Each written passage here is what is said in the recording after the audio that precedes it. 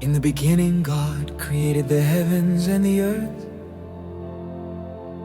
The earth was formless and empty.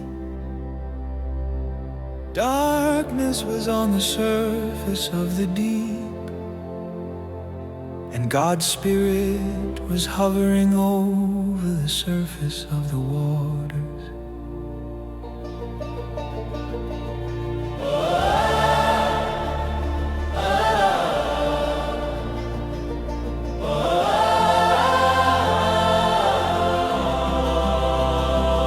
God said, "Let there be light," and there was light. God saw the light and saw that it was good. God divided the light from the darkness. God called the light day, and the darkness He called night. There was evening and there was morning. There was evening and there was morning. God said, "Let there be an expanse in the middle of the waters, and let it divide the waters from the waters." God made the expanse and divided the waters which were under the expanse from the waters which were above the expanse. And it was so.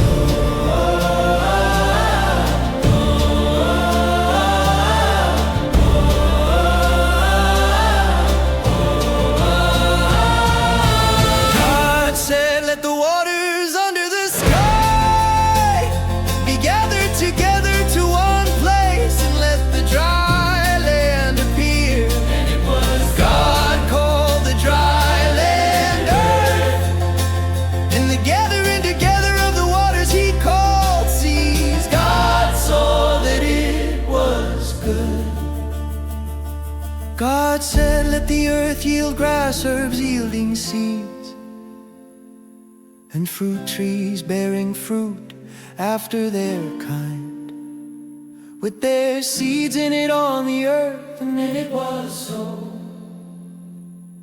The earth yielded grass, herbs yielding seed after their kind, and trees bearing fruit with their seeds in it after their kind. And God saw that it was good. There was evening and there was morning. There was evening and there was morning. God said, "Let there be lights in the expanse of the sky,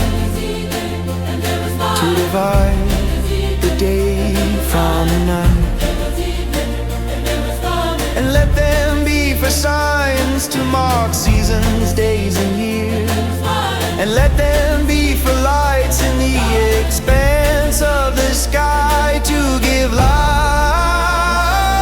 on the earth." And it was so. God made the two great lights, the greater light to rule the day, and the lesser light to rule the night. He also made the stars. It was so. God set them in the expanse of the sky, to give light to the earth, and to rule over the day and over the night, and to divide the light from the darkness. God saw that it was good.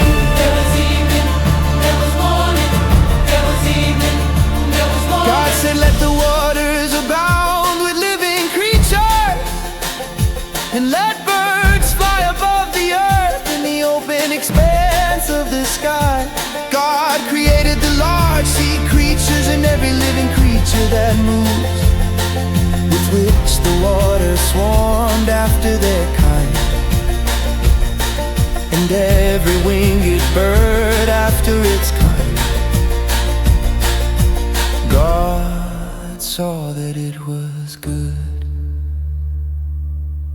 God blessed them, saying, "Be fruitful and multiply, and fill the waters in the seas, and let birds multiply on the earth." There was evening and there was morning.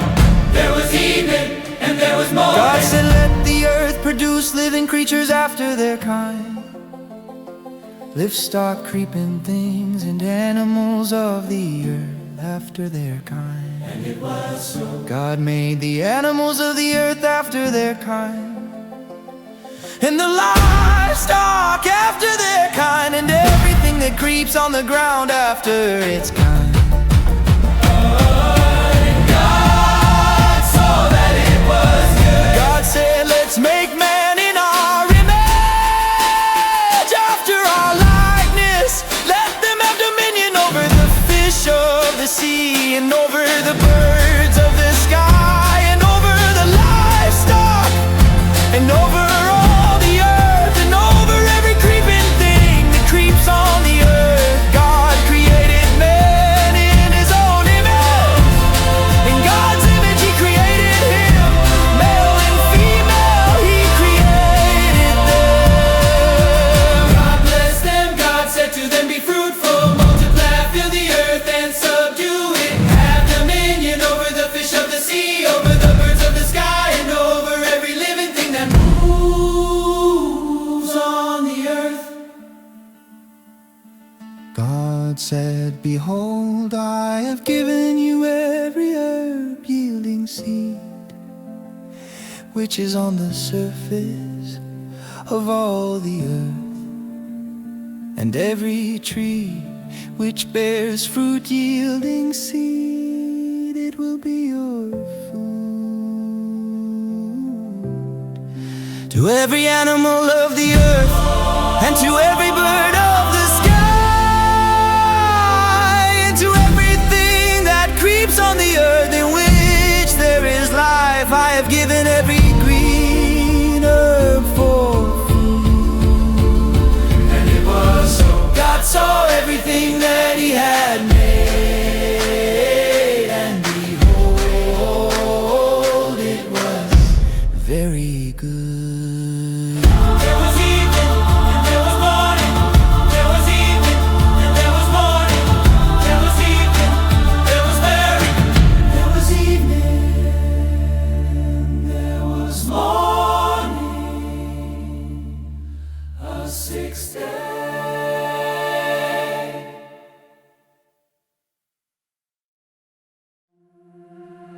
The heavens, the earth,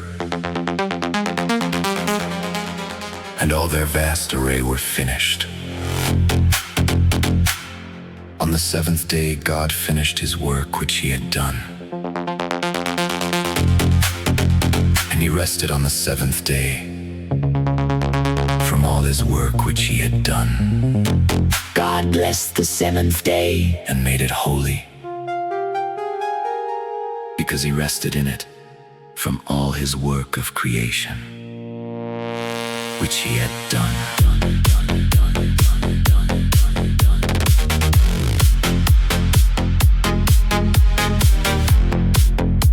This is the history of the generations, of the heavens and of the earth when they were created, in the day that Yahweh God made the earth and the heavens. No plant of the field was yet in the earth, and no herb of the field had yet sprung up, for Yahweh God had not caused it to rain on the earth. There was not a man to till the ground, but a mist went up from the earth and watered the whole surface of the ground. Yahweh God formed man from the dust of the ground And breathed into his nostrils the breath of life, and man became a living soul. Yahweh God planted a garden eastward in Eden, and there he put the man whom he had formed.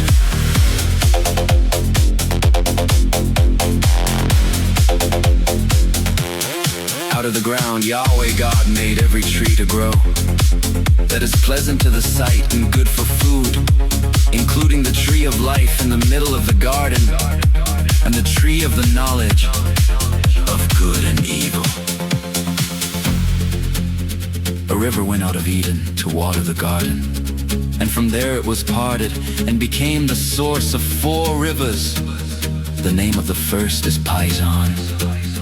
It flows through the whole land of Havilah, where there is gold, and the gold of that land is good. The name of the second river is Gihon. It is the same river that flows through the whole land of Kush.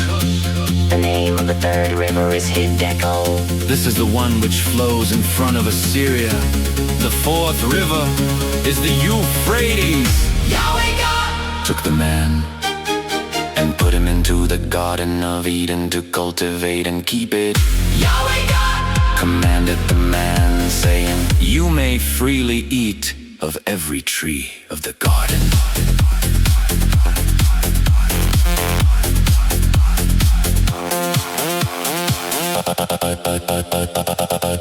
But you shall not eat of the tree of the knowledge of good and evil.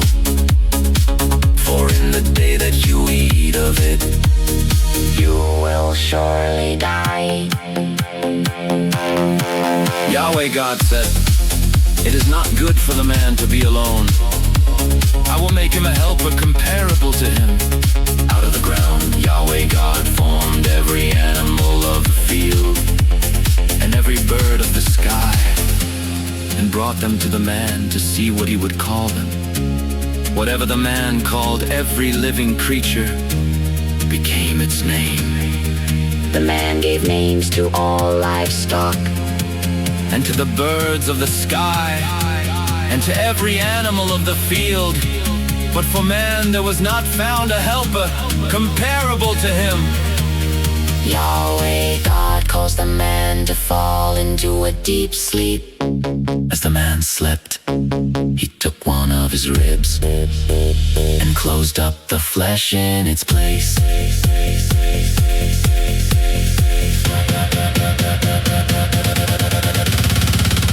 Yahweh God made a woman from the rib which he had taken from the man, and brought her to the man.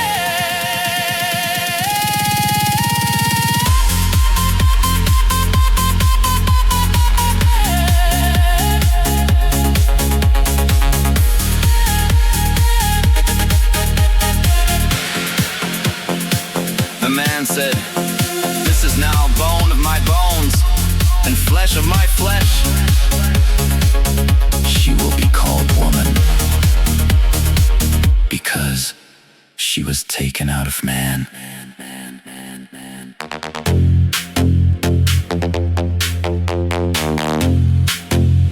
Therefore a man will leave his father and his mother, and will join with his wife, and they will be one flesh.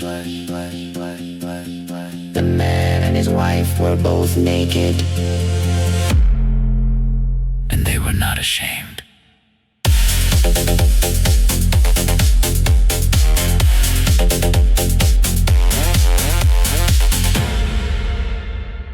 And they were not ashamed.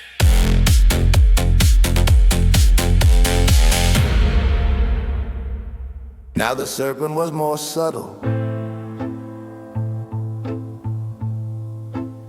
than any animal of the field which the Lord God had made.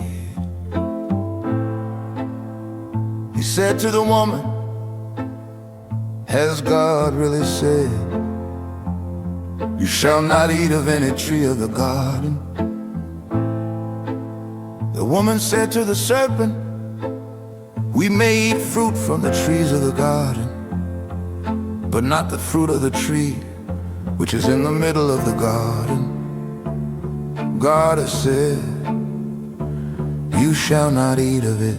You shall not touch it lest you die. The serpent said to the woman, you won't really die, for God knows that in the day you eat it, your eyes will be open, And you will be like God, knowing good and evil. When the woman saw that the tree was good for food, and that it was a delight to the eyes, and that the tree was to be desired to make one wise, she took some of its fruit and ate. Then she gave some to her husband with her, And he ate it too. their eyes were open, and they both knew that they were sewed fig leaves together and made coverings for themselves. They heard the Lord God's voice walking in the garden in the cool of the day. And the man and his wife hid themselves from the presence of the Lord God among the trees of the garden.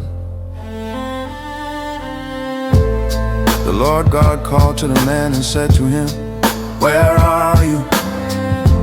The man said, "I heard your voice in the garden, and I was afraid because I was naked, so I hid myself." God said, "Who told you that you were naked? Have you eaten from the tree that I commanded you not to eat from?" The man said, "The woman whom you gave to be with me, she gave me fruit from the tree, and I ate it." The Lord God said to the woman, what have you done? The woman said, "The serpent deceived me, and I ate."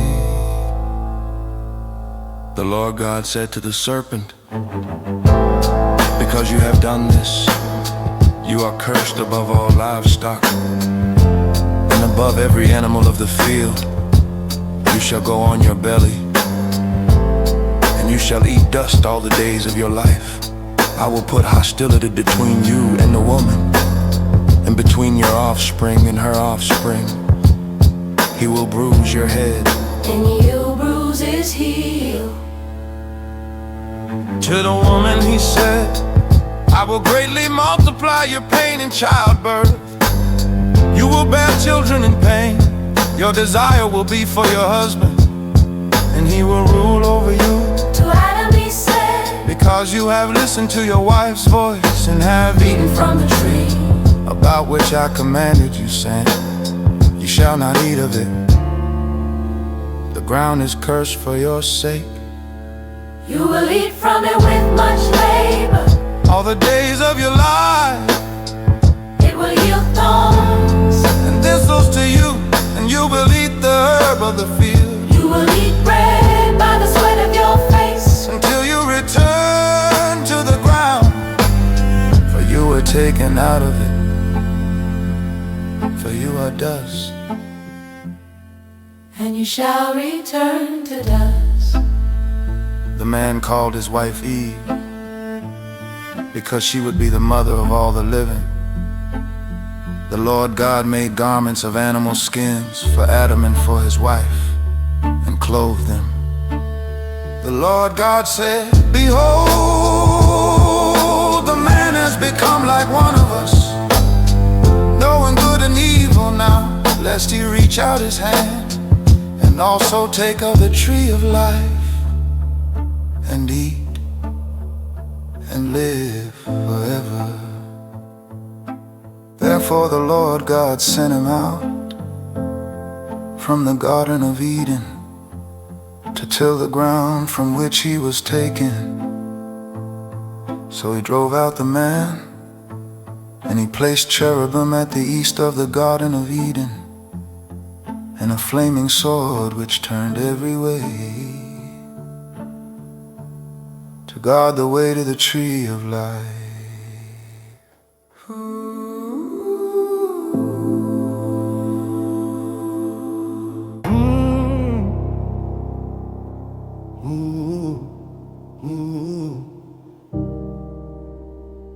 The man knew Eve, his wife.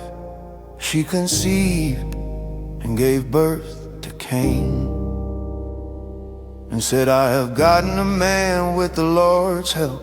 Again she gave birth to Cain's brother Abel. Abel was a keeper of sheep, but Cain was a tiller of the ground. As time passed, Cain brought an offering to the Lord from the fruit of the ground. Abel also brought some of the firstborn of his flock and of its fat.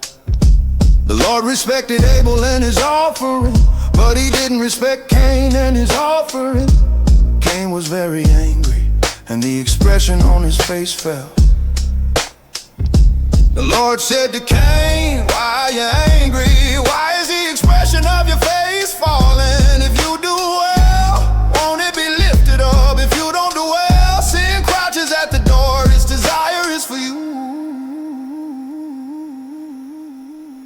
but you are to rule over it.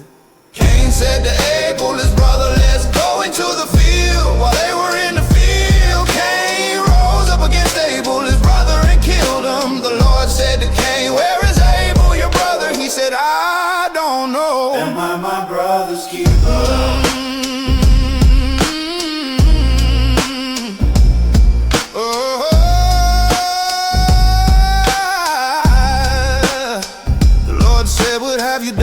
The voice of your brother's blood cries to me from the ground. Now you are cursed because of the ground, which has opened its mouth to receive your brother's blood from your hand. From now on, when you till the ground, it won't yield its strength to you. You will be a fugitive and a wanderer in the earth. Said the Lord, my punishment is greater than I can bear. Behold, from the surface of the ground, I will be hidden from your face, and I will be a fugitive and a wanderer in the earth. Whoever finds me will kill me. The Lord said to him, therefore whoever slays Cain, vengeance will be taken on him sevenfold. The Lord appointed a sign for Cain, so that anyone finding him would not strike him. Cain left the Lord's presence and lived in the land of Nod, east of Eden. Cain knew his wife, she conceived and gave birth to Enoch. He built a city and named the city after the name of his son Enoch. Arad was born to Enoch. Arad became the father of Mehujael. Mehujael became the father of Methushael. Methushael became the father of Lamech. Lamech took 2 wives. The name of the first one was Ada, and the name of the second one was Zillah. Ada gave birth to Jabal, who was the father of those who dwell in tents and have livestock. His brother's name was Jubal, who was the father of all who handled a harp and pipe. Zillah also gave birth to Tubal-Cain, the forger of every cutting instrument of bronze and iron. Tubal-Cain's sister was Naamah. Lamech said to his wives, Ada and Zillah, hear my voice, you wives of Lamech. Listen to my speech, for I have slain a man for wounding me, a young man for bruising me. If Cain will be avenged 7 times. 7 times. Adam knew his wife again. She gave birth to a son and named him Seth, saying, for God has given me another child instead of Abel, for Cain killed him. A son was also born to Seth, and he named him Enosh. At that time, men began to call on the Lord's name.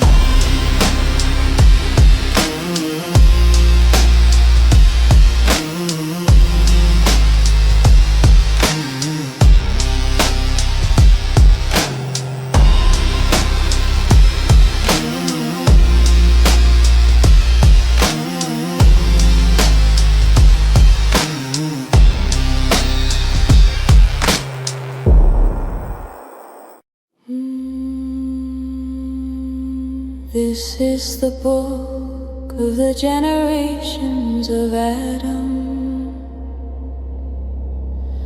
In the day that God created man, He made him in God's likeness. He created them male and female, and blesses them on the day they were created. He named them Adam.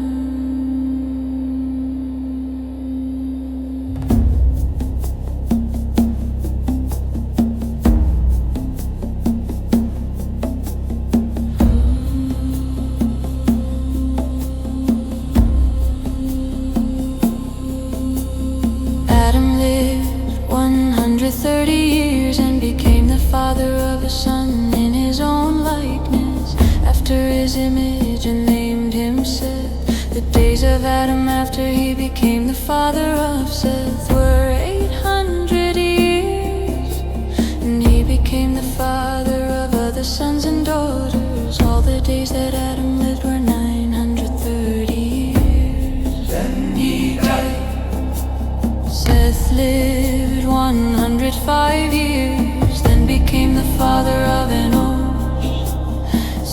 Lamech lived after he became the father of Enosh 807 years, and became the father of other sons and daughters. All of the days of Seth were 912 years. Then he died.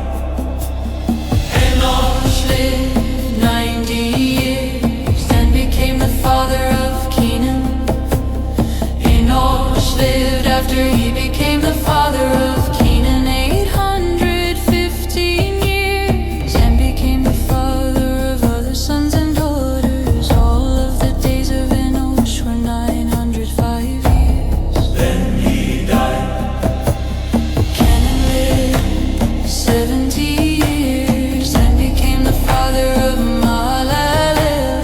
Kenan lived after he became the father of Mal 840 years, and became the father of other sons and daughters. And all of the days of Kenan were 910 years. Then he died. Mahalalel lived 65 years, then became the father of Jared. Mahalalel after he became the father of Jared 830 years, and became the father of other sons and daughters. All of the days of Mahalalel were 895 years. Then he died. Jared lived 162 years, then became the father of Enoch. Jared lived after he became the father of Enoch 800 years, and became the father of other sons and daughters. All of the days of Jared were 962 years. Then he died. Enoch lived 65 years, then became the father of Methuselah. Mahalalel lived after he became the father of Jared 830 years, And became the father of other sons and daughters. All the days of Mahalalel were 895 years. he died. Methuselah lived 187 years, and became the father of Enoch. Methuselah lived after he became the father of Enoch 782 years, and became the father of other sons and daughters. All the days of Methuselah were 969 years. Then he died. Lamech lived 182 years, then became the father of a son. He named him Noah, saying, "This one will comfort us in our work and in the toil of our hands, caused by the ground which the Lord has cursed." Then he died. Lamech lived 182 years, then became the father of a son. He named him Noah, saying, "This one will comfort us in our work and in the toil of our hands, caused by the ground which the Lord has cursed."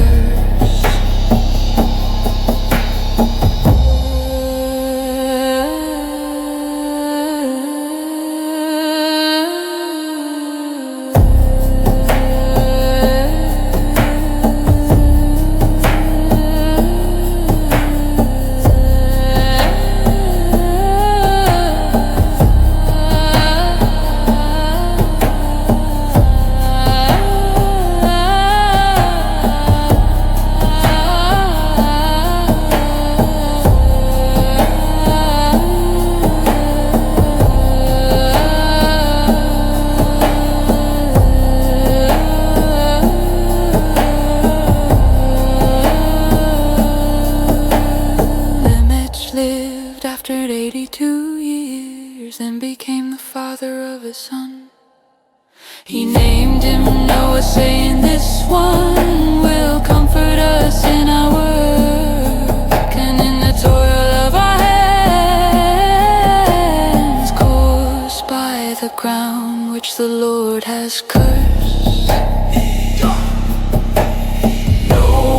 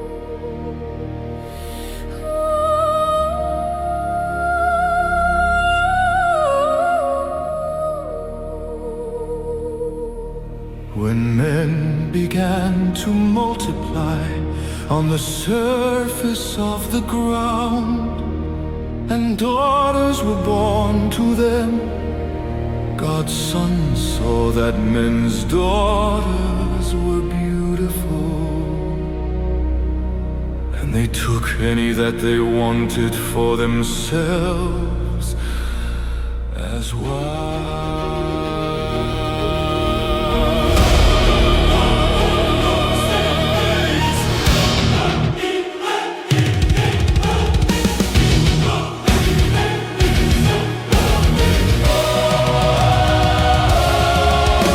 The Lord said, my spirit will not strive with man forever, because he also is flesh.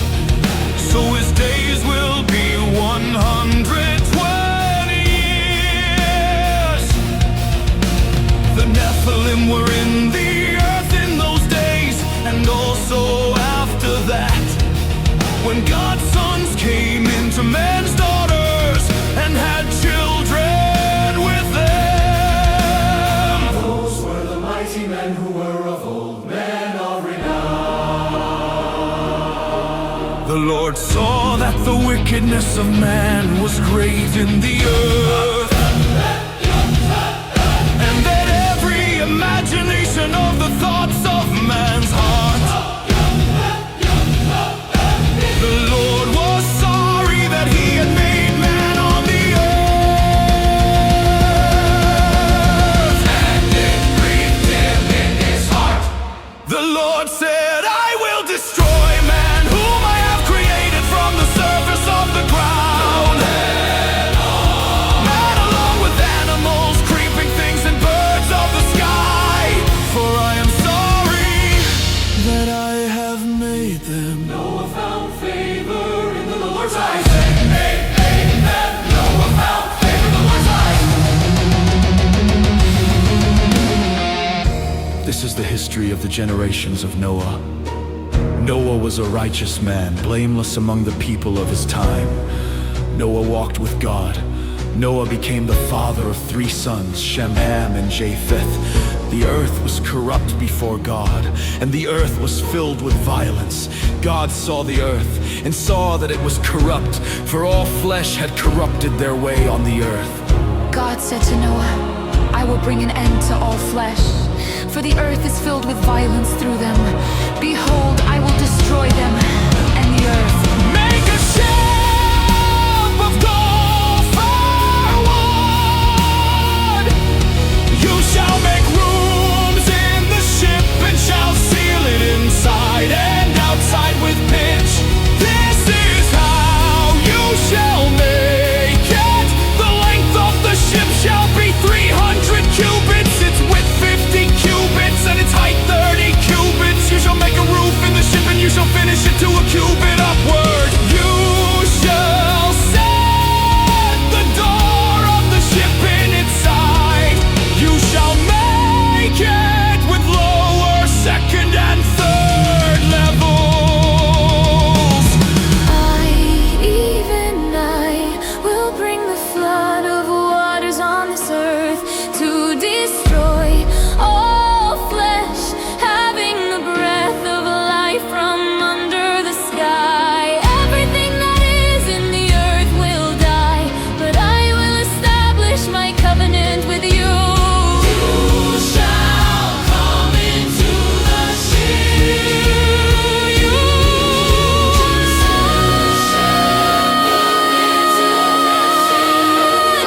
your wife and your son's wife with you.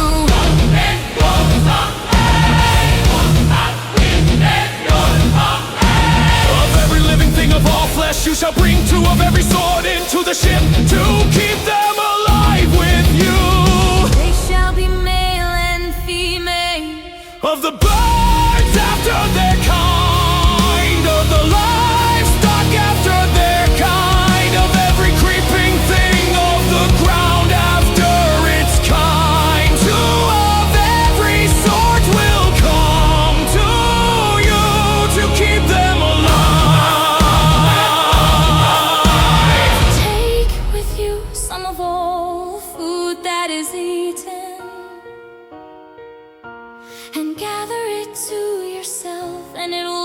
for food for you and for them.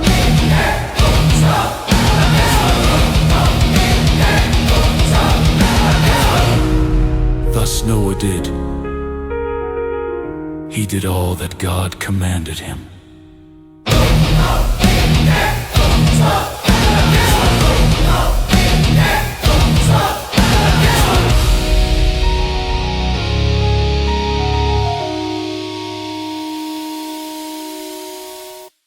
The Lord said to Noah, "Come with all of your household into the ship, for I have seen your righteousness before me in this generation. You shall take 7 pairs of every clean animal with you, the male and his female of the animals that are not clean, take 2.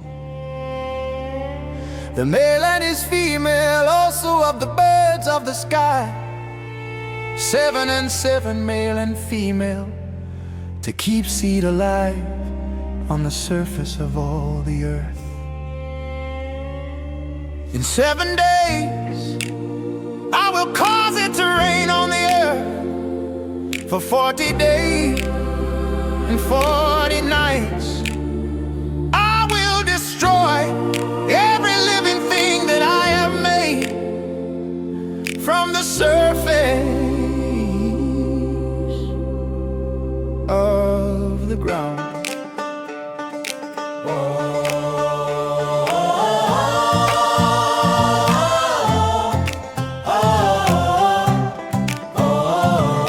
Noah was 600 years old when the flood of waters came on the earth. Noah went into the ship with his sons, his wife and his sons' wives, because of the flood waters. Clean animals, unclean animals, birds, and everything that creeps on the ground went by pairs to Noah into the ship, male and female, as God commanded Noah. After the 7 days, the flood waters came on the earth in the 600th year of Noah's life.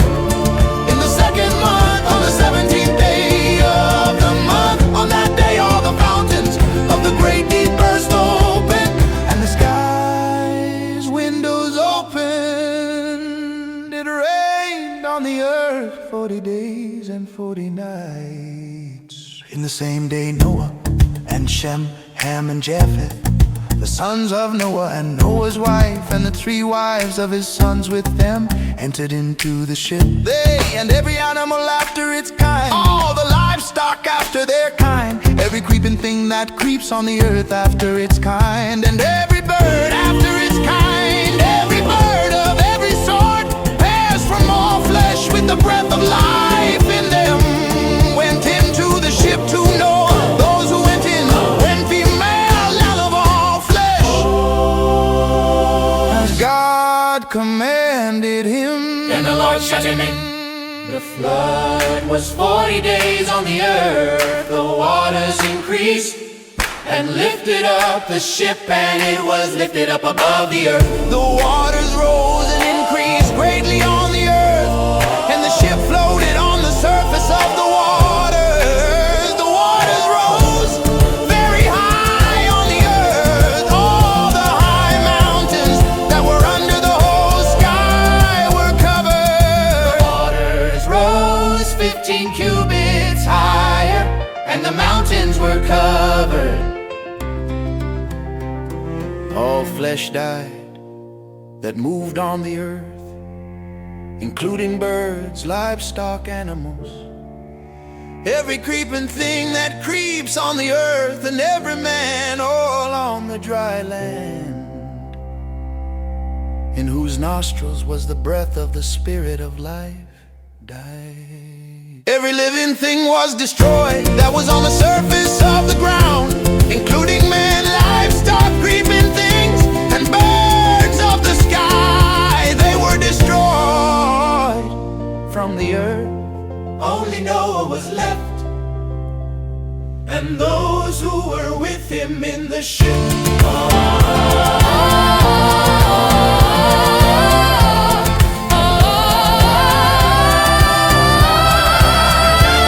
The waters flooded the earth 150 days.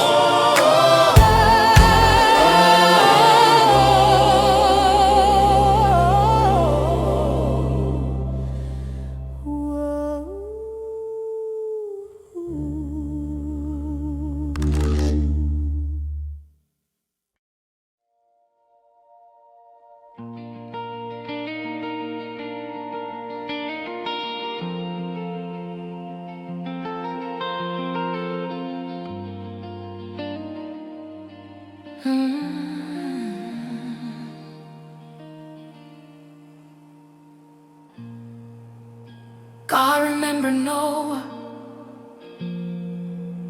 all the animals, and all the livestock that were with him in the ship. And God made a wind to pass over the earth. The waters subsided.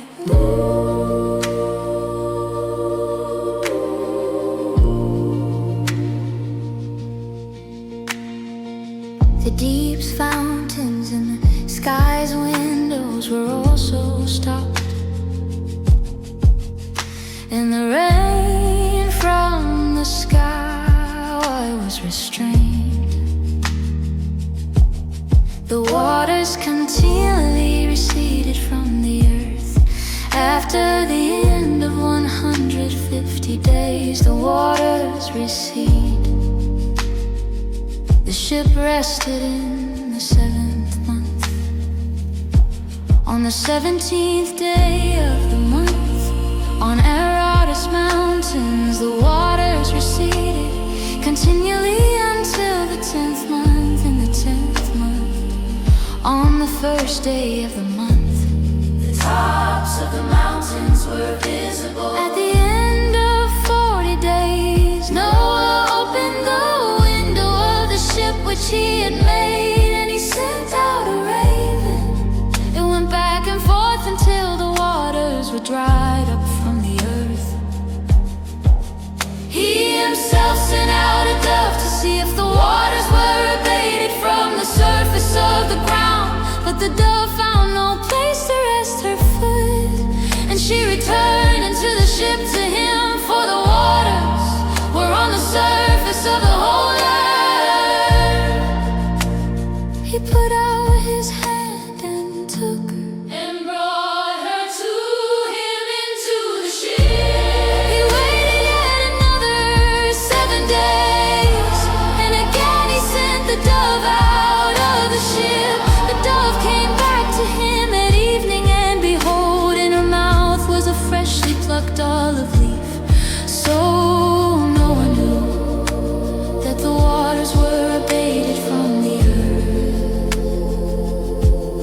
He waited yet another 7 days and sent out the dove, and she didn't return to him anymore. In the 601st year, in the 1st month, the 1st day of the month, the waters were dried up from the earth. Noah removed the covering of the ship and looked. He saw that the surface of the ground was dry. In the 2nd month, on the 27th day of the month, the earth was dry. God spoke to Noah, saying, "Go out of the ship, you, your wife, your sons, and your sons' wives with you. Bring out with you every living thing that is with you of all flesh, including birds, livestock, and every creeping thing that creeps on the earth, that they may breed abundantly in the earth, and be fruitful and multiply on the earth." Noah went out with his sons, his wife, his sons' wives with him. Every animal, every creeping thing, and every bird, whatever moves on the earth after their families.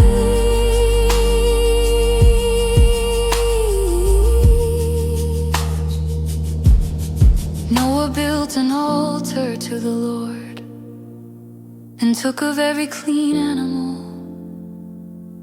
and of every clean bird, and offered burnt offerings on the altar. The Lord smelled the pleasant aroma. The Lord said in his heart, I will not again curse the ground anymore for man's sake, because the imagination of man's heart is evil from his youth. I will never again strike every living thing as I have done.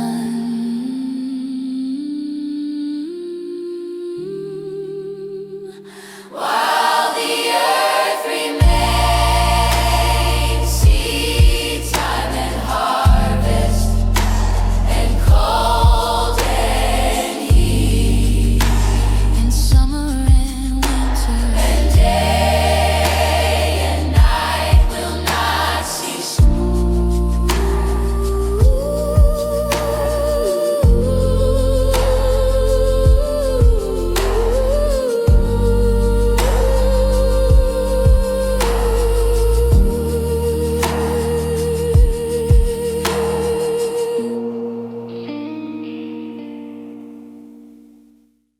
God blessed Noah and his sons and said to them,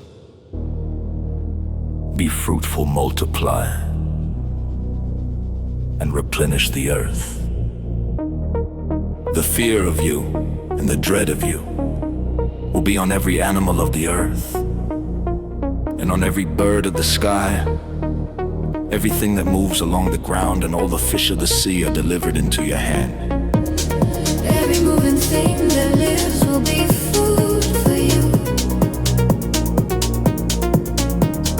As I gave you the green herb, I have given everything to you.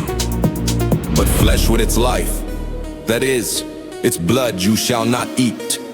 I will surely require accounting for your life's blood. At the hand of every animal I will require it.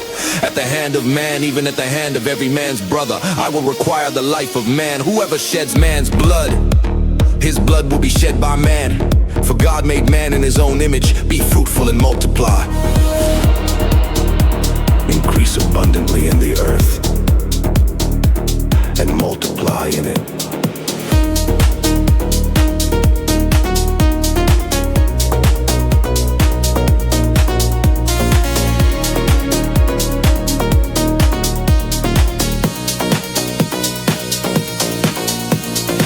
Spoke to Noah and to his sons with him, saying, as for me, behold, I establish my covenant with you, and with your offspring after you, and with every living creature that is with you, the birds, the livestock, and every animal of the earth with you.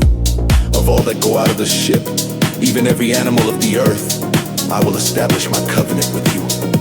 All flesh will not be cut off anymore by the waters of the flood. There will never again be a flood to destroy the earth. God said, this is the token of the covenant which I make between me and you and every living creature that is with you for perpetual generations. I set my rainbow in the cloud, and it will be a sign of a covenant between me and the earth. When I bring a cloud over the earth, that the rainbow will be seen in the cloud. I will remember my covenant which is between me and you and every living creature of all flesh. And the waters will no more become a flood to destroy all flesh. The rainbow will be in the cloud. I will look at it, that I may remember the everlasting covenant between God and every living creature of all flesh that is on the earth. God said to Noah, this is the token of the covenant which I have established between me and all flesh that is on the earth. And all flesh that is on the earth. And all flesh that is on the earth. The sons of Noah who went out from the ship were Shem, Ham, and Japheth. Ham is the father of Canaan. These three were the sons of Noah, and from these the whole earth was populated. Noah began to be a farmer and planted a vineyard. He drank of the wine and got drunk. He was uncovered within his tent. Ham, the father of Canaan, saw the nakedness of his father and told his two brothers outside. Shem and Japheth took a garment and laid it on both their shoulders, running backwards. over the nakedness of their father. Their faces were backwards, and they didn't see their father's nakedness. Noah awoke from his wine and knew what his youngest son had done to him. He said Cain and his curse will be a servant of servants to his brothers. He said, "Blessed be the Lord, God of Shem. Let Canaan be his servant. May God enlarge his offense. Let him dwell in the tents of Shem. Let Canaan be his servant." Noah lived 350 years after the flood.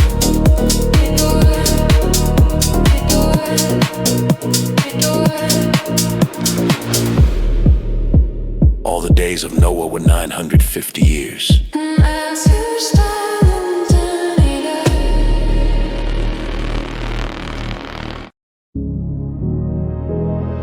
Now this is the history of the generations of the sons of Noah and of Shem, Ham, and Japheth.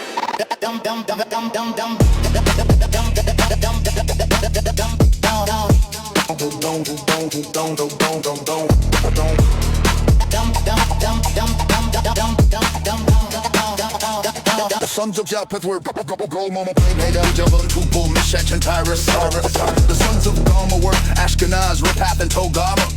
The sons of Japheth were Elisha, Tarshish, Kittim, and Dodanim.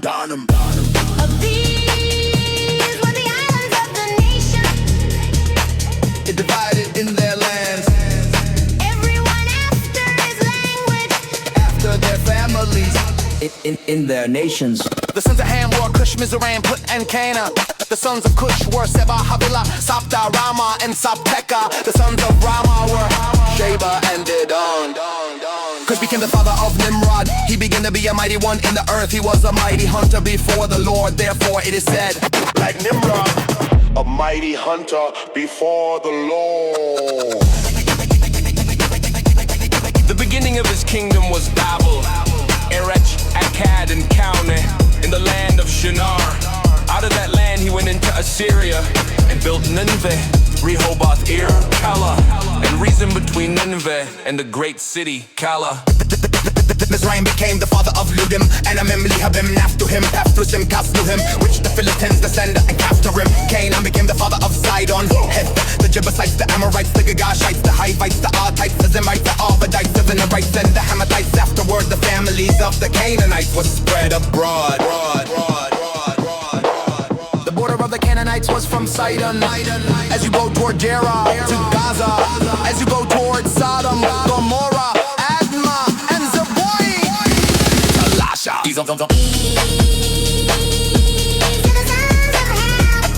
After the families, according to their language.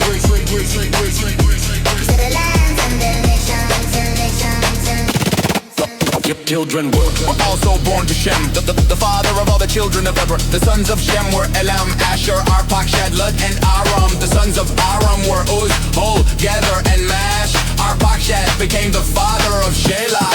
Shelah became the father of Eber. To Eve were born two sons. The name of the one was Peleg, for in his days the earth was divided. His brother's name was Joktan. Joktan became the father of Almodad, Shelef, Hazarmavet, Jerah, Hadoram, Uzal, Dikla, Oba, Abimael, Sheba, Ophir, Havila, and Jobab.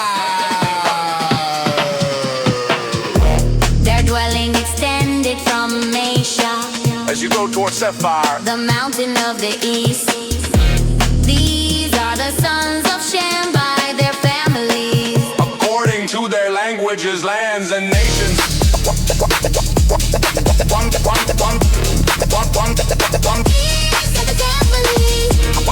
These are the families of the sons of Noah by their generations, according to their names.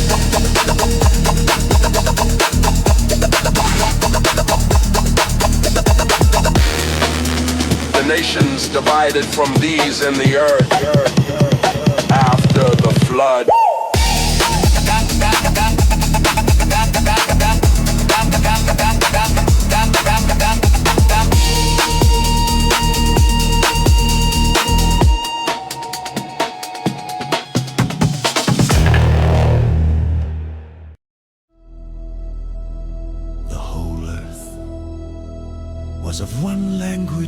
one speech. As they traveled east, they found a plain in the land of Shinar, and they lived there.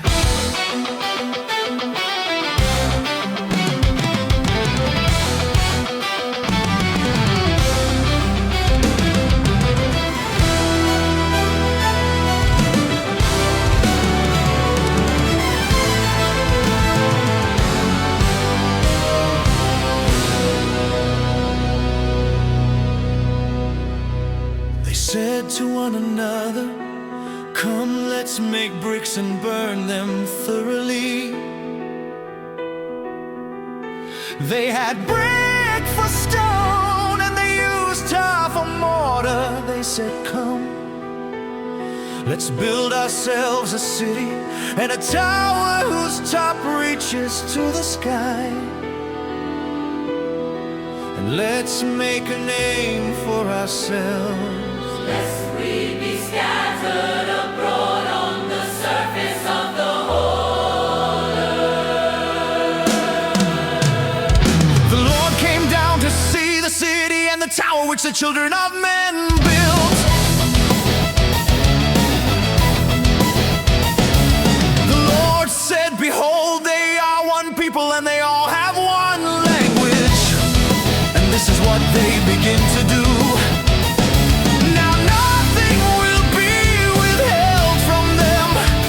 They intend to do.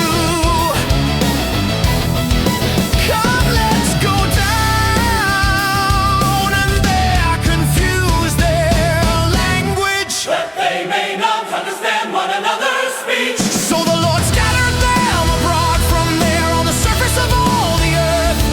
They stopped building the city, therefore its name was called Babel, because there the Lord confused the language of all the earth.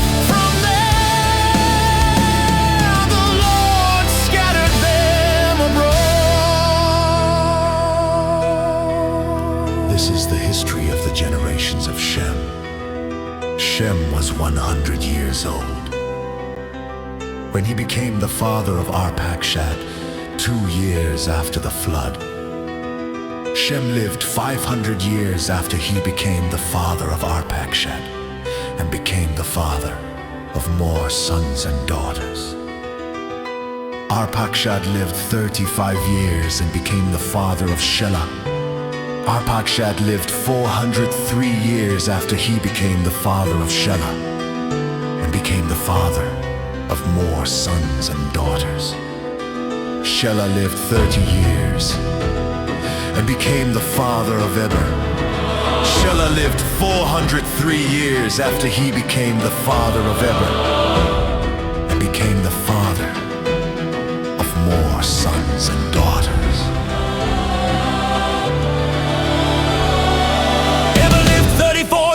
And became the father of Peleg. Eber lived 430 years after he became the father of Peleg and became the father of more sons and daughters. Peleg lived 30 years and became the father of Reu. Peleg lived 209 years after he became the father of Reu and became the father of more sons and daughters. Reu lived 32 years and became the father of Serug. Reu lived 207 years after he became the father of Serug And became the father of more sons and daughters. Serug lived 30 years and became the father of Nahor. Serug lived 200 years after he became the father of Nahor and became the father of more sons and daughters. Nahor lived 29 years and became the father of Terah. Nahor lived 119 years after he became the father of Terah and became the father of more sons and daughters. Terah lived 70 years and became the father of Abram, Ner and Haran. Now this is the history of the generations of Terah. Terah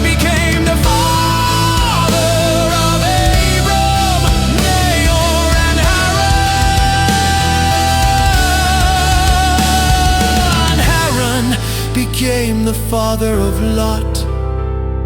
Haran died in the land of his birth, in Ur of the Chaldees. While his father Terah was still alive, Abram and Nahor married wives. The name of Abram's wife was Sarai, and the name of Nahor's wife was Milcah, the daughter of Haran, who was also the father of Iscah. Sarai was barren, she had no child.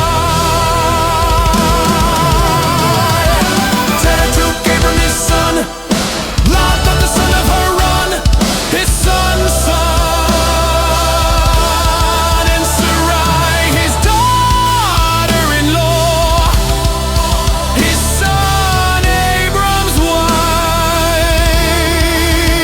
They went from Ur of the Chaldees to go into the land of Canaan. They came to Haran and lived there. The days of Terah were 205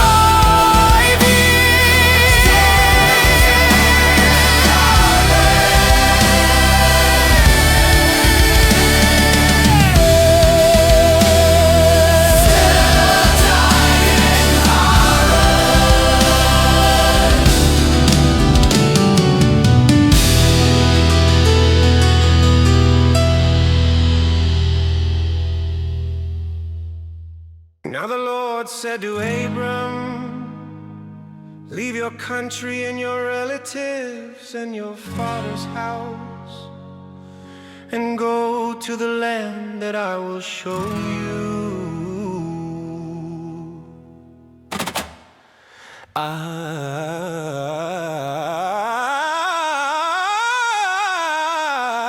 I will make of you a great nation.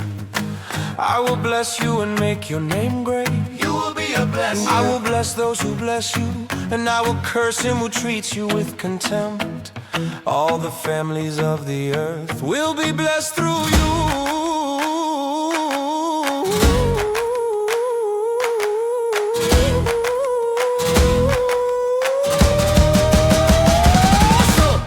Abram went as the Lord had told him. Lot went with him. Abram was 75 years old when he departed from Haran. Abram took Sarai, his wife, Lot, his brother's son, All their possessions that they had gathered, and the people whom they had acquired in Haran. And they went to go into the land of Canaan. They entered into the land of Canaan, Abram passed through the land to the place of Shechem, to the oak of More. At that time Canaanites were in the land. The Lord appeared to Abram and said, I will give this land to your offspring. He built an altar there to the Lord, Who had appeared to He left from there to go to the mountain on the east of Bethel and pitched his tent, having Bethel on the west and Ai on the east. There he built an altar to the Lord and called on the Lord's name. Abram traveled, still going on toward the south. There was a famine in the land. Abram went down into Egypt to live as a foreigner there.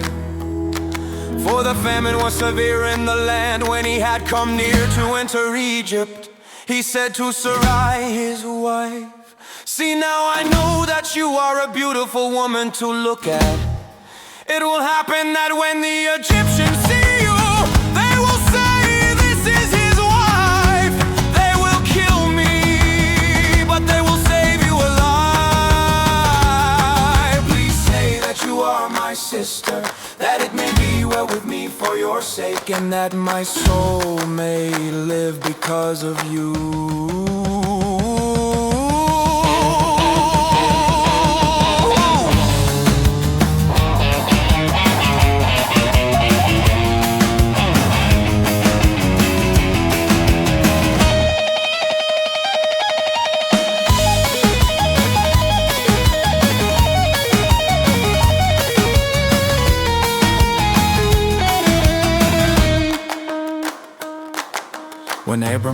into Egypt.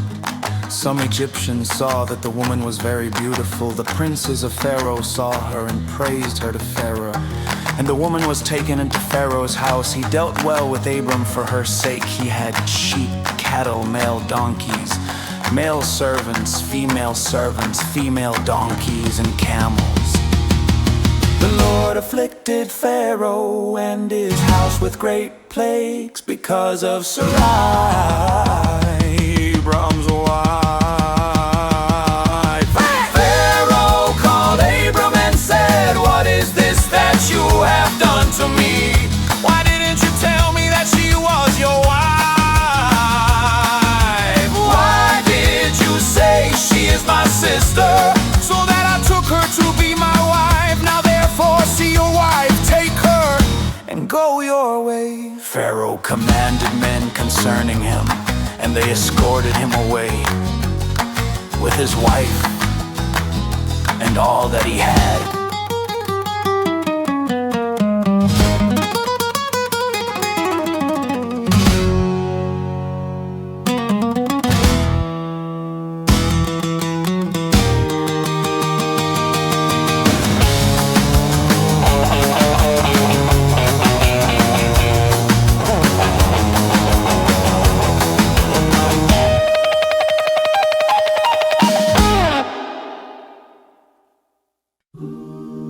Abram went up out of Egypt, he, his wife, all that he had, and Lot with him into the south.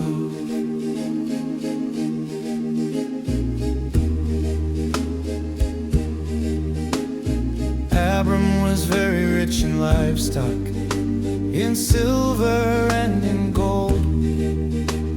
He went on his journeys from the south as far as Bethel,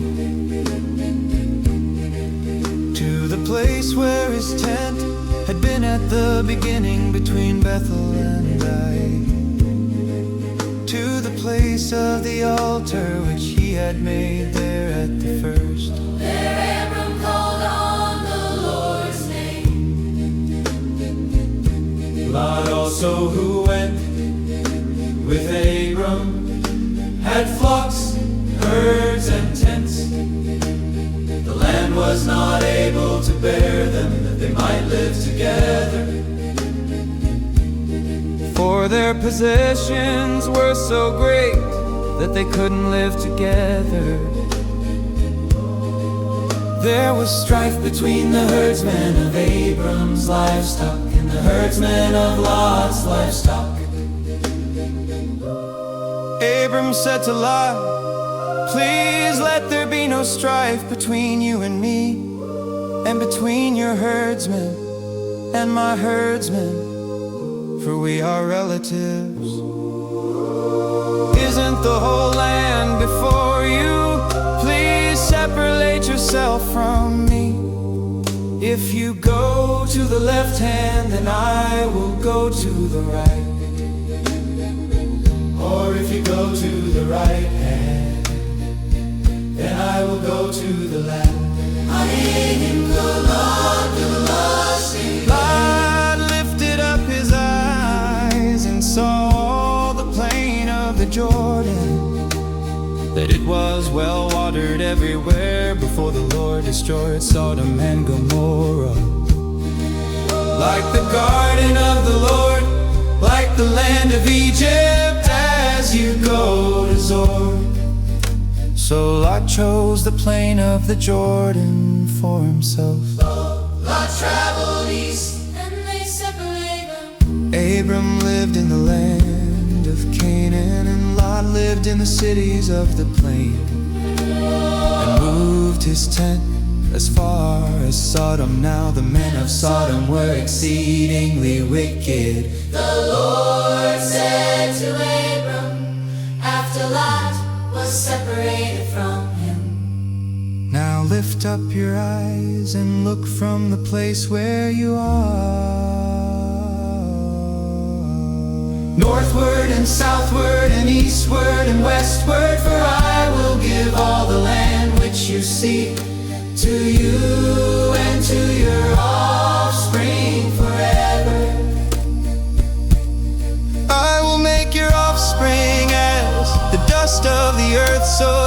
if a man can count the dust of the earth, then your offspring may also be counted. Arise, walk through the land in its length and in its width, for I will give it to you.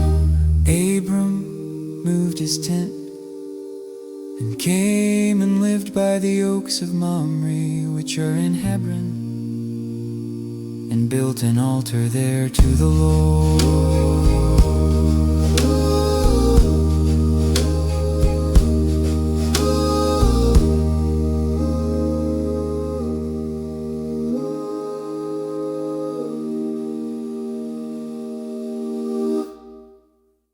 In the days of Amraphel, king of Shinar,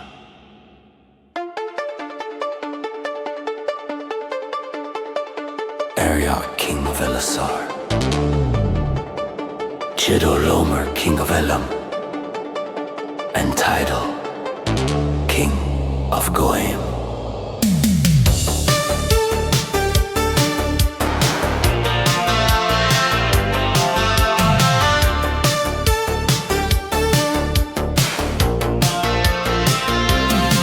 They made war with Bera, king of Sodom, Bersha, king of Gomorrah, Shinab, king of Admah, Shameber, king of Zeboim, and the king of Bela. Also called Zoar, All these joined together in the valley of Siddim. served Chedorlaomer for 12 years, and in the 13th year they rebelled. In the 14th year, Chedorla and the kings who were with him came and struck the Rephaim in Ashtaroth, Karnem, the Zuzim in Ham, the Amim in Shabbat, Kiriahaim, and the Horites in the Mount Seir, to El Paran, which is by the wilderness. They returned and came to En Mishpat, struck all the country of the Amalekites, and also the Amorites that lived in Hazazon Tamar. The king of Sodom and the king of Gomorrah, The king of Admah, the king of Zeboim, and the king of Bela went out, and they set the battle in array against them in the valley of Siddim. Against Chedorlaomer, king of Elam, Tidal, king of Goim, Amraphel, king of Shinar, and Arioch, king of Elasar. 4 kings against the 5.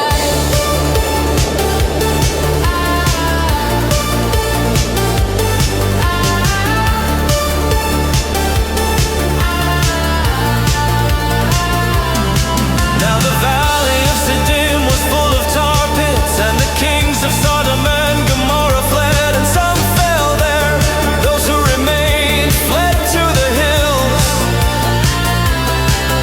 They took all the goods of Sodom and Gomorrah and all their food and went their way. They took Lot, Abram's brother's son, who lived in Sodom, and his goods, and departed. One who had escaped came and told Abram, the Hebrew.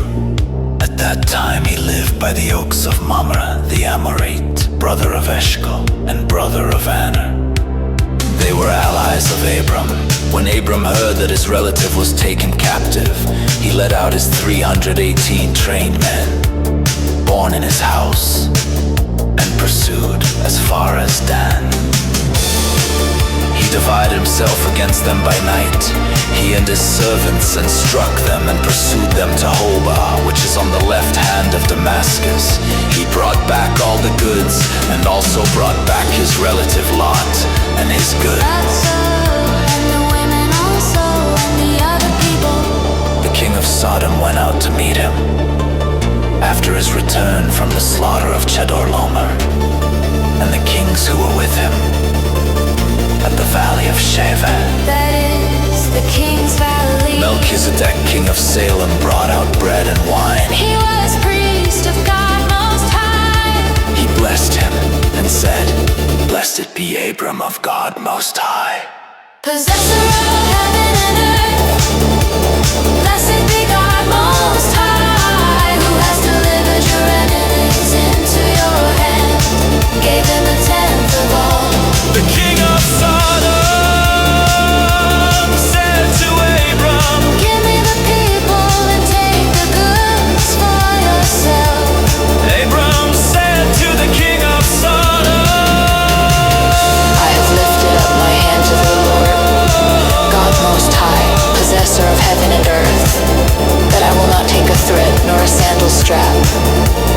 anything that is yours, lest you should say, I have made Abram rich. I will accept nothing from you, except that which the young men have eaten, and the portion of the men who went with me, Hanner, Eshkol, and Mamre.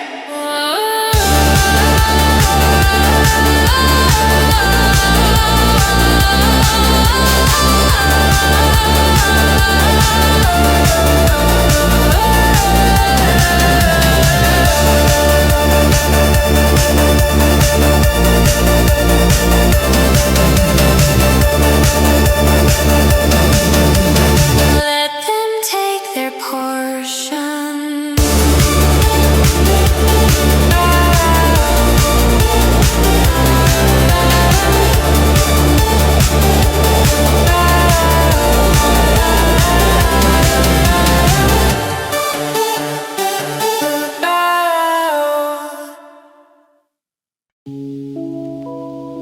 After these things the Lord's word came to Abram in a vision, saying, Don't be afraid, Abram. I am your shield, your exceedingly great reward. Abram said, Lord God, what will you give me since I go childless? And he who will inherit my estate is a laser of Damascus. Abram said, behold, you have given no children to me, and behold, one born in my house is my heir. Behold, the Lord's word came to him, saying, this man will not be your heir, but he who will come out of your own body Will be your heir. The Lord brought him outside and said, look now toward the sky and count the stars, if you are able to count them. He said to Abram, so your offspring will be. He believed in the Lord, who credited to him for righteousness. He said to Abram, I am the Lord who brought you out of Ur of the Chaldees to give you this land to inherit it. He said, Lord God, how will I know that I will inherit it? He said to him, bring me a heifer 3 years old, a female goat 3 years old, a ram 3 years old. Oh, a turtle dove and a young pigeon. He brought him all these and divided them in the middle and laid each half opposite the other. But he didn't divide the birds of prey came down on the carcasses. And Abram drove them away.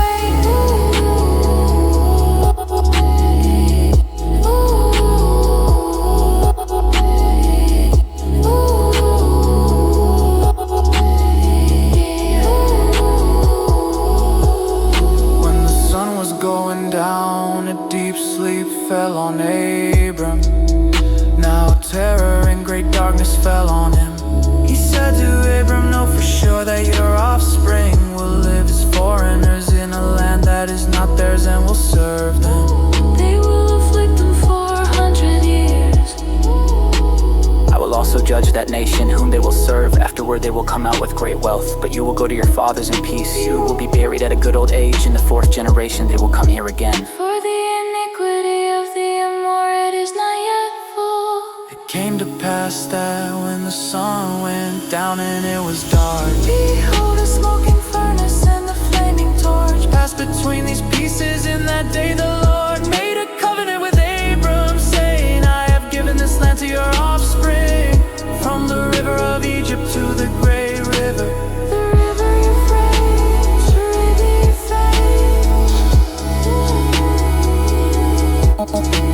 the land of the Kenites, the Kenizzites, the Gabonites, the Hittites, the Perizzites, the Rephaim, the Amorites, the Canaanites, the Girgashites, and the Jebusites.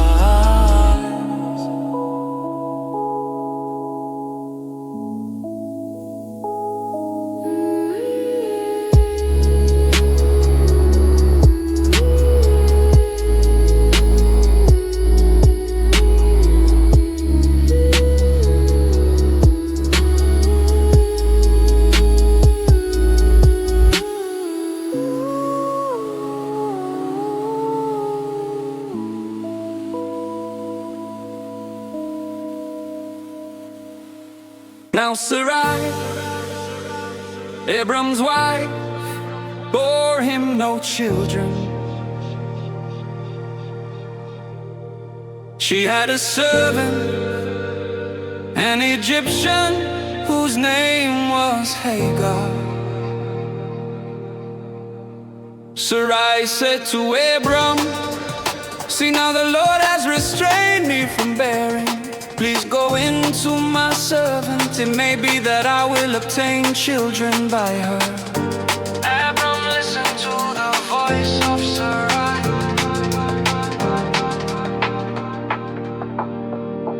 Sarai, Abram's wife, took Hagar the Egyptian, her servant. After Abram had lived 10 years in the land of Canaan, and gave her to Abram, her husband, to be his wife. He went into Hagar, and she conceived. When she saw that she had conceived, her mistress was despised in her eyes. Sarai said to Abram, this wrong is your fault. I gave my servant into your bosom, and when she saw that she had conceived, she despised me. Yeah. But Abram said to Sarai, behold, your maid is in your hand. Do to her whatever is good in your eyes. Sarai dealt harshly with her, and she fled from her face.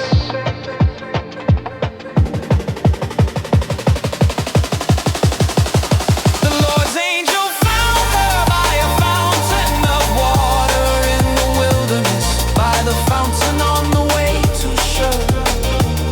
He said, Hagar, Sarai's servant, where did you come from? Where are you going? She said, I am fleeing from the face of my mistress Sarai. The Lord's angel said to her, return to your mistress and submit yourself under her hands. The Lord's angel said to her, I will greatly multiply your offspring, that they will not be counted for multitude. The Lord's angel said to her, behold, you are with child and will bear a son.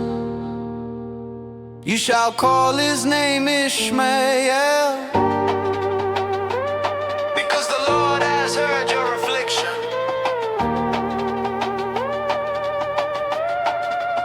He will be like a wild donkey among men. His hand will be against every man,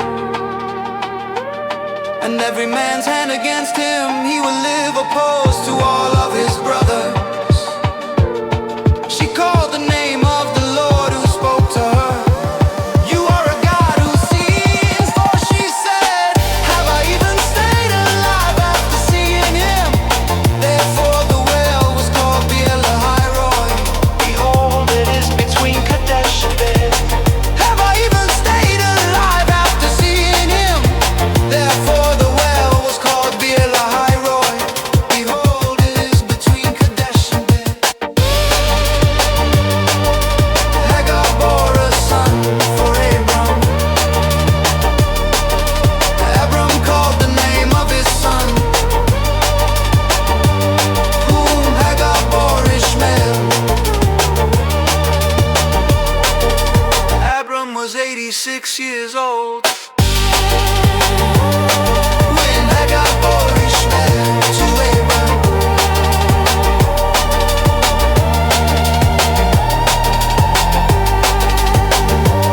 Whom Hagar bore Ishmael to Abram.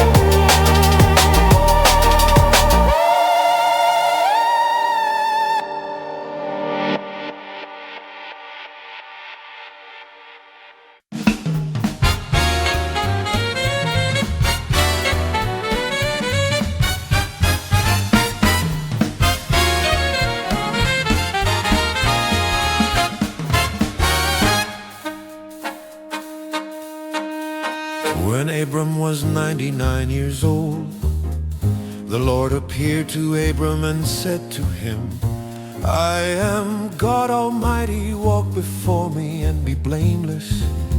I will make my covenant between me and you, and will multiply you exceedingly. 7-3 Abram fell on his face, God talked with him, saying, as for me, behold, my covenant is with you. You will be the father of a multitude of nations. Your name will no more be called Abram, but your name will be Abraham, for I have made you the father of a multitude of nations.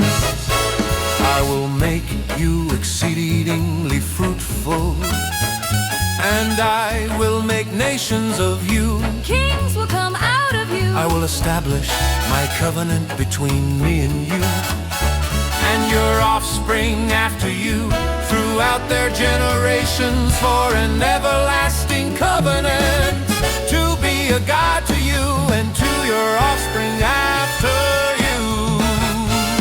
I will give to you and to your offspring after you the land where you are traveling, all the land of Canaan, for an everlasting possession. I will be their God. And God said to Abraham, as for you, you shall keep my covenant, you and your offspring after you, throughout their generations.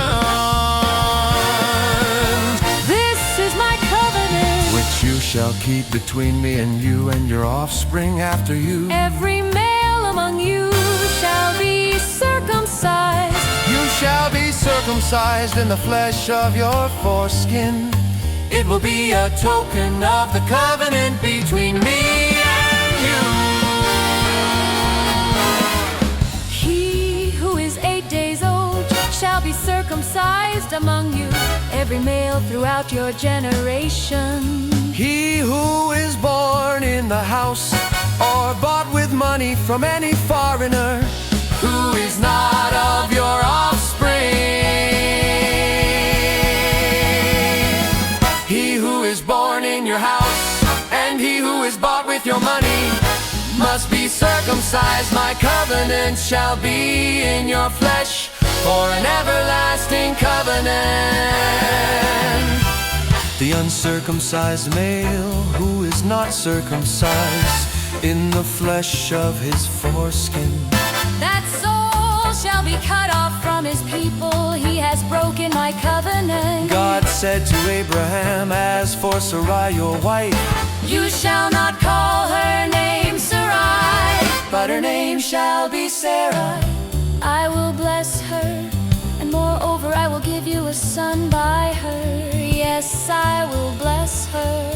And she will be a mother of nations, kings of peoples will come from her. Then Abraham fell on his face and laughed and said in his heart, will a child be born to him who is 100 years old? Will Sarah,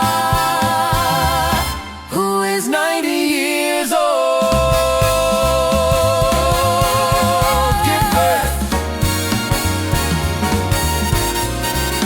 give birth? Abraham said to God, oh, that Ishmael might live before you. God said, no, but Sarah, your wife, will bear you a son. You shall call his name Isaac. I will establish my covenant with him for an everlasting covenant for his offspring after him. As for Ishmael, I have heard you. Behold, I have blessed him, and will make him fruitful, and will multiply him exceedingly. He will become the father of 12 princes, and I will make him a great nation. But I will establish my covenant with Isaac, whom Sarah will bear to you at the set time next year.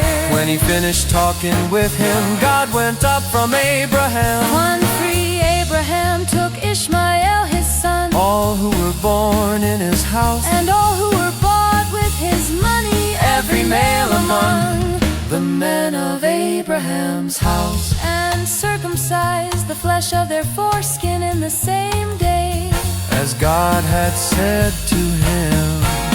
For Abraham was 99 years old when he was circumcised in the flesh of his foreskin.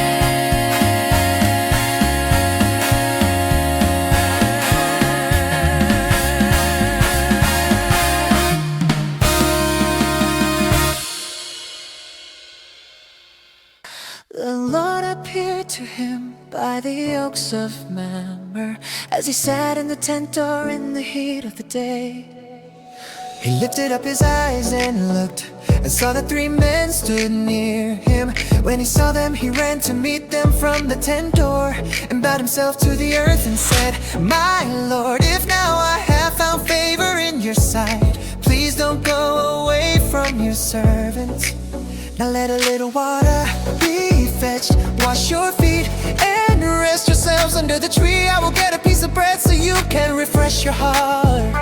After that you may go your way, now that you have come to your servant."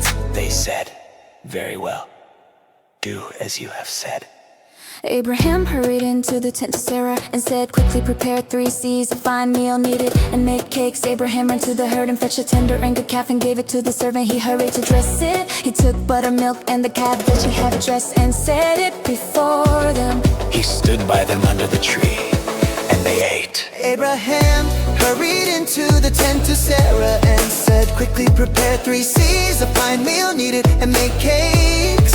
Abraham ran to the herd and fetched a tender and good calf and gave it to the servant. He hurried to dress it. He took buttermilk and the calf which he had dressed and set it before them. He stood by them under the tree, and they ate. They asked him, "Where is Sarah, your wife?" He said, "There in the tent." He said, "I will certainly return to you at about this time next year, and behold, Sarah, your wife, will have a son." Sarah heard in the tent door which was behind him. Now Abraham and Sarah were old, well advanced in age. Sarah had passed the age of childbearing. Sarah laughed within herself, saying, "After I have grown old, will I have pleasure, my Lord being old also?" The Lord said to Abraham, "Why did Sarah laugh, saying, will I really bear a child when I am old? Is anything too hard for the Lord? At the set time I will return to you when the season comes around, and Sarah will have a son." Then Sarah denied it, saying, "I didn't laugh, for she was afraid." He said, "No, but you did laugh." The men rose up from there and looked towards Sodom.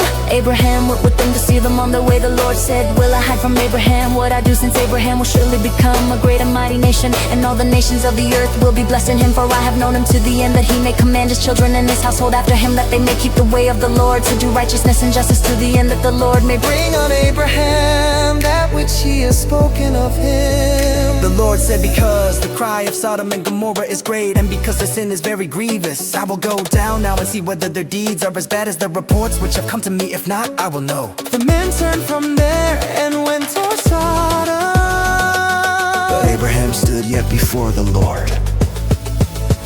Abraham came near and said, "Will you consume the righteous with the wicked? What if there are 50 righteous within the city?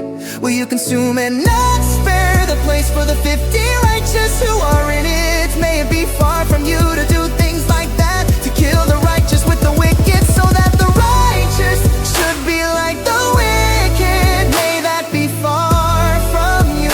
Shouldn't the judge of all the earth do right?" The Lord said, "If I find in Sodom 50 righteous within the city, then I will spare the whole place for their sake." Abraham answered, "See, now I have taken it on myself to speak to the Lord, although I am dust and ashes. What if there were lack 5 of the 50 righteous? Will you destroy all the city for lack of 5? He said, "I will not destroy it if I find 45 there." He spoke to him yet again and said, "What if there are 40 found there?" He said, "I will not do it for the 46. He said, "Oh, don't let the Lord be angry, and I will speak. What if there are 30 found there?" He said, "I will not do it if I find 30 there." And I will speak just once more. What if 10 are found there?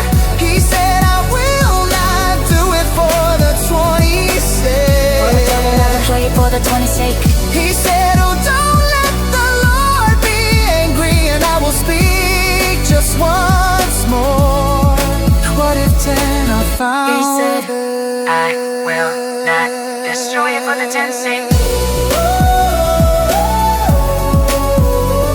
The Lord went his way as soon as he had finished communing with Abraham. And Abraham returned to his place.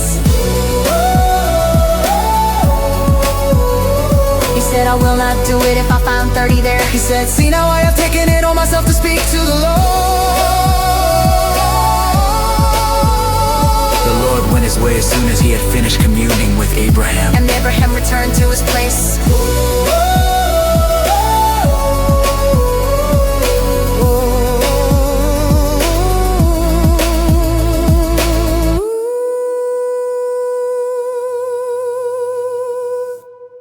The two angels came to Sodom at evening.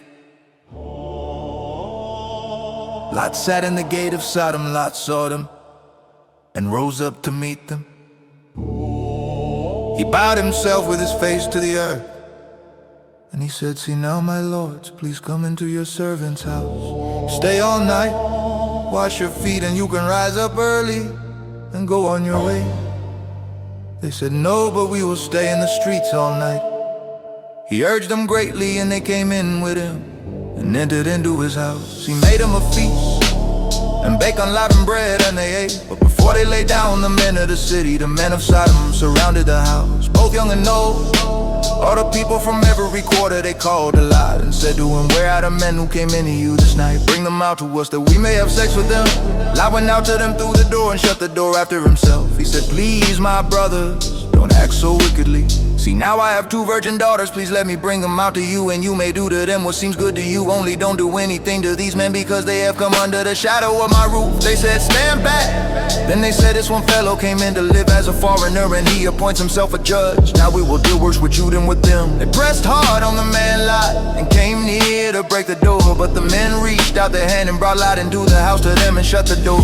They struck the men who were at the door of the house with blindness, both small and great, so that they wearied themselves to find the door. The men said to Lot, "Do you have anybody else here? Sons-in-law, your sons, your daughters, and whomever you have in the city, bring them out of the place, for we will destroy this place. Cause the outcry against them has grown so great before the Lord that the Lord has sent us to destroy it." Lot went out and spoke to his sons-in-law, who were pledged to marry his daughters, and said, "Get up, get out of this place, for the Lord will destroy the city." But he seemed to his sons-in-law to be joking. When the morning came, then the angels hurried Lot, saying, "Get up, take your wife and your two daughters who are here, lest you be consumed in the iniquity of the city." But he lingered, and the man grabbed his hand, his wife's hand, and his two daughters' hands, the Lord being merciful to him, and they took him out and set him outside of the city. It came to pass when they had taken him out that he said, "Escape for your life, don't look behind you, and don't stay anywhere in a plane. Escape to the mountains, lest you be consumed." Lot said to them, "Oh, not so, my Lord. See, now your servant has found favor in your sight, and you have magnified your loving kindness, which you have shown to me in saving my life. I can't escape to the mountain, lest evil overtake me and I die. See, now this city is near to flee to, and it is a little one. Oh, let me escape there, isn't it a little one?" He said to him, "Behold, I have granted your request concerning this thing also, that I will not overthrow the city of which you have spoken. Hurry, escape there, for I can't do anything until you get there." Therefore the name of the city was called Zor. The sun had risen on the earth when Lot came to Zor. Then the Lord rained on Sodom and on Gomorrah sulfur and fire from the Lord out of the sky. He overthrew those cities, all the plain, all the inhabitants of the cities, and that which grew on the ground. But Lot's wife looked back from behind him, and she became a pillar of salt. Abraham went up early in the morning to the place where he had stood before the Lord. He looked toward Sodom and Gomorrah, and toward all the land of the plain, and saw that the smoke of the land went up as the smoke of a furnace. When God destroyed the cities of the plain, God remembered Abraham and sent Lot out of the middle of the overthrow, and he overthrew the cities in which Lot lived. Lot went up out of Zor and lived in a mountain, and his two daughters with him, for he was afraid to live in Zor. He lived in a cave with his two daughters. The firstborn said to the younger, "Our father is old, and there is not a man in the earth to come into us in the way of all the earth.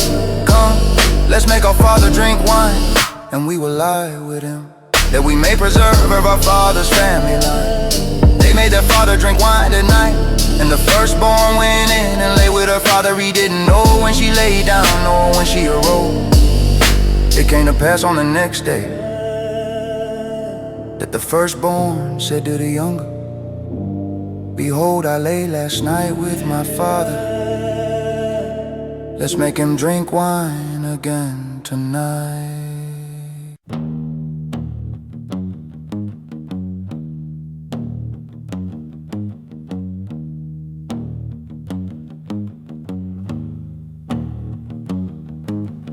Abraham traveled from there toward the land of the south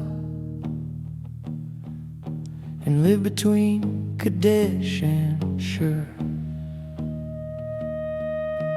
Abraham said about Sarah his wife, she is my sister. Abimelech king of Gerar sent and took Sarah. But God came to Abimelech in a dream of the night and said to him, behold, you are a dead man because of the woman whom you have taken. Now Abimelech had not come near her. He said, Lord, will you kill even a righteous nation? Didn't he tell me she is my sister? And she herself said, he is my brother. I have done this in the integrity of my heart and the innocence of my hands.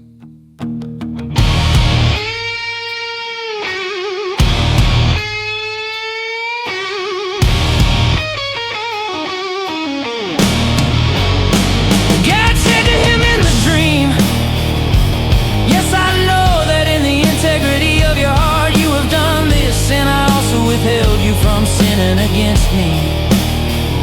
Therefore I didn't allow you to touch her. Now therefore restore the man's wife, for he is a prophet and he will pray for you and you will live.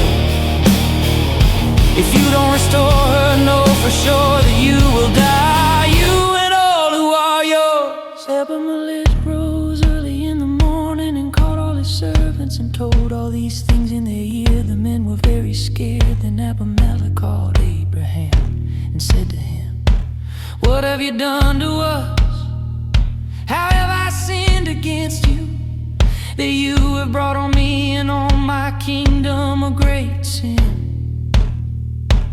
You have done deeds to me that ought not to be done. Abimelech said to Abraham, what did you see that you have done this thing?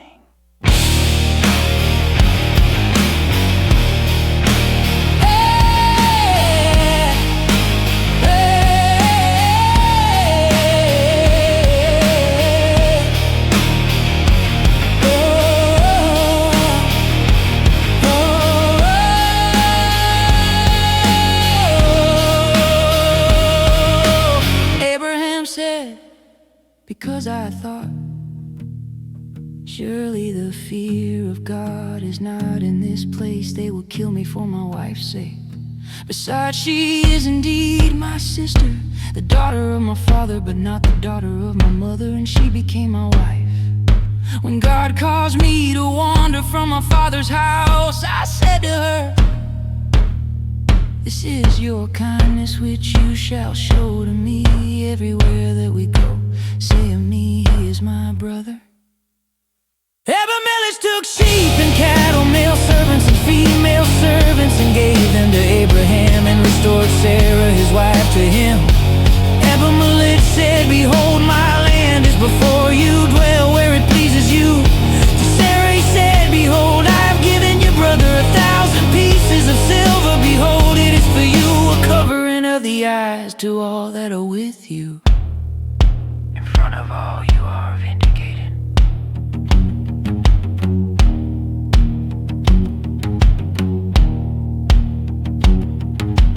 Abraham prayed to God, so God healed Abimelech, his wife, and his female servants, and they bore children. For the Lord had closed up tight all the wombs of the house of Abimelech because of Sarah, Abraham's wife.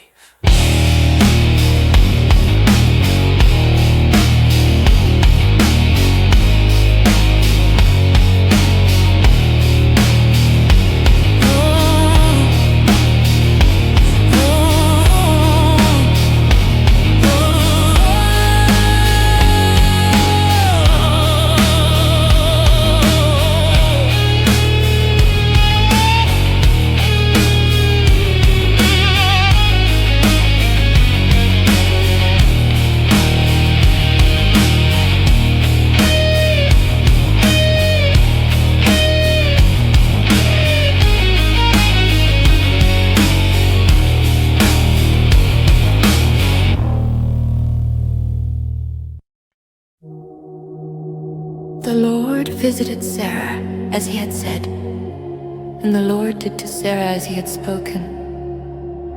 Sarah conceived and bore Abraham a son in his old age, at the set time of which God had spoken to him. Abraham called his son who was born to him, whom Sarah bore to him, Isaac.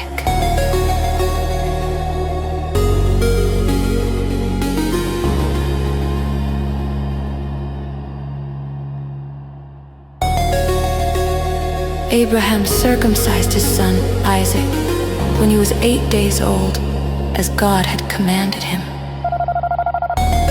Abraham was 100 years old when his son, Isaac, was born to him. Sarah said, God has made me laugh. Everyone who hears will laugh with me. She said, who would have said to Abraham that Sarah would nurse children? For I have borne him a son in his old age. The child grew and was weaned. Abraham made a great feast on the day that Isaac was weaned. Sarah saw the son of Hagar the Egyptian, whom she had borne to Abraham, mocking. Therefore she said to Abraham, cast out this servant and her son, for the son of this servant will not be heir with my son, Isaac.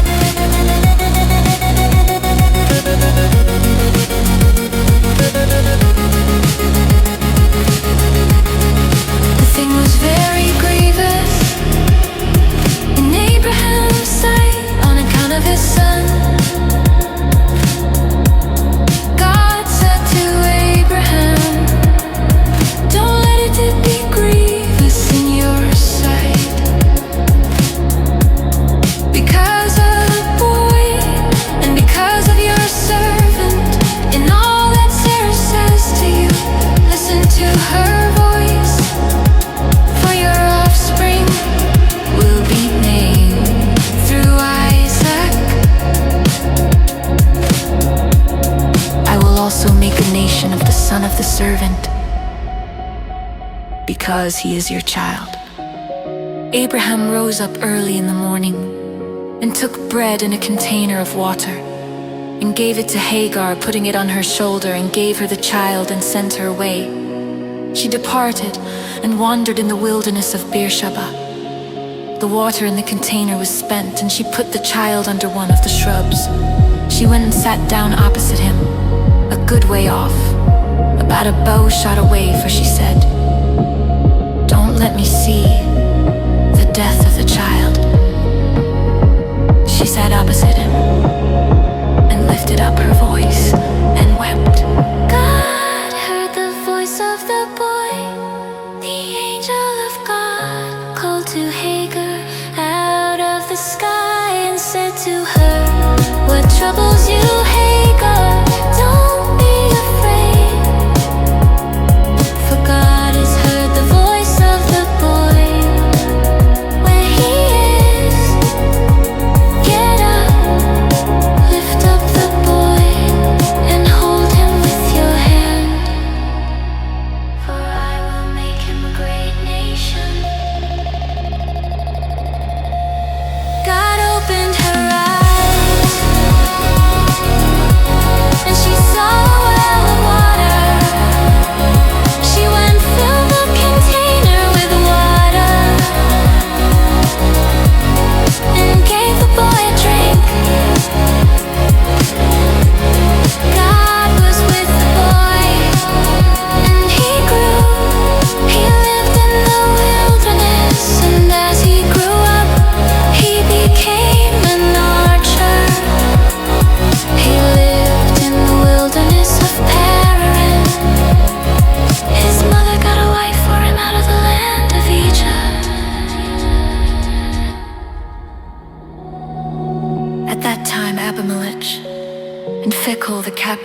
army, spoke to Abraham, saying, God is with you in all that you do.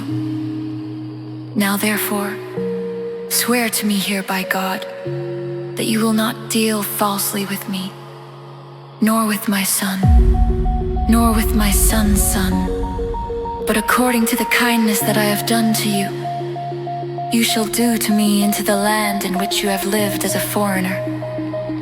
Abraham complained to Abimelech because of a water well which Abimelech's servants had violently taken away. Abimelech said, I don't know who has done this thing. You didn't tell me, and I didn't hear of it until today. Abraham took sheep and cattle and gave them to Abimelech. Those two made a covenant. Abraham set 7 ewe lambs of the flock by themselves. Abimelech said to Abraham, what do these 7 ewe lambs which you have set by themselves mean? He said, you shall take these 7 ewe lambs from my hand, that it may be a witness to me that I have dug this well.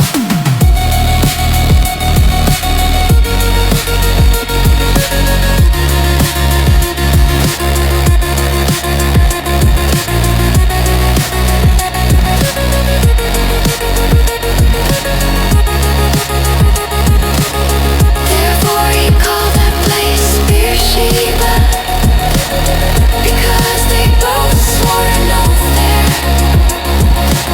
So they made a covenant at Beersheba.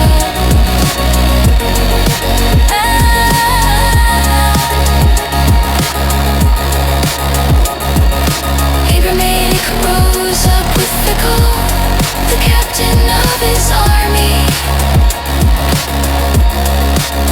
and they returned into the land of the Philistines. Abraham planted a tamarisk tree in Beersheba, and there he called on the name of the Lord, the everlasting God.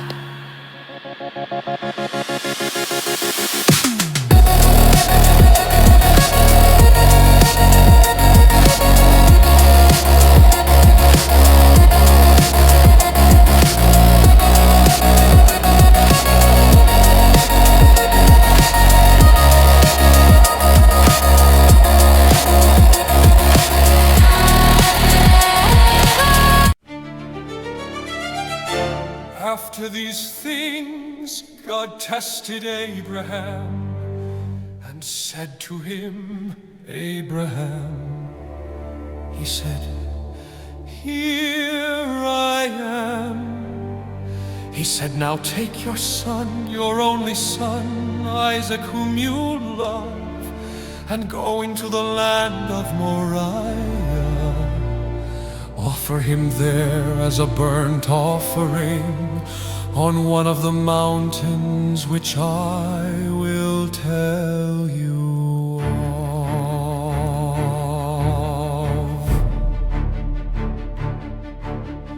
Abraham rose early in the morning and saddled his donkey and took 2 of his young men with him and Isaac his son.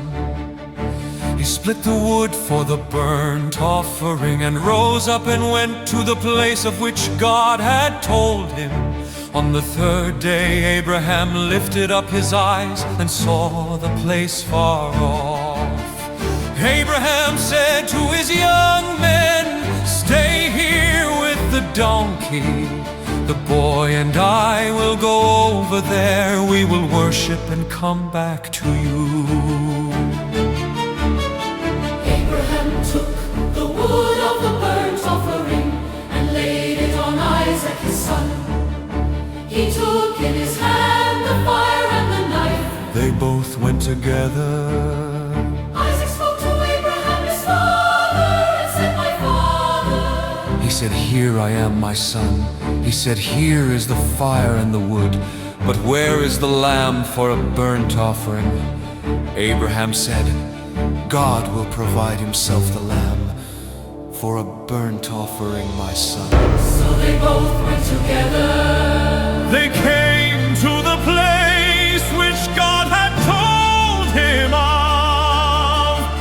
Abraham built the altar there and laid the wood in order, bound Isaac his son and laid him on the altar on the wood. Abraham stretched out his hand and took the knife to kill his son. The Lord's angel called to him out of the sky and said, Abraham, Abraham. He said, here I am. He said, don't lay your hand on the boy or do anything to him. For now I know that you fear God, since you have not withheld your son, Your only son from me. Abraham lifted up his eyes and looked, and saw that behind him was a ram, caught in the thicket by his horns. Abraham went and took the ram, and offered him up for a burnt offering instead of his son. Abraham called the name of that place, the Lord will provide. As it is said to this day, On the Lord's mountain it will be provided. the Lord's angel called to Abraham a second time out of the sky and said, I have sworn by myself, says the Lord, because you have done this thing and have not withheld your son, your only son, that I will bless you greatly and I will multiply your offspring greatly, like the stars of the heavens and like the sand which is on the seashore. Your offspring will possess the gate of his enemies. All the nations of the earth will be blessed by your offspring, because you have obeyed my voice. So Abraham returned to his young men, and they rose up and went together to Beersheba. Abraham lived at Beersheba. After these things Abraham was told, behold, Milcah, she also has borne children to your brother Noah. Uz's firstborn, Buz his brother, Kemuel the father of Aram, Chesed, Hazo, Pildash, Jidlaph, and Bethuel. Bethuel became the father of Rebekah. These 8 Milcah bore to Nahor, Abraham's brother, his concubine, whose name was Reemah. Also bore Tabah, Gaham, Tahash, and Maacah.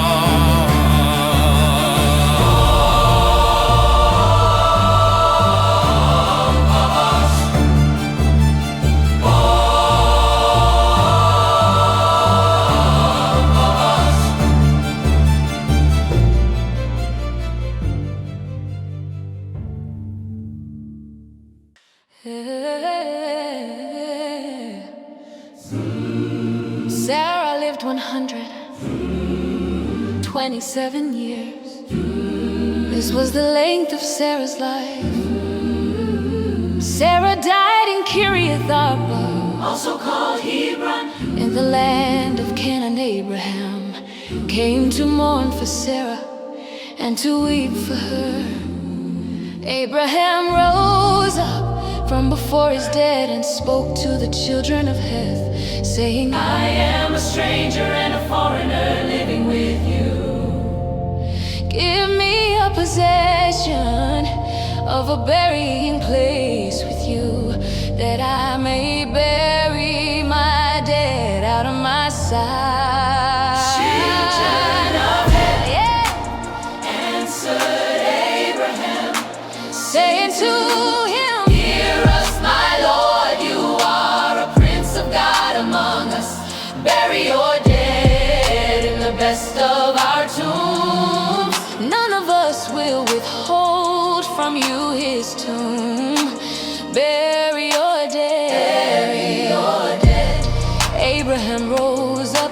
and bowed himself to the people of the land, yeah, to the children of Heth. He talked with them saying, if you agree that I should bury my dead out of my sight, hear me and entreat for me to Ephron, the son of Zohar, that he may sell me the cave of Machpelah, which he has, which is in the end of his field, for the full price. Let him sell it to me among you as a possession for a burial place. Now Ephron was sitting in the middle of the children of Ephron, the Hittite, answered Abraham in the hearing of the children of Heth, even of all who went in at the gate of his city, saying, no, my Lord, hear me, I give you the field, and I give you the cave that is in it. In the presence of the children of my people, I give it to you. Bury your dead. Bury your dead in your seed. Bury your dead. Then I give you the cave that is in it. In the presence of the children, my people, I give it to you. Bury your dead. Bury your dead. Abraham bowed himself down before the people of the land. He spoke to Ephron in the audience of the people of the land, saying, but if you will, please hear me, I will give the price of the field. Take it from me. Take it from me. And I will bury my dead there. Ephron answered Abraham, saying to him, my Lord, listen to me. What is a piece of land worth 400 shekels of silver between me and you?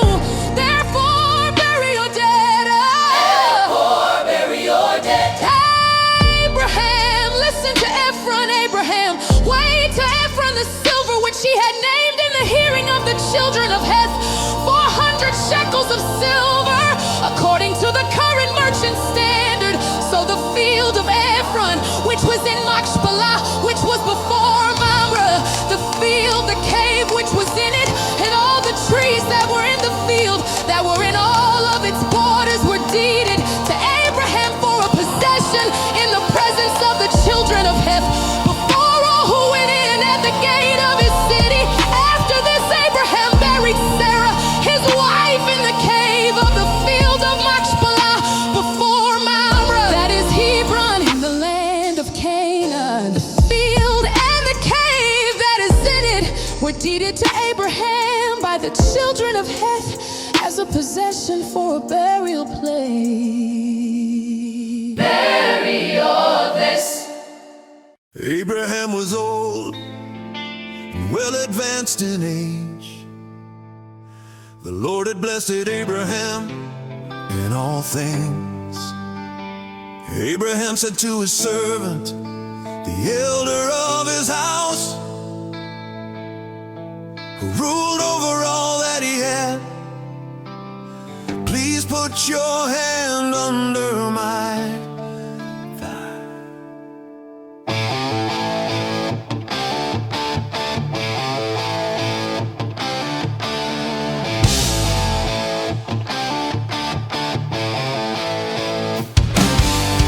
I will make you swear by the Lord, the God of heaven and the God of the earth, that you shall not take a wife for my son of the daughters of the Canaanites among whom I live. But you shall go to my country and to my relatives and take a wife for my son Isaac. The servant said to him, what if the woman isn't willing to follow me to this land? Must I bring your son again to the land you came from? Abraham said to him, beware that you don't bring my son there again. The Lord, the God of heaven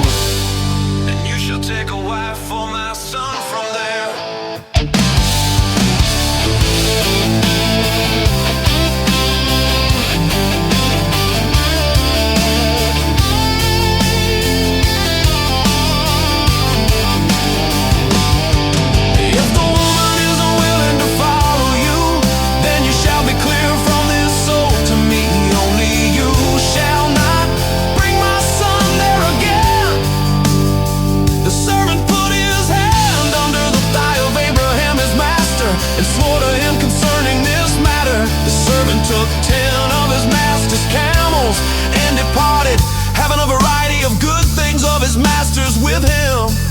He arose and went to Mesopotamia, to the city of Nahor.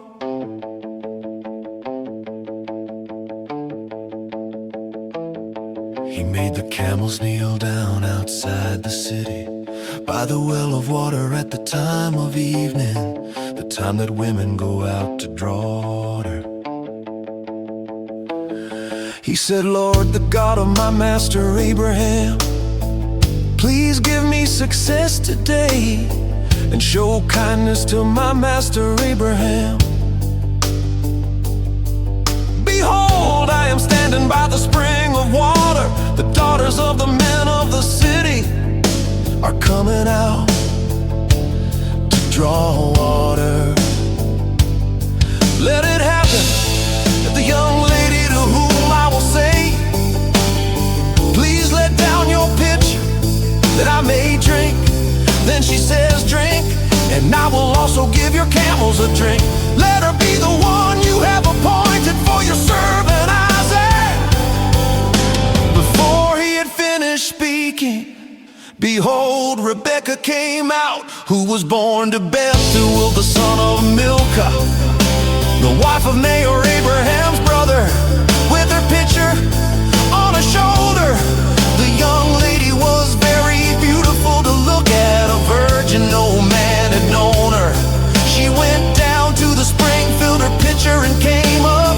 The servant ran to meet her and said, please give me a drink, a little water from your pitcher.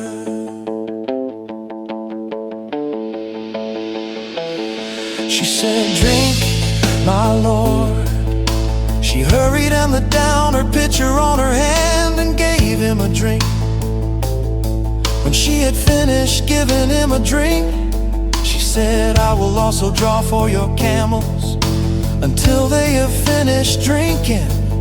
She hurried and emptied her pitcher into the trough, and ran again to the well to draw, and drew for all his camels. The man looked steadfastly at her, remaining silent, to know whether the Lord had made his journey prosperous or not. As the camels had done drinking, the man took a golden ring of half a shekel weight, and 2 bracelets for her hands of 10 shekels weight of gold, and said, whose daughter are you, please tell me? Is there room in your father's house for us to stay? She said to him, I am the daughter of Bethuel, the son of Milcah, whom she bore to Nahor. She said, moreover to him, we have both straw and feed enough, and room to lodge in.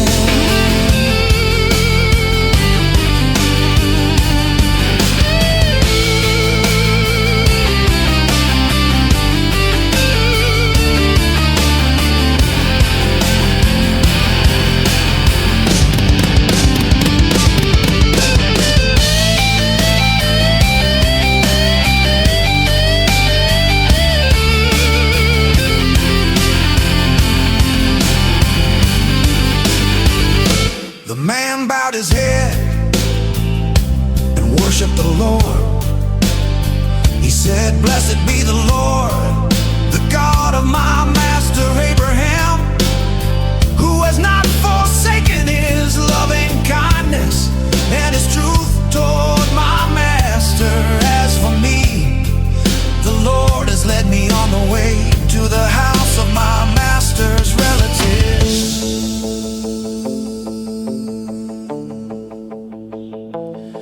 The young lady ran and told her mother's house about these words. Rebecca had a brother, and his name was Laban. Ran out to the man, to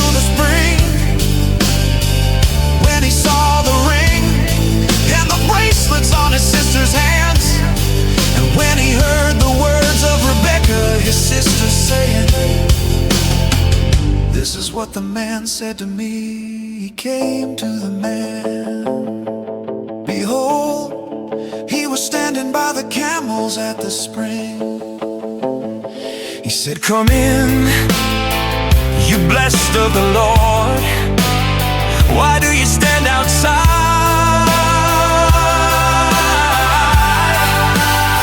For I have prepared the house and a room for the camels. The man came into the house and he unloaded the camels. He gave straw and feed for the camels and water to wash his feet and the feet of the men who were with him. Food was set before him to eat, but he said, I will not eat until I have told my message.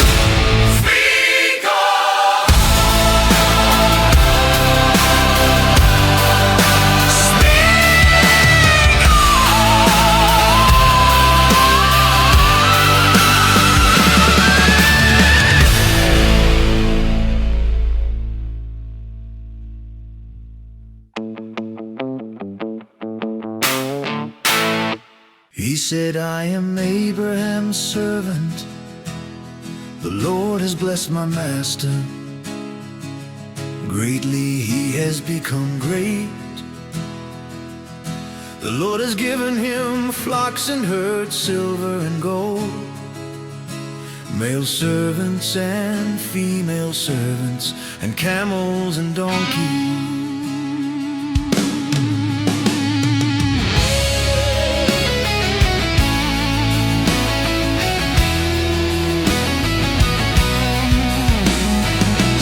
My master's wife bore a son to my master when she was old. He has given all that he has to him. My master made me swear, saying, you shall not take a wife for my son from the daughters of the Canaanites, in whose land I live. But you shall go to my father's house and to my relatives and take a wife for my son. I asked my master, what if the woman will not follow me? He said to me, the Lord, before whom I walk, will send his angel with you and prosper your way. You shall take a wife for my son from my relatives and of my father's house.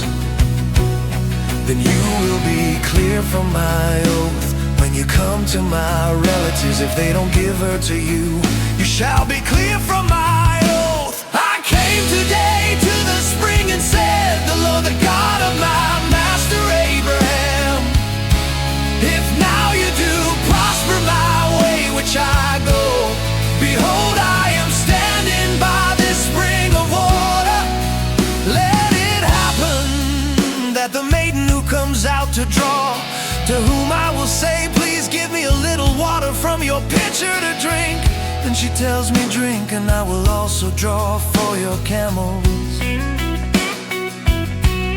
Before I had finished speaking in my heart, behold, Rebecca came out with her pitcher on her shoulder. She went down to the spring and drew. I said to her, please let me drink. She hurried and let down her pitcher from her shoulder and said, drink, and I will also give your camels a drink. So I drank and she also gave the camels a drink. I asked her and said, whose daughter are you? She said, the daughter of Bethuel, Nerer's son, who milk I bore to him. I put the ring on her nose and the bracelets on her hands.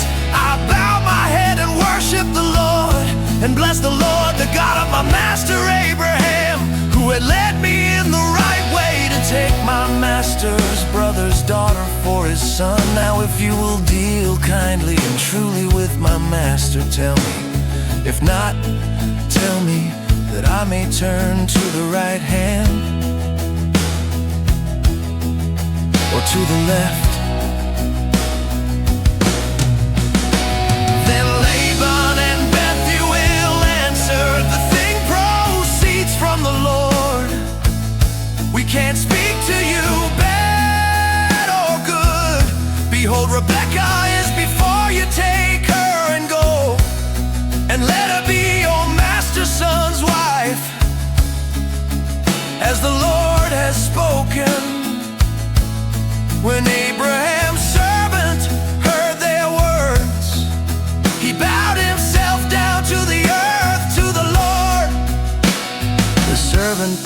jewels of silver and jewels of gold and clothing, and gave them to Rebecca.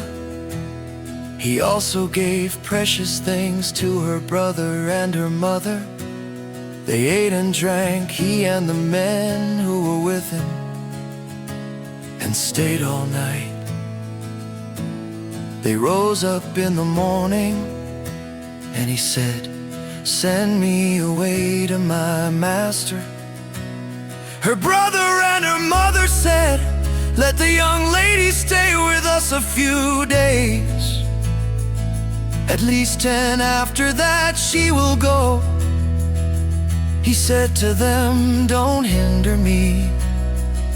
Since the Lord has prospered my way, send me away, that I may go to my master." They said, "We will call the young lady and ask her."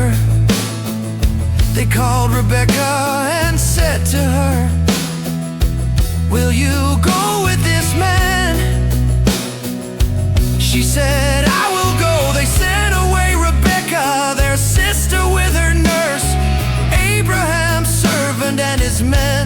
They blessed Rebecca and said to her, "Our sister, may you be the mother of thousands of 10,000s, and let your offspring possess the gate of those who hate them."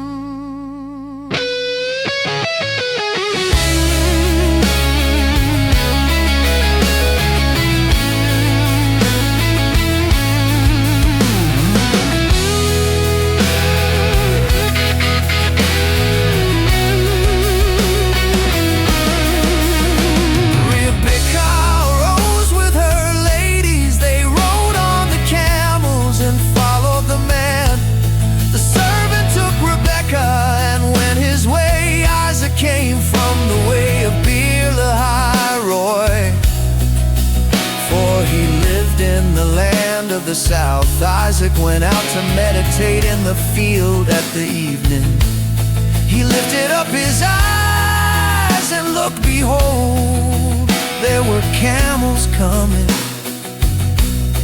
Rebecca lifted up her eyes, and when she saw Isaac, she got off the camel. She said to the servant, "Who is the man who is walking in the field to meet us?" The servant said, "It is my master." She took her veil and covered herself. The servant told Isaac all the things that he had done. Isaac brought her into his mother Sarah's tent and took Rebecca, and she became his wife. He loved her, so Isaac was comforted after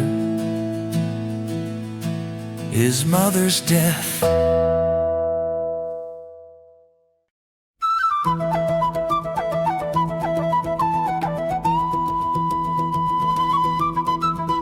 Abram took another wife, and her name was Keturah. She bore him Zimran, Jukshan, Medan, Midian, Ishbak, and Shua. Jukshan became the father of Sheba and Dedan, the sons of Dedan were Ashuram, led to Shim and Lomim. The sons of Midian were Ephah, Hanok, Abida, and Eldah. All these were the children of Keturah. Abram gave all that he had to Isaac, but Abraham gave gifts to the sons of Abraham's concubines. While he still lived, he sent them away from Isaac his son, eastward to the east country.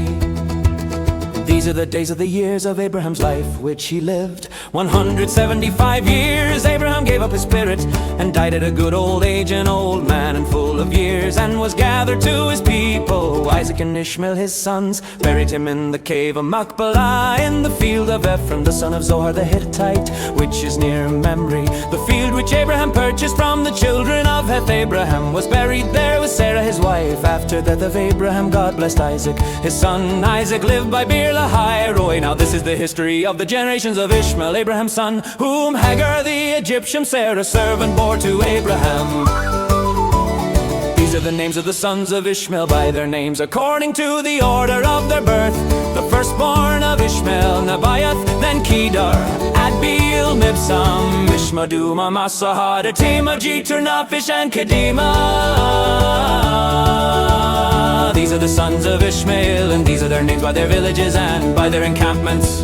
12 princes, according to their nations. These are the years of the life of Ishmael. 137 years he gave up his spirit and died, and was gathered to his people. They lived from Havilah to Shur, that is before Egypt. As you go toward Assyria, he lived opposite all his relatives. This is the history of the generations of Isaac, Abraham's son. Abraham's Gabram became the father of Isaac. Isaac was 40 years old when he took Rebekah, the daughter of Bethuel, the Syrian of Paddan Aram, the sister of Laban the Syrian, to be his wife. Isaac entreated the Lord for his wife. Because she was barren, the Lord was untraded by him. And Rebekah his wife conceived. The children struggled together within her. She said, if it is like this, why do I live? She went to inquire, the Lord said to her, 2 nations are in your womb, 2 peoples will be separated from your body. The one people will be stronger than the other people, the elder will serve the younger. When her days to be delivered were fulfilled, behold, there were twins in her womb. The first came out red all over, like a hairy garment. They named him Esau. After that his brother came out, and his hand had hold on Esau's heel. He was named Jacob. Isaac was 60 years old when she bore them. The boys grew. Esau was a skillful hunter, a man of the field. Jacob was a quiet man, living in tents. Now Isaac loved Esau because he ate his venison. Rebekah loved Jacob. Jacob boiled stew. Esau came in from the field, and he was famished. Esau said to Jacob, please feed me with some of that red stew, for I am famished. Therefore his name was called Edom. Jacob said, first sell me your birthright. Esau said, behold, I am about to die. What good is the birthright to me? Jacob said, swear to me first. He swore to him, he sold his birthright to Jacob. Jacob gave Esau bread and lentil stew. He ate and drank, rose up and went his way. So Esau despised his birthright.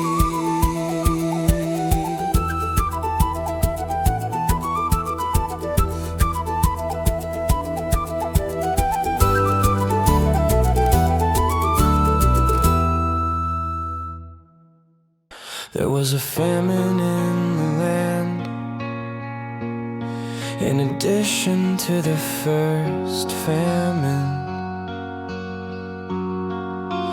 Isaac went to Abimelech, king of the Philistines, to Gerar. The Lord appeared to him and said, don't go down into Egypt. Live in the land I will tell you about. Live in this land, and I will be with you, and I will bless you, for I will give to you and to your offspring all these lands, and I will establish the oath which I swore to Abraham your father. I will multiply your offspring as the stars of the sky, and give all these lands to your offspring and your offspring. All the nations of the earth will be blessed, because Abraham obeyed my voice and kept my requirements, my commandments, my statutes, and my laws. Isaac lived in Gerar. The men of the place asked him about his wife. He said, she is my sister. Cause he was afraid. Lest to say my wife, lest he thought the men of the place might kill him. For Rebekah, because she is beautiful to look at. Oh, Rebecca.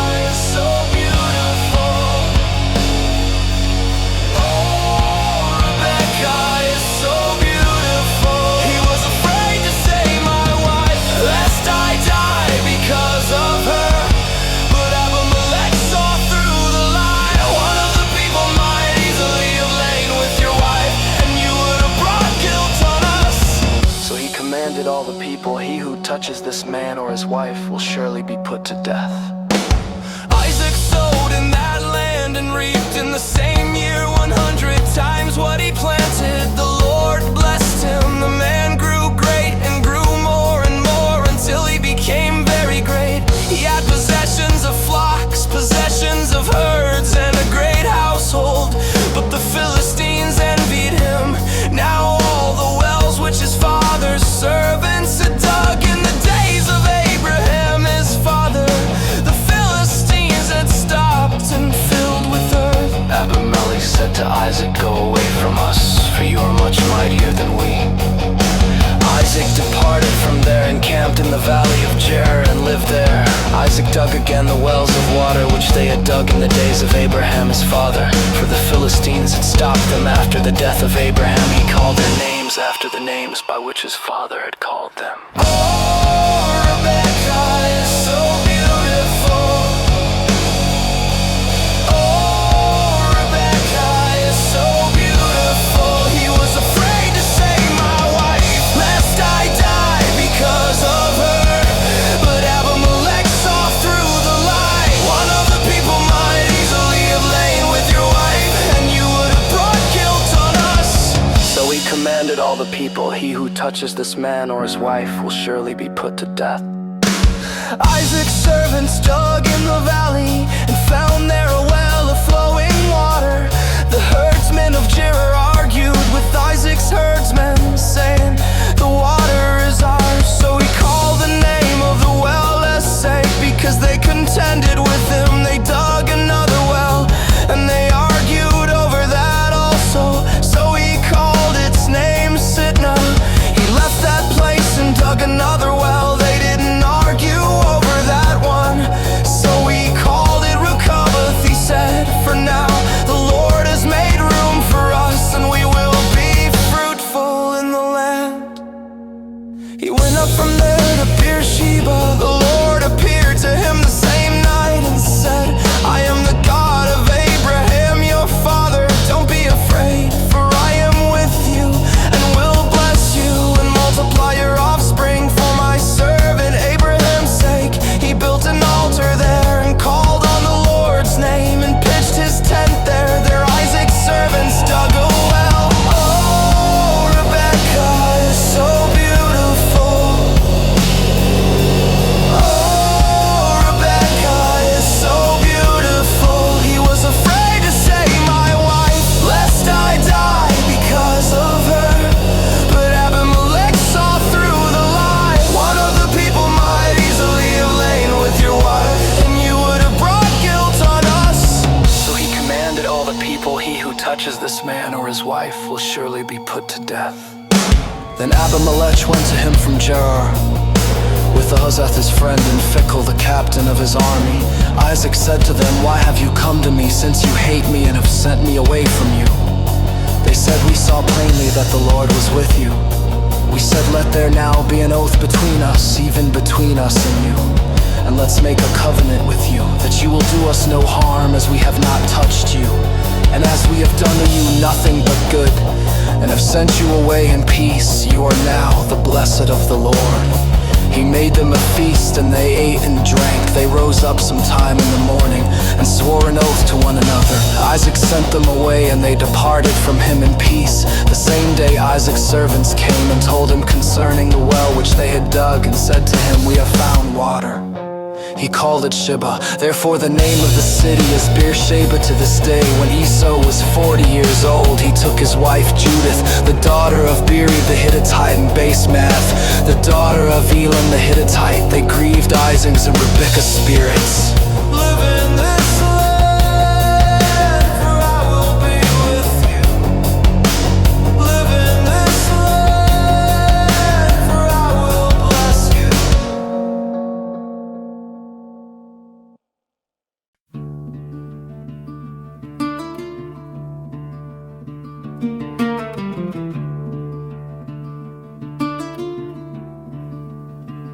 When Isaac was old and his eyes were dim so that he could not see, he called Esau his elder son and said to him, "My son," he said to him, here I am. He said, see now I am old, I don't know the day of my death. Now therefore please take your weapons, your quiver and your bow, and go out to the field and get me venison. Make me savory food such as I love, and bring it to me that I may eat, and that my soul may bless you before I die.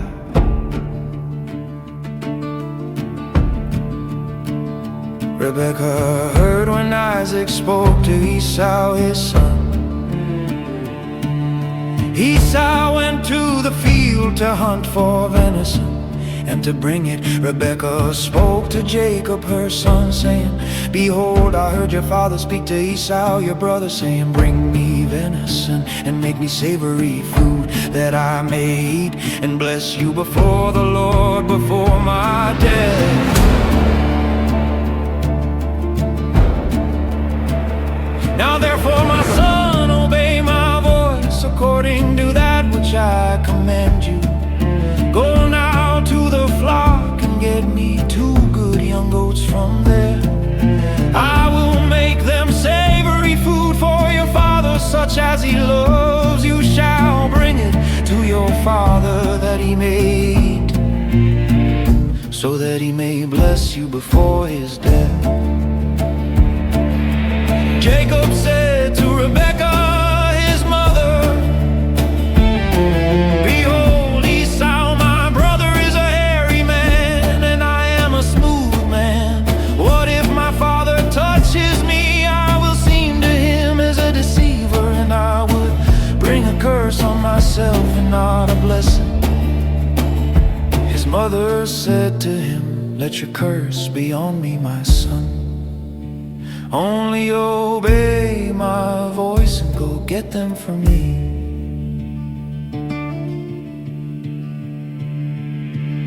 He went and got them and brought them to his mother. His mother made savory food such as his father loved. Rebekah took the good clothes of Esau, her eldest son, which were with her in the house, and put them on Jacob, her youngest son. She put the skins of the young goats on his hands and on the smooth of his neck. She gave the savory food and the bread which she had prepared into the hand of her son Jacob. He came to his father and said, my father. He said, here I am, who are you, my son? Jacob said to his father, I am Esau, your firstborn. I have done what you asked me to do. Please arise, sit and eat of my venison, that your soul may bless me.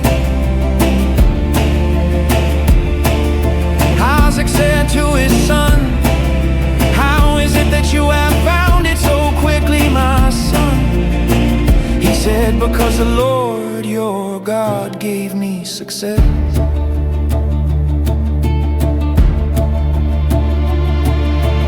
Isaac said to Jacob, please come near that I may feel you, my son, whether you are really my son Esau or not. Jacob went near to Isaac, his father. He felt him and said, the voice is Jacob's voice, but the hands are the hands of Esau. He didn't recognize him because his hands were hairy like his brother Esau's hands, so he blessed him. He said, are you really my son Esau? He said, I am. He said, bring it near to me, and I will eat of my son's venison, that my soul may bless you. He brought it near to him and he ate. He brought him wine and he drank. His father Isaac said to him, come near now and kiss me, my son. He came near and kissed him. He smelled the smell of his clothing and blessed him, and said, behold, the smell of my son is as the smell of a field which the Lord has blessed. God give you of the dew of the sky, of the fatness of the earth, and plenty of grain and new wine. Let people serve you and nations bow down to you. Be Lord over your brothers, your mother's sons bow down to you. Cursed be everyone who curses you, blessed be everyone who blesses you. As soon as Isaac had finished blessing Jacob, and Jacob had just gone out from the presence of Isaac, his father Esau, his brother, came in from his hunting.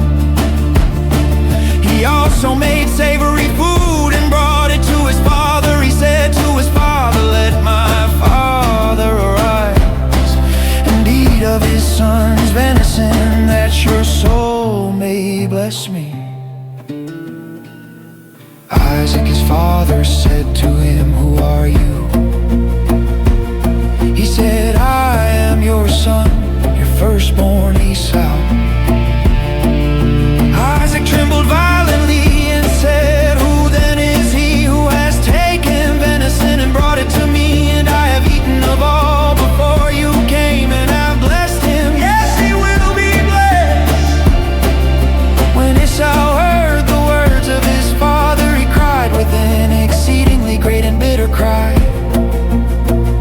and said to his father, "Bless me, even me also, my father." He said, "Your brother came with this seed and has taken away your blessing." He said, "Isn't he rightly named Jacob? For he has supplanted me. These 2 times he took away my birthright seed. Now he has taken away my blessing." He said, "Haven't you reserved a blessing for me?" Isaac answered Esau, "Behold, I have made him your lord, and all his brothers I have given to him for servants. I have sustained him with grain and new wine. What then will I do for you, my son?"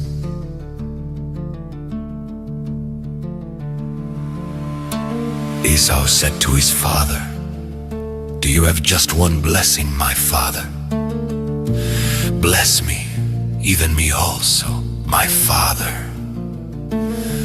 Esau lifted up his voice and wept. Isaac his father answered him, "Behold, your dwelling will be of the fatness of the earth and of the dew of the sky from above.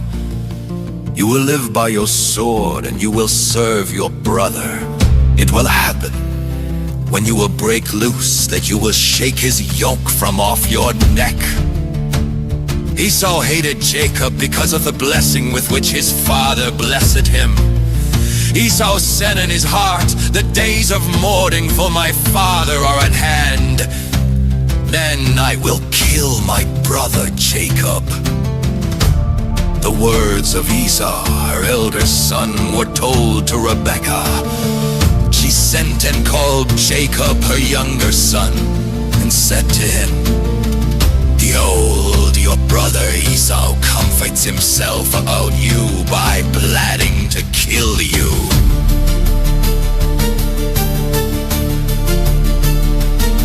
Now therefore, my son, obey my voice, arise, flee to Laban, my brother, in Haran. Stay with him a few days until your brother's fury turns away. Until your brother's anger turns away from you, and he forgets what you have done to him. Then I will send and get you from there. Why should I be bereaved of you both in one day?" Rebekah said to Isaac, "I am weary of my life because of the daughters of Heth. If Jacob takes a wife of the daughters of Heth, such as these, of the daughters of the land, what good will my life do me?"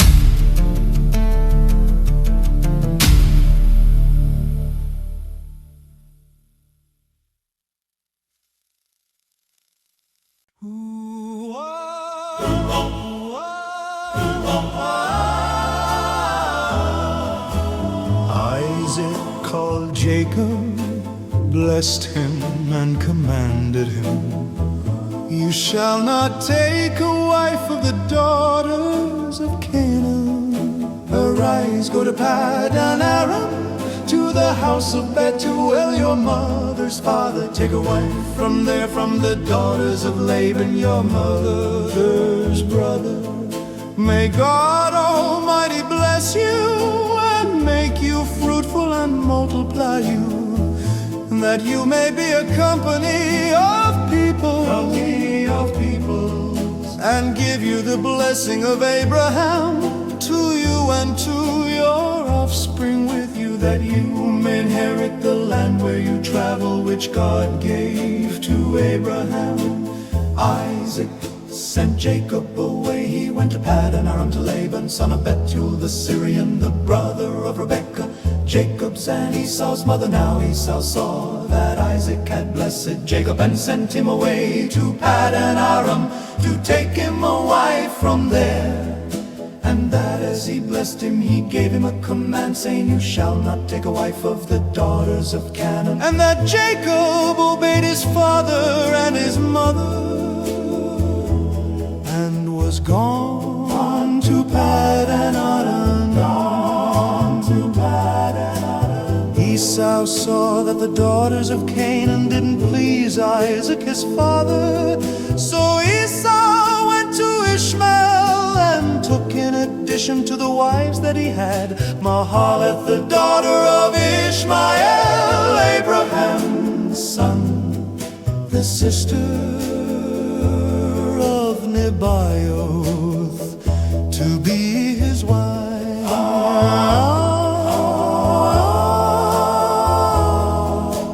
Jacob went out from Beersheba and went toward Haran. He came to a certain place and stayed there all night. Because the sun had set, he took one of the stones of the place and put it under his head and lay down in the place to sleep. Sleep, sleep, sleep. He dreamed and saw a stairway set upon the earth, and its top reached to heaven. Behold, the angels of God were ascending and descending on it, descending on ending all. Behold, the Lord stood above it and said, I am the Lord, the God of Abraham your father, and the God of Isaac. I will give the land you lie on to you and to your offspring. Your offspring will be as the dust of the earth, and you will spread abroad to the west and to the east and to the north and to the south. In you and in your offspring all the families of the earth will be blessed. Behold, I am with you and will keep you wherever you go, and will bring you again into this land. Descending on it, descending on it. Behold, the Lord stood above it and said, I am the Lord, the God of Abraham your father, and the God of Isaac.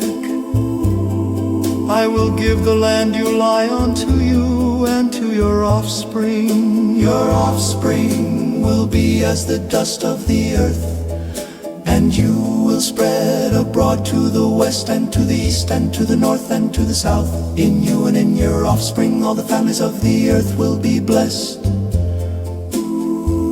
Behold, I am with you and will keep you wherever you go, and will bring you again into this land. For I will not leave you until I have done that which I have spoken of to you. Jacob awakened out of his sleep, and he said, surely the Lord is in this place, and I didn't know it. He was afraid and said, how awesome this place is. This is none other than God's house, and this is the gate of heaven. Jacob rose up early in the morning and took the stone that he had put under his head and set it up for a pillar and poured oil on its top. He called the name of that place Bethel, but the name of the city was Luz at the first.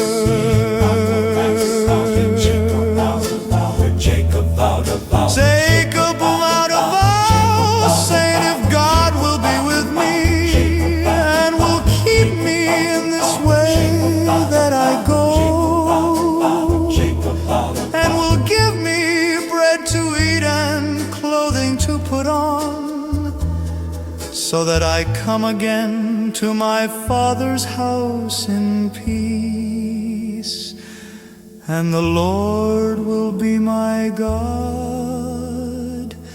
Then this stone which I have set up for a pillar will be God's house. Of all that you will give me, I will surely give a tenth to you. Give a tenth to you.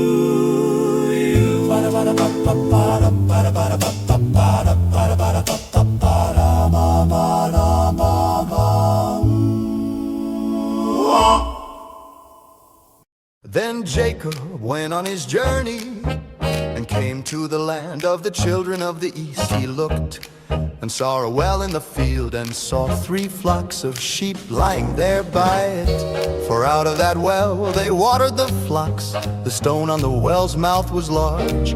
There all the flocks were gathered. They rolled the stone from the well's mouth and watered the sheep and put the stone back on the well's mouth in its place. Jacob said to them, "My relatives, where are you from?" "From Haran." He said to them, "Do you know Laban, the son of Nahor?" They said, "We know him." He said to them, "Is it well with him?" They said, "It is well. See, Rachel, his daughter, is coming with the sheep." He said, "Behold, it is still the middle of the day. Now time to gather the livestock together, water the sheep, and go and feed them." They said, "We can't until all the flocks are gathered together." And they rolled the stone from the well's mouth, "Then we will water the sheep." While he was yet speaking with them, Rachel came with her father's sheep, for she kept them. When Jacob saw Rachel, the daughter of Laban, his mother's brother, and the sheep of Laban, his mother's brother, Jacob went near and rolled the stone from the well's mouth and watered the flock of Laban, his mother's brother. Jacob kissed Rachel and lifted up his voice and wept. Jacob told Rachel that he was her father's relative and that he was Rebekah's son. She ran and told her father. When Laban heard the news of Jacob, his sister's son, he ran to meet Jacob and embraced him and kissed him and brought him to his house. Jacob told Laban all these things. Laban said to him, "Surely you are my bone and my flesh." Jacob stayed with him for a Laban said to Jacob, "Because you are my relative, should you therefore serve me for nothing? Tell me, what will your wages be?" Laban had 2 daughters. The name of the elder was Leah, and the name of the younger was Rachel. Leah's eyes were weak, but Rachel was beautiful and attractive. Jacob loved Rachel. He said, "I will serve you 7 years for Rachel, your younger daughter."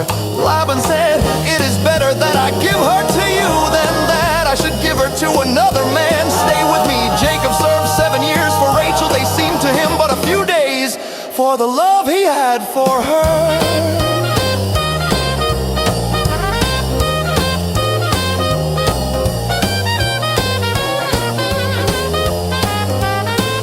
Jacob said to Laban, "Give me my wife, for my days are fulfilled, that I may go into her."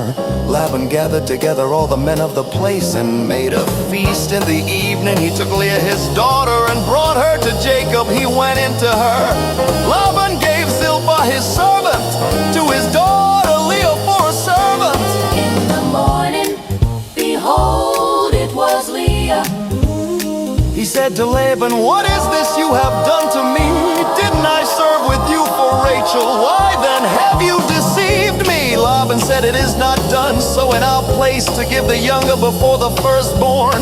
Fulfill the week of this one, and we will give you the other also for the service which you will serve with me for 7 more years." Jacob did so and fulfilled her week. He gave him Rachel his daughter as wife. Laban gave Bilhah his servant to his daughter Rachel to be her servant. He went in also to Rachel, and he loved also Rachel more than Leah, and served with him 7 more years. And the Lord saw that Leah Leah was hated, and he opened her womb. But Rachel was barrenly conceived and bore a son, and she named him Reuben. For she said, because the Lord has looked at my affliction, for now my husband will love me. She conceived again and bore a son, and said, because the Lord has heard that I am hated, he has therefore given me this son also. She named him Simeon. She conceived again and bore a son. She said, now this time my husband will be joined to me, because I have borne him 3 sons. Therefore his name was called Levi. She conceived again and bore a son. She said, this time I will praise the Lord. Therefore she named him Judah. Then she stopped bearing. Therefore she named him Judah. Therefore she named him Judah.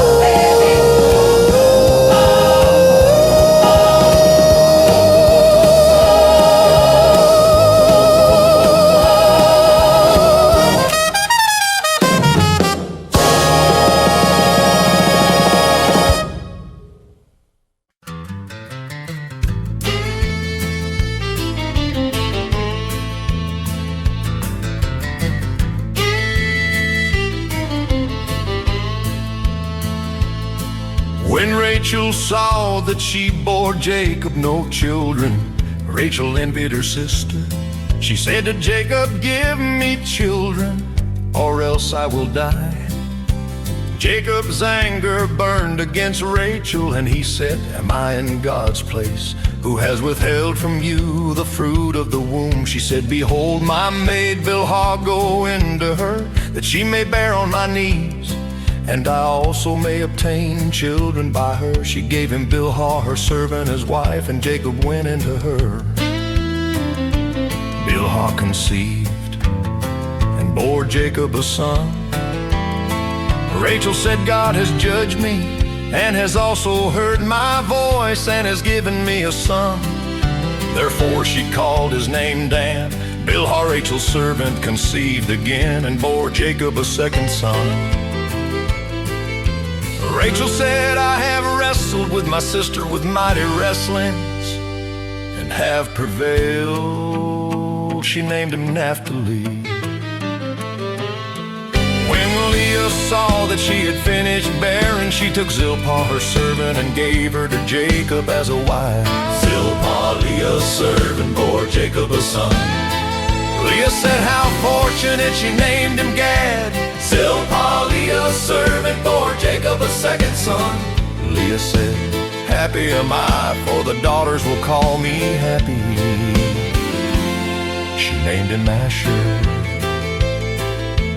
Reuben went in the days of wheat harvest, and found mandrakes in the field, and brought them to his mother Leah.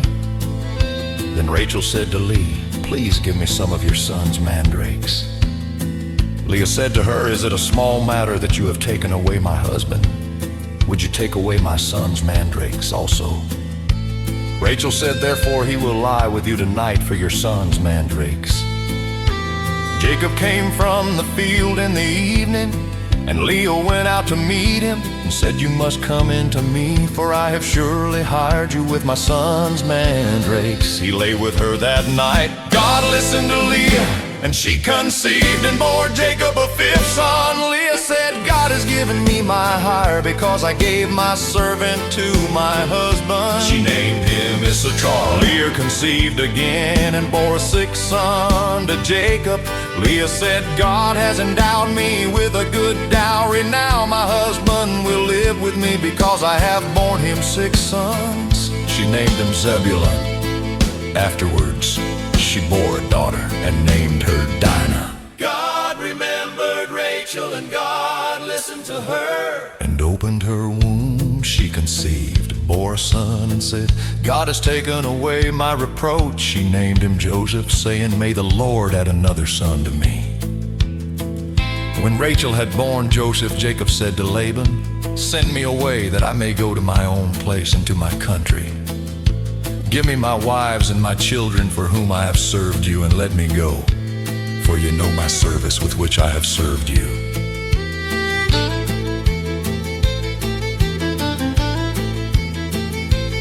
Laban said to him, If now I have found favor in your eyes, stay here, for I have divined that the Lord has blessed me for your sake. He said, appoint me your wages, and I will give it. Jacob said to him, you know how I have served you, and how your livestock have fared with me. For it was little which you had before I came, and it has increased to a multitude. The Lord has blessed you wherever I turn. Now when will I provide for my own house also? Laban said, what shall I give me? Jacob said, you shall not give me anything if you will do this thing for me. I will again feed your flock and keep it.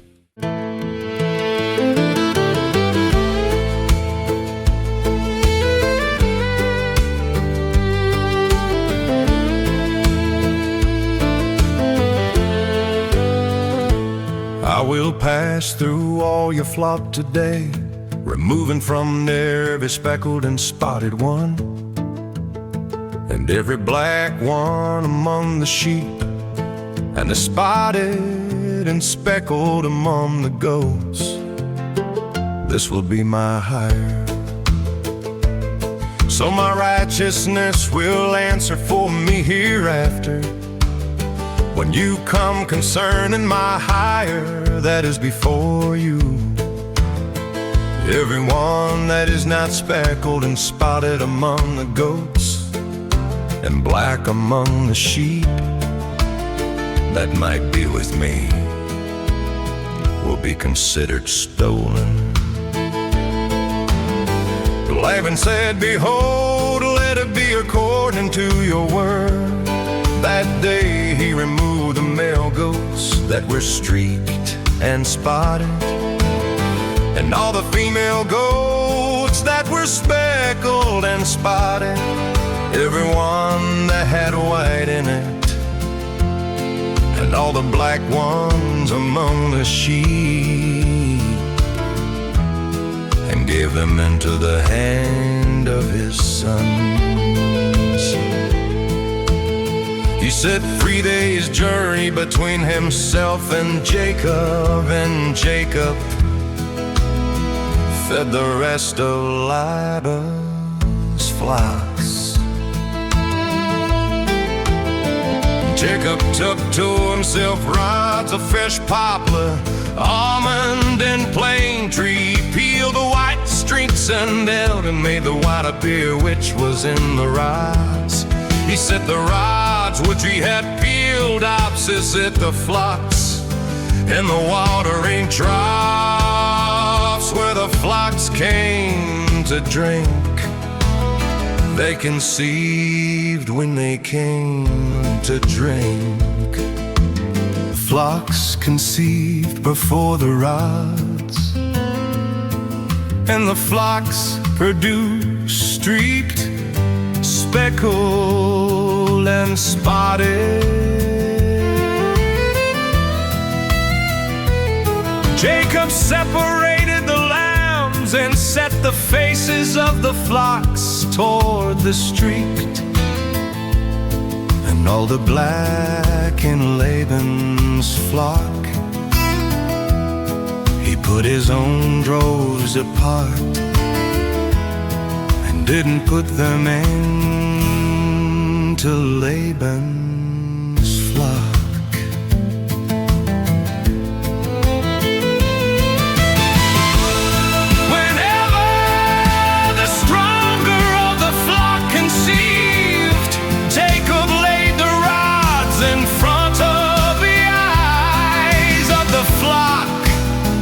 In the watering troughs that they might conceive among the rods. But when the flocks were feeble, he didn't put them in. So the feebler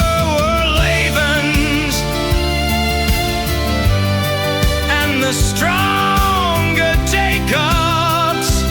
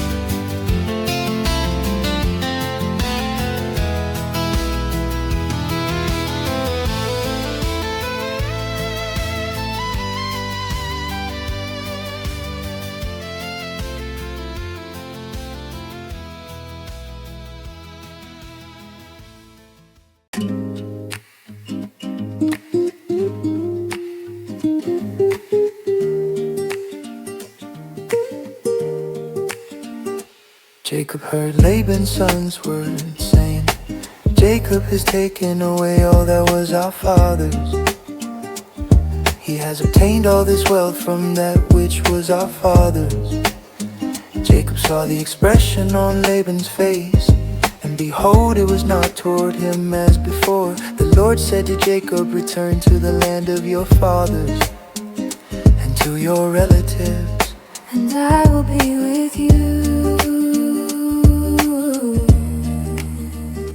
Jacob sent and called Rachel and Leah to the field to his flock, and said to them, I see the expression on your father's face, that it is not toward me as before, but the God of my father has been with me. You know that I have served your father with all of my strength.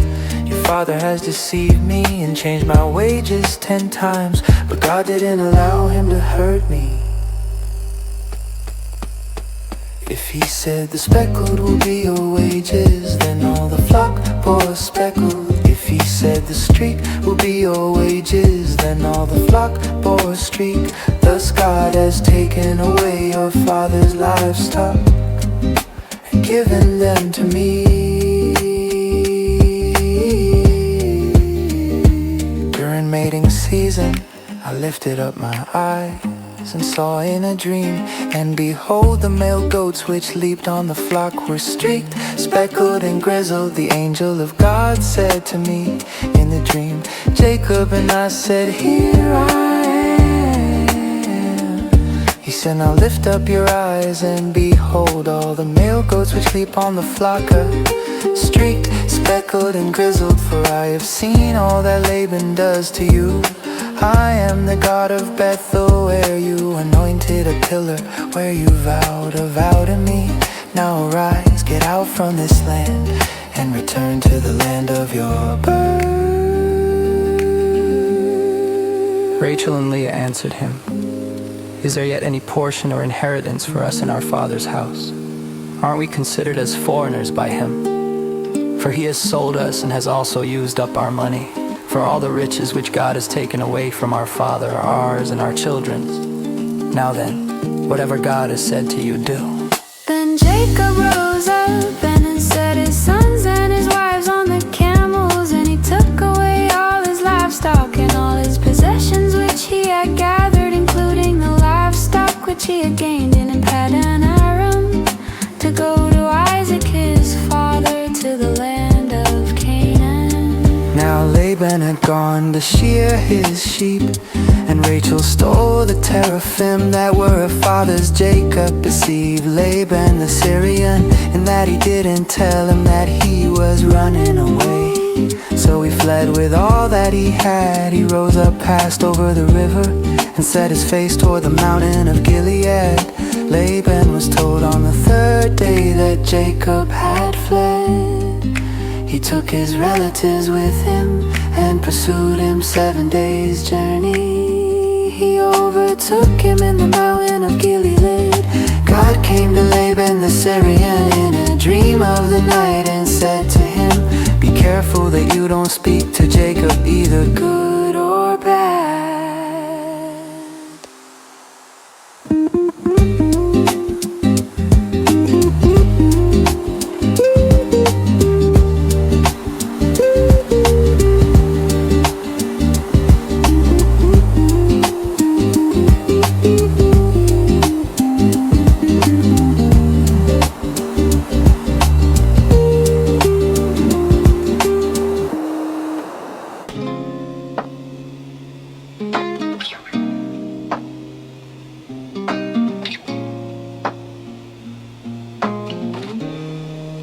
Laban caught up with Jacob.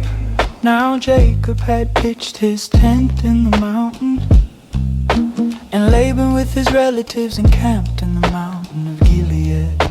Laban said to Jacob, what have you done that you have deceived me, and carried away my daughters like captives of the sword?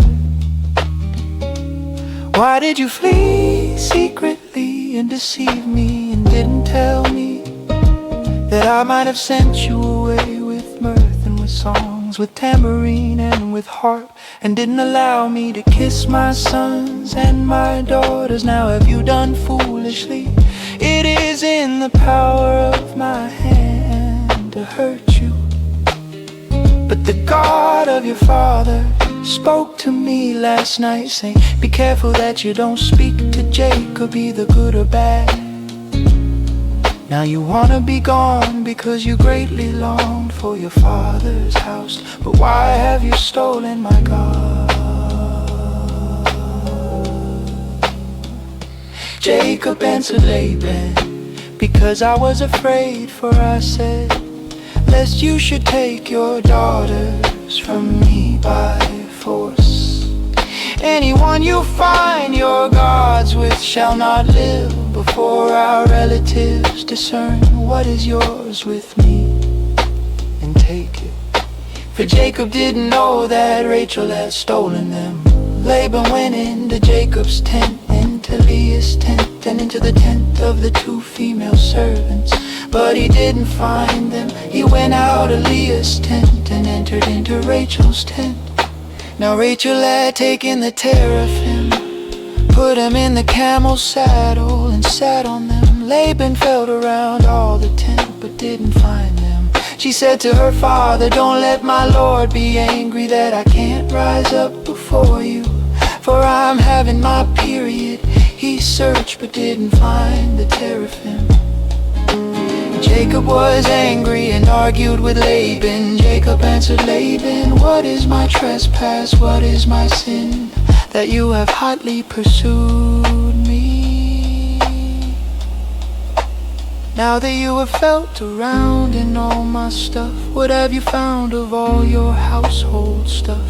Set it here before my relatives and your relatives, that they may judge between us two. These 20 years I have been with you. Your owls and your female goats have not cast their young, and I haven't eaten the rams of your flocks. That which was torn of animals I didn't bring to you, I bore its loss.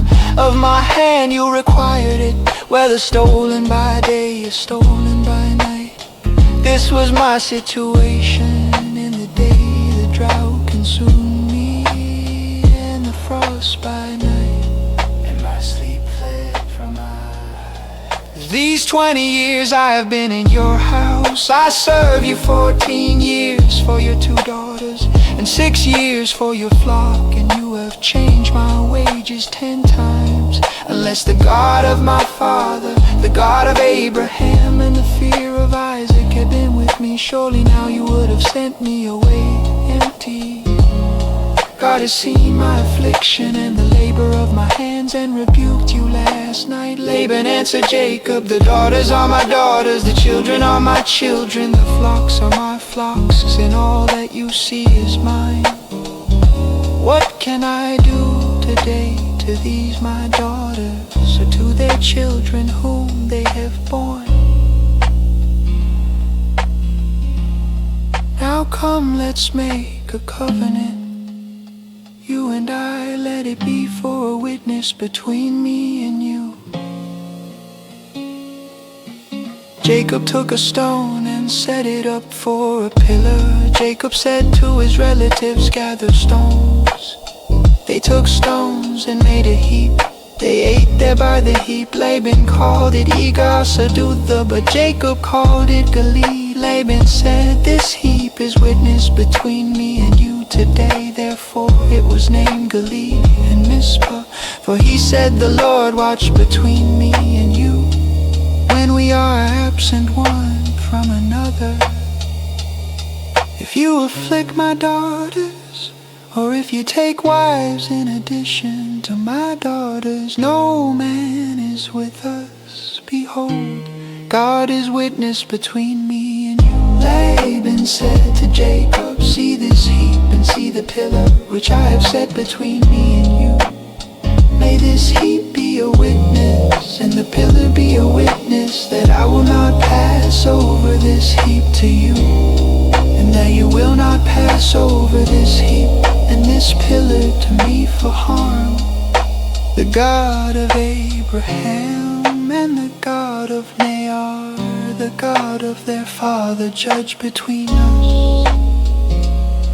Then Jacob swore by the fear of his father Isaac. Jacob offered a sacrifice in the mountain and called his relatives to eat bread. They ate bread and stayed all night in the mountain. Early in the morning, Laban rose up and kissed his sons and his daughters and blessed them. Laban departed and returned to his place.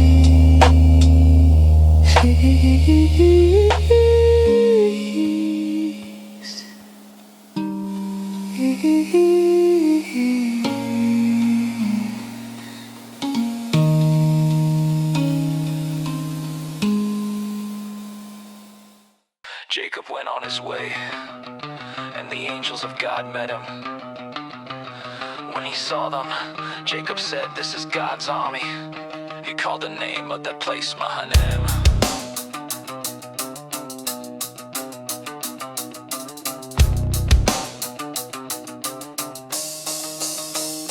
Jacob sent messengers in front of him to Esau, his brother, to the land of Seir, the field of Edom. He commanded them, saying, "This is what you shall tell my lord Esau. This is what your servant Jacob says. I have lived as a foreigner with Laban and stayed until now. I have cattle, donkeys, flocks, male servants and female servants. I have sent to tell my lord that I may find favor in your sight." The messengers returned to Jacob, saying, "We came to your brother Esau.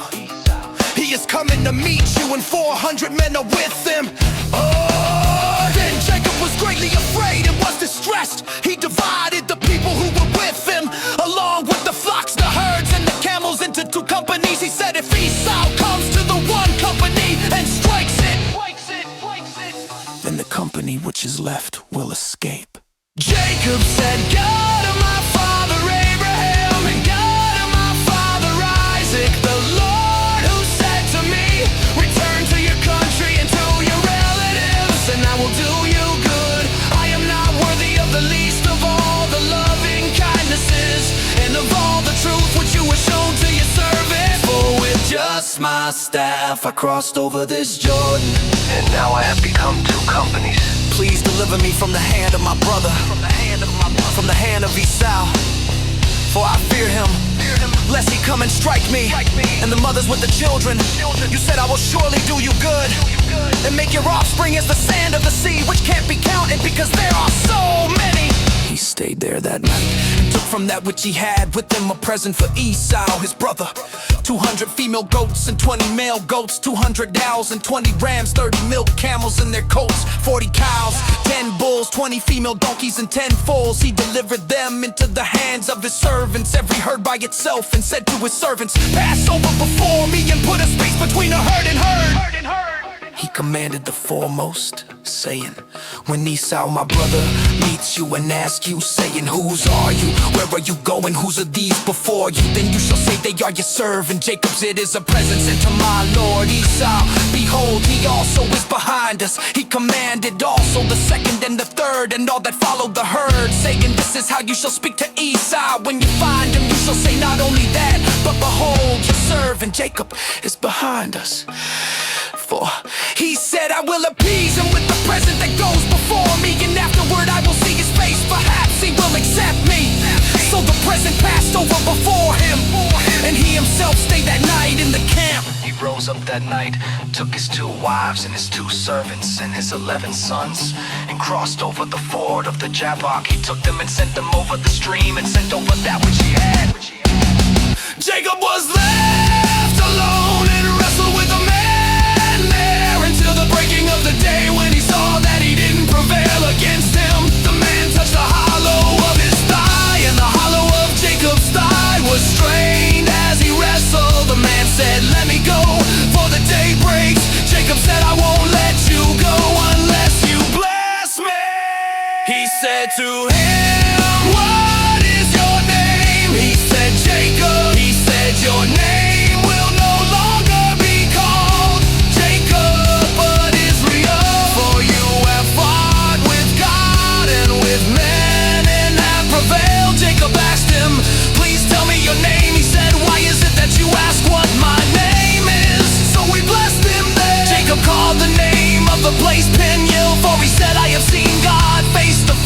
and my life is preserved. The sun rose on him as he passed over Peniel, and he limped because of his thigh.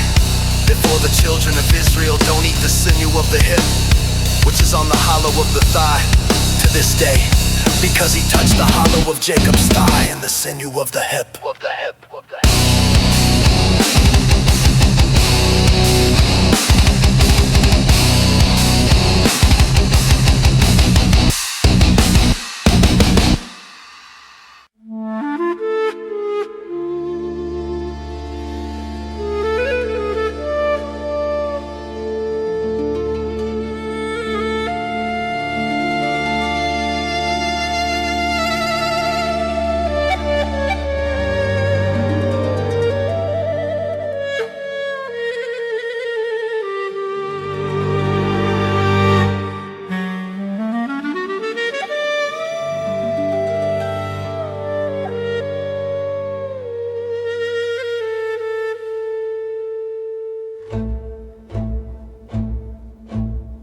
Jacob lifted up his eyes and looked, and behold, Esau was coming, and with him 400 men. He divided the children between Leah, Rachel, and the 2 servants. He put the servants and their children in front, Leah and her children after, and Rachel and Joseph at the rear. He himself passed over in front of them, and bowed himself to the ground 7 times, until he came near to his brother.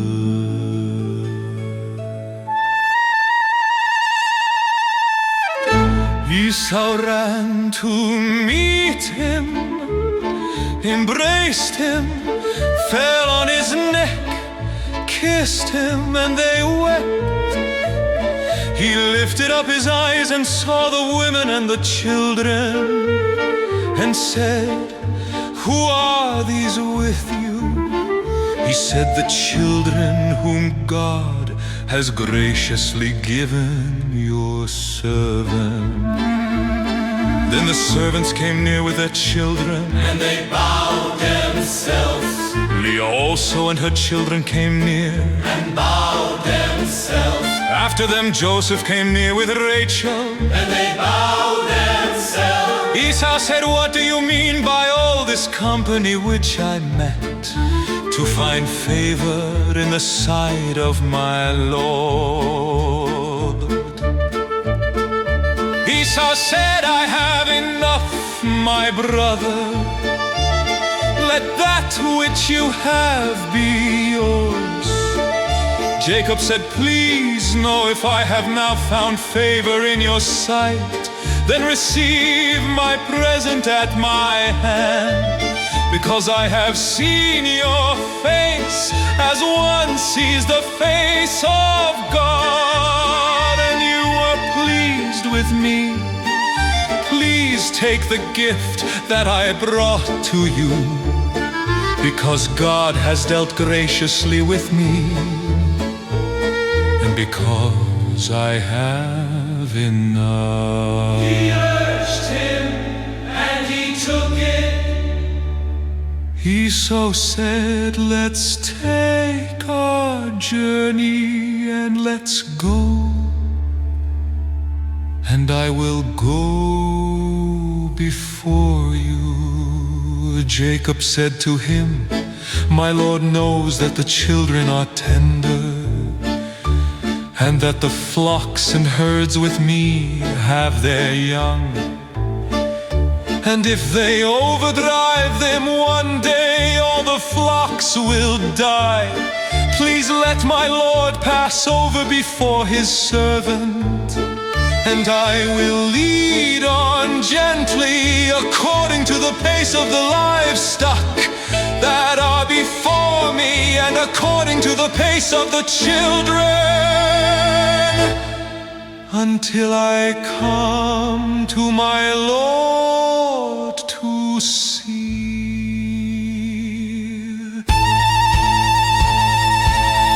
Esau said, "Let me now leave with you some of the people who are with me. He said, why?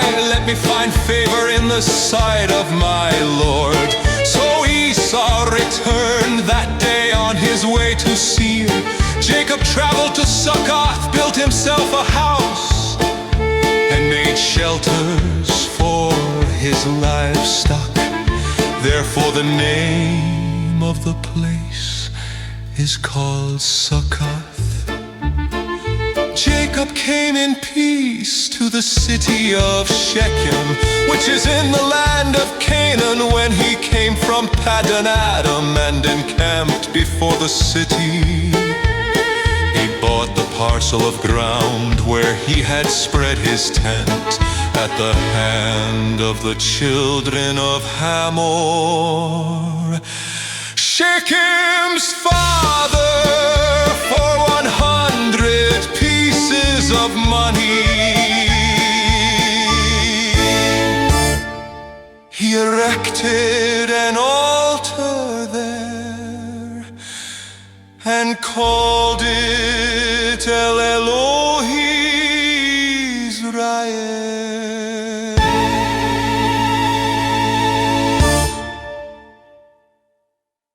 Dinah, the daughter of Leah, whom she bore to Jacob, went out to see the daughters of the land.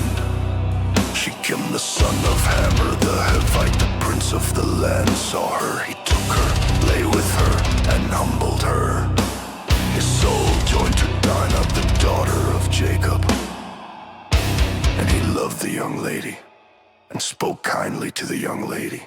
Jacob spoke to his father Hamor, saying, get me this young lady as a wife. Now Jacob heard that he had defiled Dinah, his daughter, and his sons were with his livestock in the field. Jacob held his peace until they came. Hamor, the father of Shechem, went out to Jacob to talk with him. The sons of Jacob came in from the field when they heard it. The men were grieved and they were very angry, because he had done folly in Israel in lying with Jacob's daughter, a thing that ought not to be done. Hamor talked with them, saying, the soul of my son Shechem longs for your daughter. Please give her to him as a wife.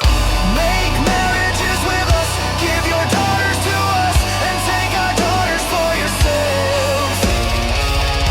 You shall dwell with us, and the land will be before you. Live and trade in it, and get possessions in it. Shechem said to her father and to her brothers, let me find favor in your eyes, and whatever you will tell me I will give. Ask me a great amount for a dowry, and I will give whatever you ask of me.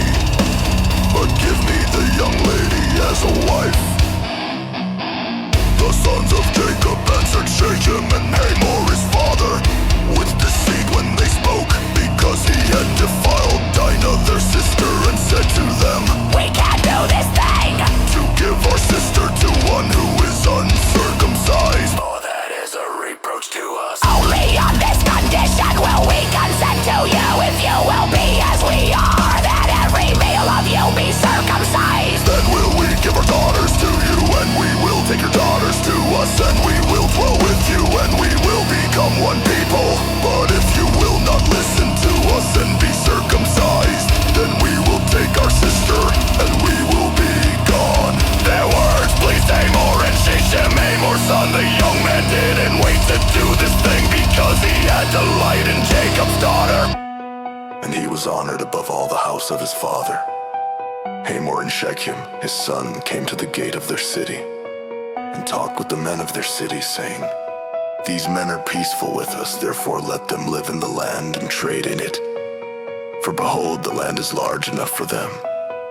Let's take their daughters to us for wives, and let's give them our daughters. Only on this condition will the men consent to us, to live with us, to become one people. If every male among us is circumcised as they are circumcised, won't their livestock and their possessions and all their animals be ours? Only let's give our consent to them, and they will dwell with us. Holy winds out of the gate of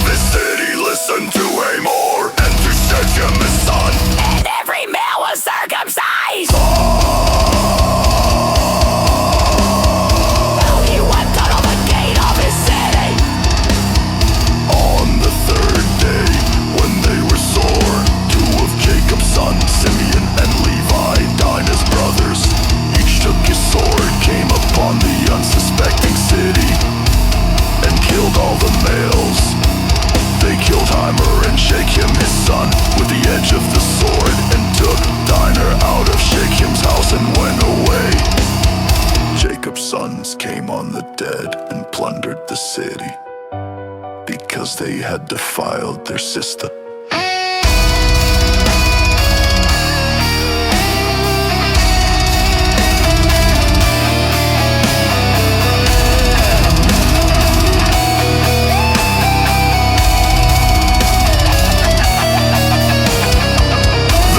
Their flocks, their herds, their donkeys, that which was in the city, that which was in the field, and all their wealth. They took captive all their little ones and their wife, and took as plunder everything that was in the house. Jacob said to Simeon and Levi, "You have troubled me to make me odious to the inhabitants of the land. Among the Canaanites and the Perizzites I am few in number. They will gather themselves together against me and strike me, and I will be destroyed, I and my house." They said, "Should he deal with our sister as with a prostitute?"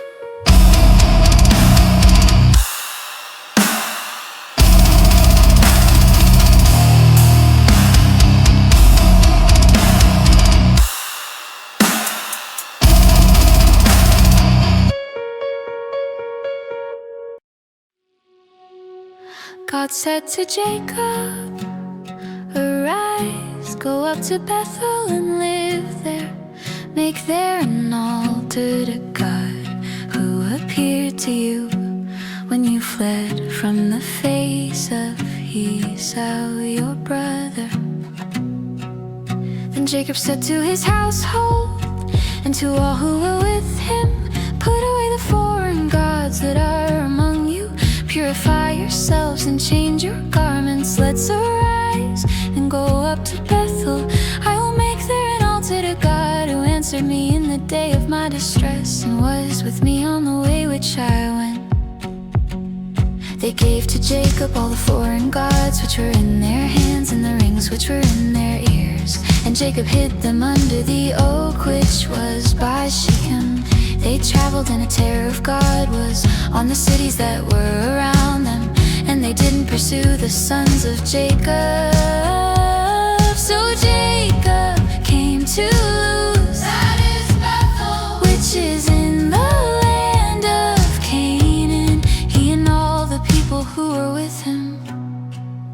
He built an altar there and called the place El Bethel, because their God was revealed to him.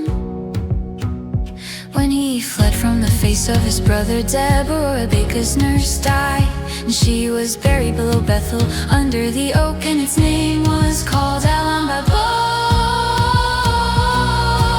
God appeared to Jacob again when he came from Paddan Aram and blessed him. God said to him, "Your name is Jacob, your name shall not be Jacob anymore, but your name will be Israel." Will be Israel. God said to him, "I am God Almighty, be fruitful and multiply. A nation and a company of nations will be from you, and kings will come out of your body. The land which I gave to Abraham and Isaac, I will give it to you, and to your offspring after you I will give the land."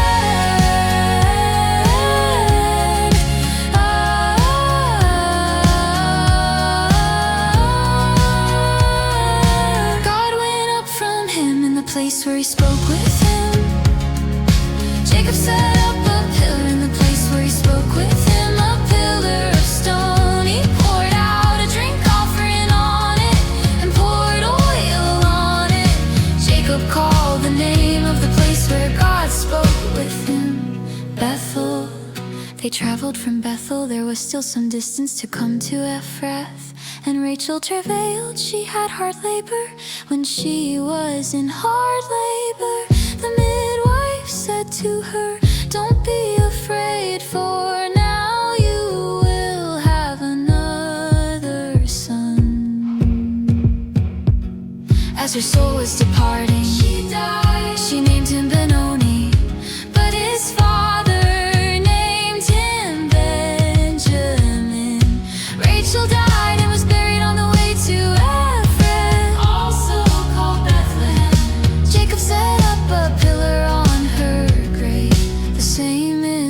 pillar of Rachel's grave to this day.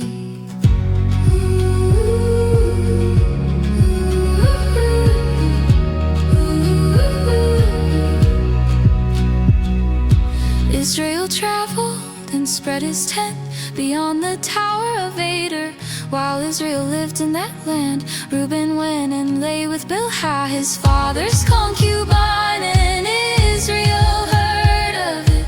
Now the sons of Jacob were 12, the sons of Leah, Reuben, Simeon, Levi, Judah, Issachar, and Zebulun, the sons of Rachel, Joseph and Benjamin, the sons of Bilhah, Gad and Asher. These are the sons of Jacob, who were born to him in Paddan Aram. Jacob came to Isaac his father, to Mamre, to Kiriath Arba, where Abraham and Isaac lived as foreigners. The days of Isaac were 180 years. Isaac gave up the spirit and died, and was gathered to his people, old and full of days. Esau and Jacob, his sons, buried him.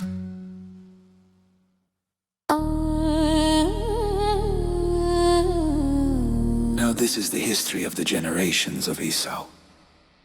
That is Edom.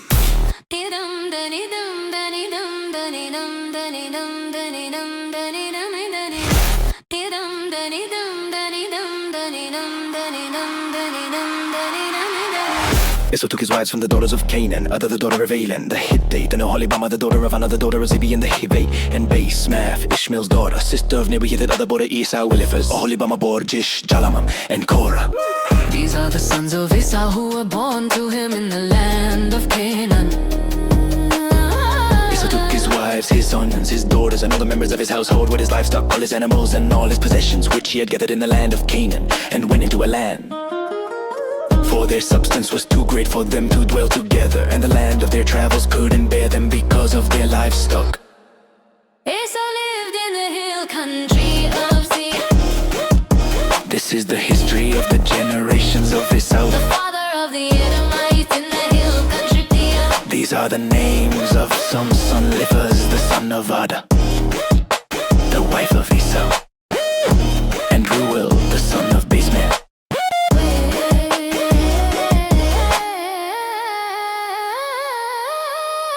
The sons of Eliphaz were Teman, Omar, Zepho, and Gatam, and Canaan. Timnah was concubine to Eliphaz, Esau's son, and she bore to Eliphaz Amalek. These are the descendants of Ada, Esau's son, and Mizah. These are the descendants of, these were the descendants of Basemath, Esau's wife. These were the sons of Oholibama, the daughter of Anna, the daughter of Zibeon, Esau's wife. She bore to Esau, Jish, Jalam, and Korah.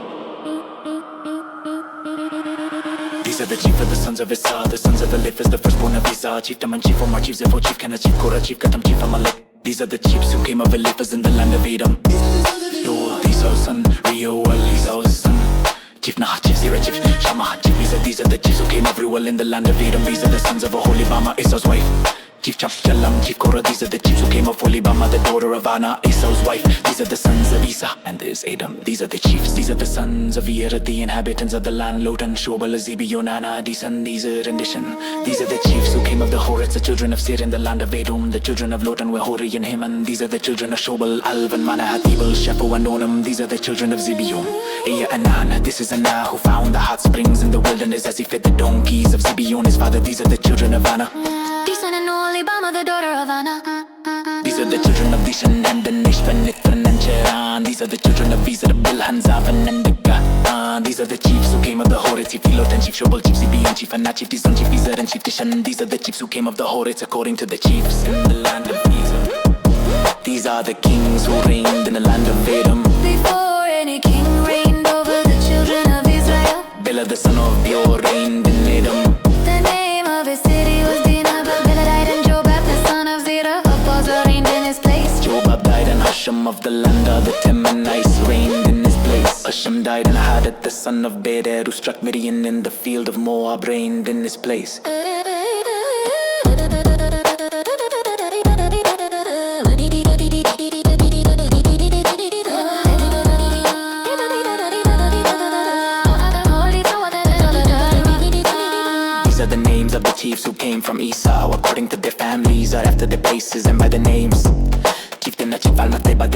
bama chipela chipena chipteman chipiza dimandiel and chifiram. These are the chiefs of Edom. According to their habitations in the land of their position. This is Esau, the father of the Edomites.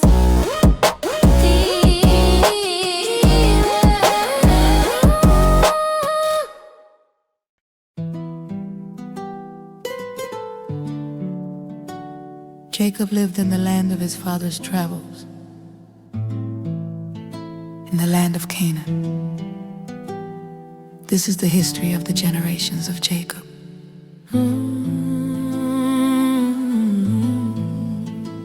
Joseph, being 17 years old, was feeding the flock with his brothers. He was a boy with the sons of Bilhah and Zilpah, his father's wives. Joseph brought an evil report of them to their father. Now Israel loved Joseph more than all his children, because he was the son of his old age, and he made him a tunic of many colors. His brothers saw that their father loved him more than all his brothers, and they hated him and couldn't speak peaceably to him. Joseph dreamed a dream, and he told it to his brothers, and they hated him all the more. He said to them, please hear this dream which I have dreamed. For behold, we were binding sheaves in the field, and behold, my sheaf arose and also stood upright. And behold, your sheaves came around and bowed down to my sheaf.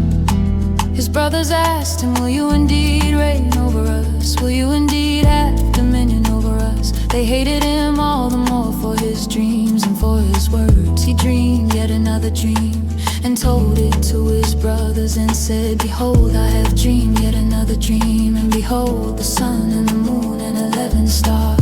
He told it to his father and to his brothers. His father rebuked him and said to him, what is this dream that you have dreamed? Will I and your mother and your brothers indeed come to bow ourselves down to the earth before you? His brothers envied him, but his father kept this saying in mind. His brothers went to feed their father's flock in Shechem. Israel said to Joseph, aren't your brothers feeding the flock in Shechem? Come and I will send you to them. He said to him, here I am. He said to him, go now, see whether it is well with your brothers and well with the flock, and bring me word again. So he sent him out of the valley of Hebron, and he came to Shechem. A certain man found him, and behold, he was wandering in the field. The man asked him, what are you looking for? He said, I am looking for my brothers. Tell me please where they are feeding the flock. The man said, they have left here, for I heard them say, let's go to Dothan. Joseph went after his brothers and found them in Dothan. They saw him afar off, and before he came near to them, they conspired against him to kill him. They said to one another, behold, this dreamer comes. Come now therefore, and let's kill him, and cast him into one of the pits, and we will say, an evil animal has devoured him. We will see what will become of his dreams. Reuben heard it and delivered him out of their hands, said, let's not take his life. Reuben said to them, shed no blood, throw him into this pit that is in the wilderness, but lay no hand on him, that he might deliver him out of their hand, to restore him to his father.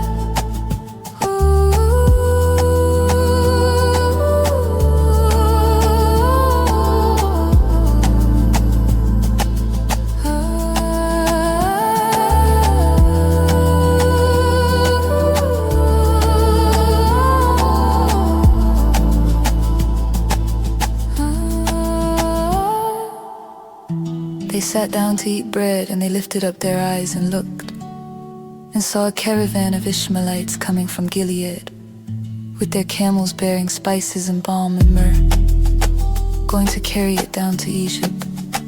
Judah said to his brothers, what profit is it if we kill our brother and conceal his blood?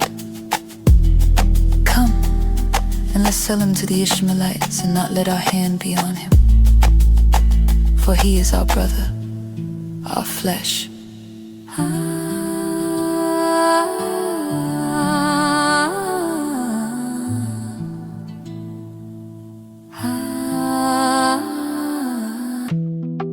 Midianites who were merchants passed by, and they drew and lifted up Joseph out of the pit, and sold Joseph to the Ishmaelites for 20 pieces of silver. The merchants brought Joseph into Egypt. Reuben returned to the pit and saw that Joseph wasn't in the pit, and he tore his clothes. He returned to his brothers and said, "The child is no more, and where will I go?" They took Joseph's tunic and killed a male goat and dipped the tunic in the blood. They took the tunic of many colors and they brought it to their father and said, "We have found this. Examine it now and see if it is your son's tunic or not." He recognized it and said, "It is my son's tunic. An evil animal has devoured him. Joseph is without doubt torn in pieces." Jacob tore his clothes and put sackcloth on his waist, then mourned for his son many days. All his sons and all his daughters rose up to comfort him, but he refused to be comforted. He said, "For I will go down to Sheol to my son, mourning." His father wept for him. The Midianites sold him into Egypt to Potiphar, an officer of Pharaoh's, the captain of the guard.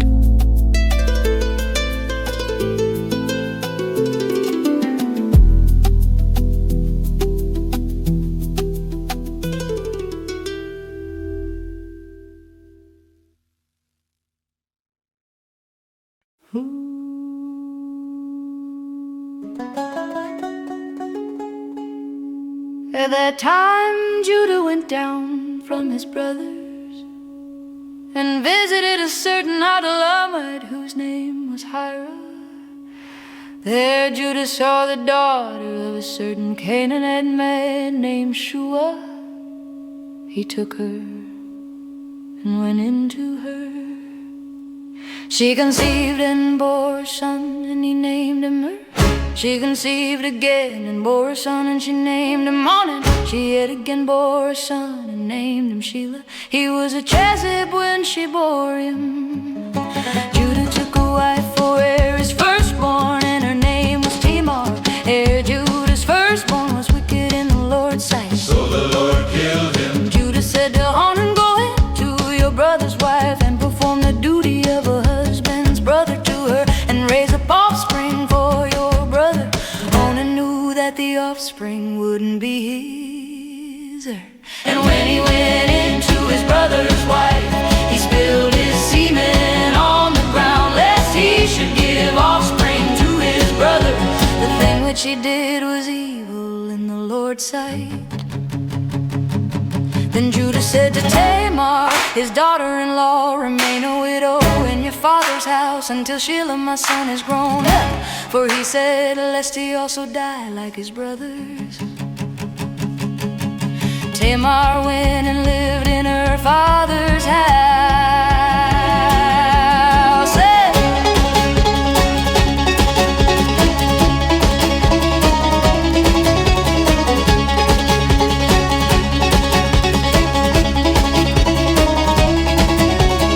After many days, Shua's daughter, the wife of Judah, died. Judah was comforted and went up to his sheep shears to Timnah. He and his friend Hira the Adullamite. Tamar was told, "Behold, your father-in-law is going up to Timnah to shear his sheep."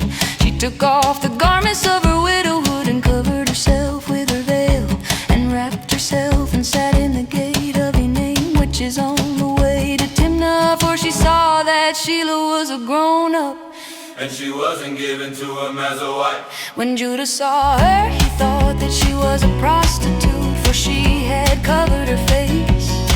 He turned to her by the way and said, "Please come, let me come into you." For he didn't that you may come into me. He said, I will send you a young goat from the flock. She said, will you give me a pledge until you send it? He said, what pledge will I give you? She said, your singing and your cord and your staff that is in your hand. He gave them to her and came into her. She arose and went away and put off her veil from her and put on the garments of her widowhood. Yeah. Judah sent the young goat by the hand of his friend, the Adullamite, to receive the pledge from the woman's hand. But he didn't find her. Then he asked the men of her place, saying, where is the prostitute that was at and named by the road? They said, there has been no prostitute here. He returned to Judah and said, I haven't found her. And also the men of the place said, there has been no prostitute here. Judah said, let her keep it, lest we be shamed. Behold, I sent this young goat, and you haven't found her.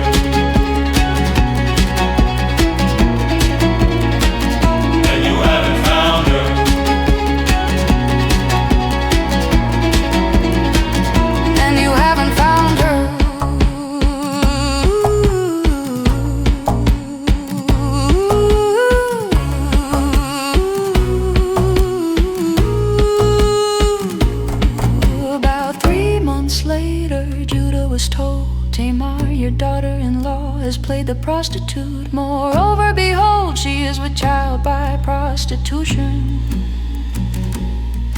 Judah said, bring her out and let her be burned. When she was brought out, she sent to her father-in-law, saying, I am with child by the man who owns these.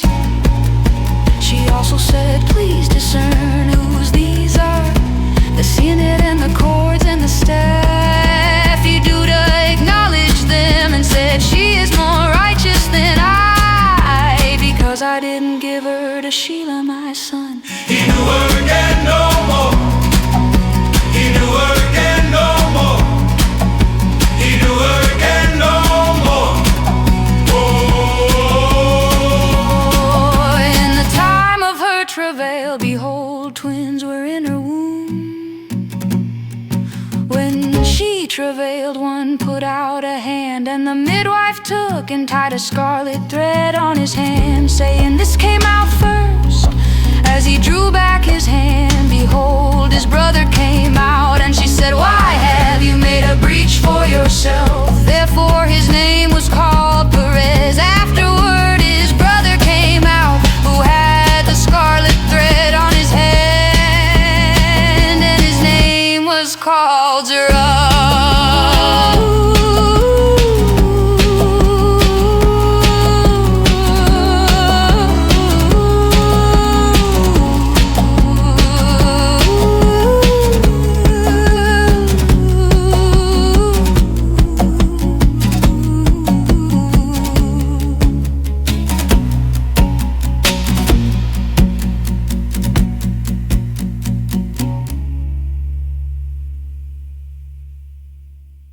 Joseph was brought down to Egypt.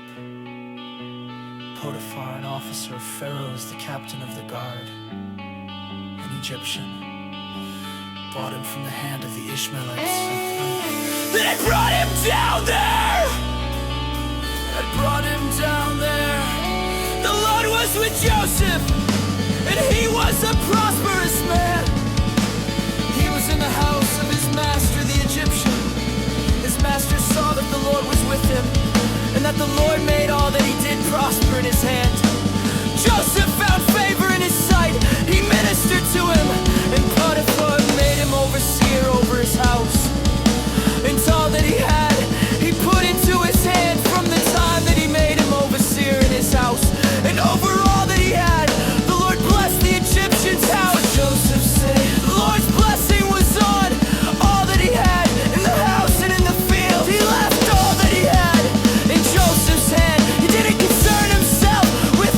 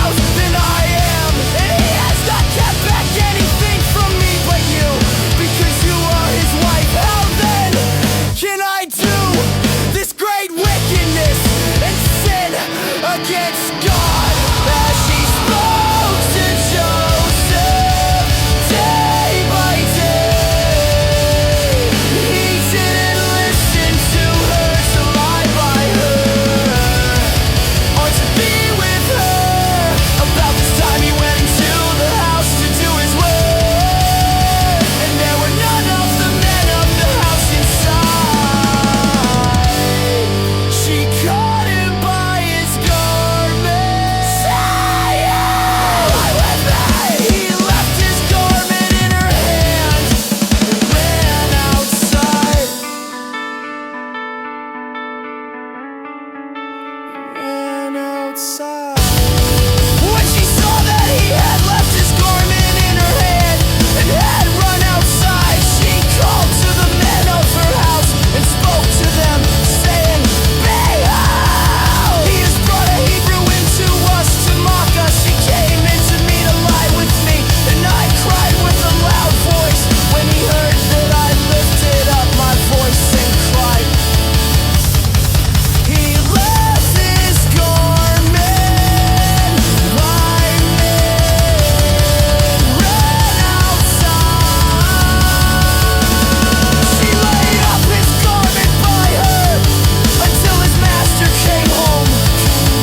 She laid up his garment by her until his master came home. She spoke to him, according to these words, saying, "The Hebrew servant whom you have brought to us came into me to mock me. And as I lifted up my voice and cried, he left his garment by me and ran outside." And his master till his master heard the words of his wife when she spoke to him, saying, "This is what your servant did to me." His wrath was kindled. Joseph's master took him and put him into the prison, the place where the king's prisoners were bound. He was there in custody. But the Lord was with Joseph and showed kindness to him and gave him favor in the sight of the keeper of the prison.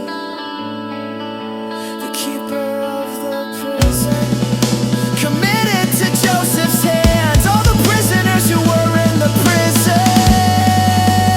All that they did there, he was responsible for it.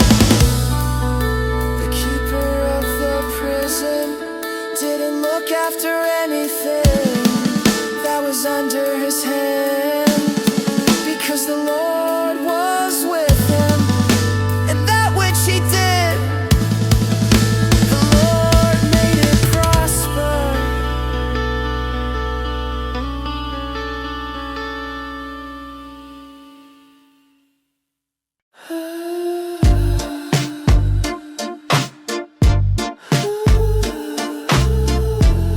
After these things, the butler of the king of Egypt and his baker offended their lord, the king of Egypt. Pharaoh was angry with his two officers, the chief cupbearer and the chief baker. He put him in custody in the house of the captain of the guard, into the prison, the place where Joseph was bound. The captain of the guard assigned them to Joseph, and he took care of them. They stayed in prison many days. They both dreamed a dream, each man his dream, in one night. Each man according to the interpretation of his dream. The cupbearer and the baker, the king of Egypt, who were bound in the prison, Joseph came into them in the morning and saw them, and saw that they were sad. He asked Pharaoh's officers who were with him in custody in his master's house, saying, "Why do you look so sad today?" They said to him, "We have dreamed a dream, and there is no one who can interpret it." Joseph said to them, "Don't interpretations belong to God? Please tell it to me." The chief cupbearer told his dream to Joseph and said to him, "In my dream, behold, a vine was in front of me. And in the vine were 3 branches. It was as though it budded, it blossomed, and its clusters produced ripe grapes. Pharaoh's cup was in my hand, and I took the grapes and pressed them into Pharaoh's cup. And I gave the cup into Pharaoh's hand." Joseph said to him, "This is its interpretation. The 3 branches are 3 days. Within 3 more days, Pharaoh will lift up your head and restore you to your office. You will give Pharaoh's cup into his hand, the way you did when you were his cupbearer. But remember me when it is well with you." Please show kindness to me and make mention of me to Pharaoh, and bring me out of this house, for indeed I was stolen away out of the land of the Hebrews. nothing that they should put me into the dungeon. When the chief baker saw that the interpretation was good, he said to Joseph, I also was in my dream, and behold, 3 baskets of white bread were on my head. in the uppermost basket there were all kinds of baked food for Pharaoh, and the birds ate them out of the basket on my head.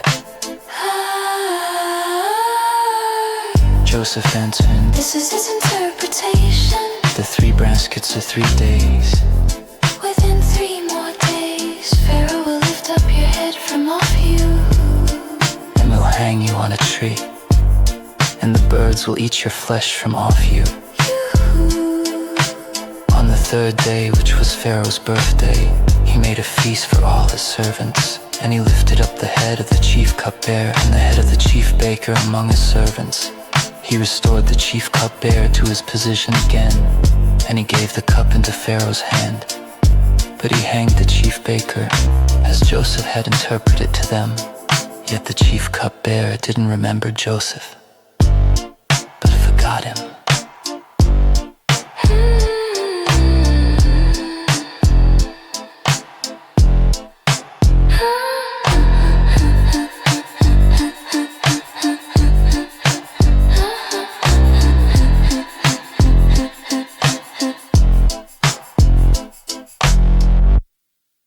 At the end of 2 full years, Pharaoh dreamed, and behold, he stood by the river.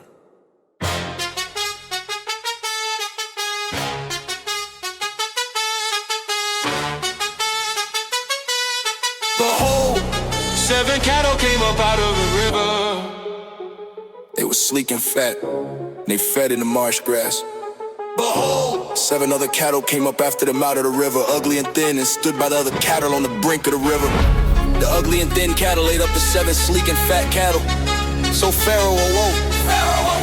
He slept and dreamed a second time, and behold, 7 heads of grain came up on one stalk, healthy and good. Behold, 7 heads of grain, thin and blasted, with the east wind sprung up after them. The thin heads of grain swallowed up the 7 healthy and full ears. Pharaoh awoke, and behold, it was a dream. In the morning, his spirit was troubled, and he sent and called for all of Egypt's magicians and wise men. Pharaoh told him his dreams, but there was no one who could interpret them to Pharaoh. Then the chief cupbearer spoke to Pharaoh, saying, I remember my faults today.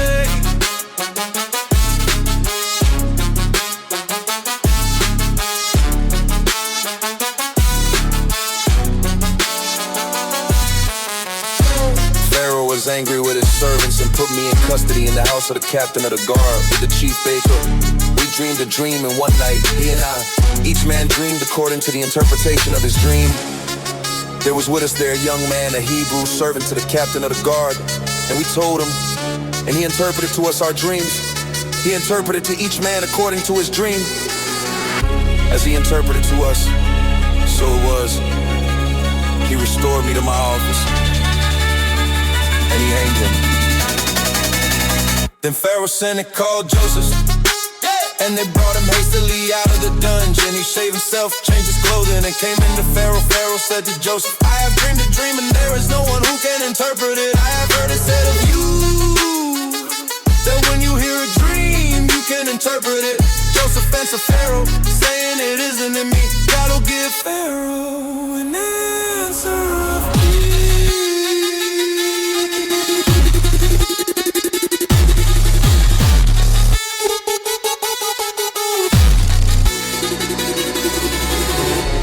Pharaoh spoke to Joseph.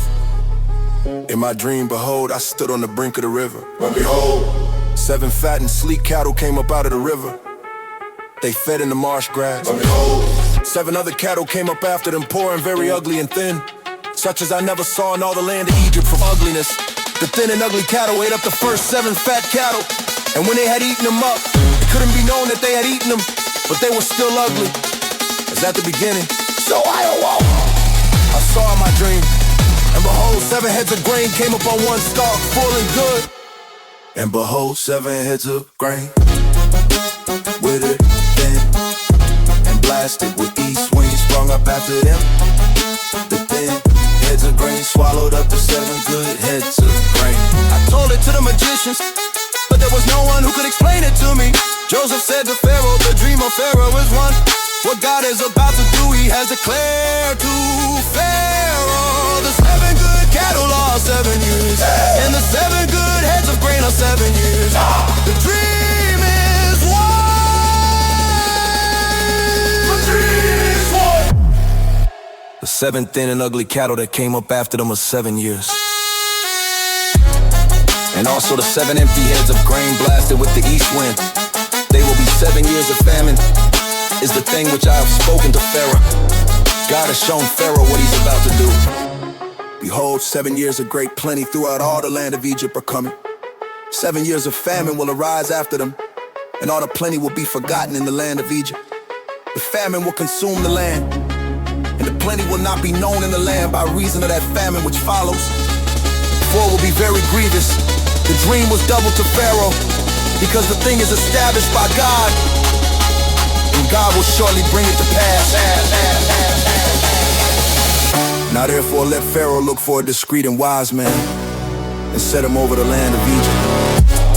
Let Pharaoh do this, and let him appoint overseers over the land, and take up the 5th part of the land of Egypt's produce in the 7 plenteous years. Let them gather all the food of these good years that come, and store grain under the hand of Pharaoh for food in the cities, and let him keep it. The food will be to supply the land against the 7 years of famine, which will be in the land of Egypt, so that the land will not perish through the famine. The thing was good in the eyes of Pharaoh, and in the eyes of all his servants. Pharaoh said to his servants, can we find such a one as this? A man in whom is the Spirit of God. Pharaoh said to Joseph, because God has shown you all of this, there was no one so discreet and wise as you. You shall be over my house. All my people will be ruled according to your word. Only in the throne I will be greater than you. Pharaoh said to Joseph, behold, I have set you over all the land of Egypt. Pharaoh took off his signet ring from his hand and put it on Joseph's hand, and arrayed him in robes of fine linen, and put a gold chain about his neck. He made him ride in the 2nd chariot which he had. They cried before him, follow me. You set him over all the land of Egypt. Pharaoh said to Joseph, Pharaoh said to Joseph, Pharaoh said to Joseph, without you no man shall lift up his hand or his foot in all the land of Egypt. Pharaoh called Joseph's name Zaphanath. To Nea he gave him a sentence. The God of took this for a prince to Vaughn as a wife. Joseph went out over the land of Egypt. Joseph was 30 years old when he stood before Pharaoh, king of Egypt. Joseph went out from the presence of Pharaoh and went throughout all the land of Egypt. In the 7 plenteous years, the earth produced abundantly. He gathered up all the food of the 7 years which were in the land of Egypt, and laid up the food in the cities. He stores food in each city from the fields around the city. Joseph laid up grain as the sand of the sea every month, until he stopped counting, for it was without number. So Joseph was born 2 sons before the year of famine came, who was sent the daughter of Potiphar, a priest of On. Born to him, Joseph called the name of the firstborn Manasseh. For he said, God has made me forget all my toil in all my father's house. The name of the second he called Ephraim, for God has made me fruitful in the land of my affliction. The 7 years of plenty that were in the land of Egypt came to an end. The 7 years of famine began to come just as Joseph had said. There was famine in all lands, but in all the land of Egypt there was grain. When all the land of Egypt was famished, the people cried to Pharaoh for bread, and Pharaoh said to all the Egyptians, go to Joseph, what he says to you do. What he says to you do. The famine was over all the servants of the earth. Joseph opened all the storehouses and sold to the Egyptians. The famine was severe in the land of Egypt. countries came into Egypt to Joseph to buy grain. Because the famine was severe in all the earth.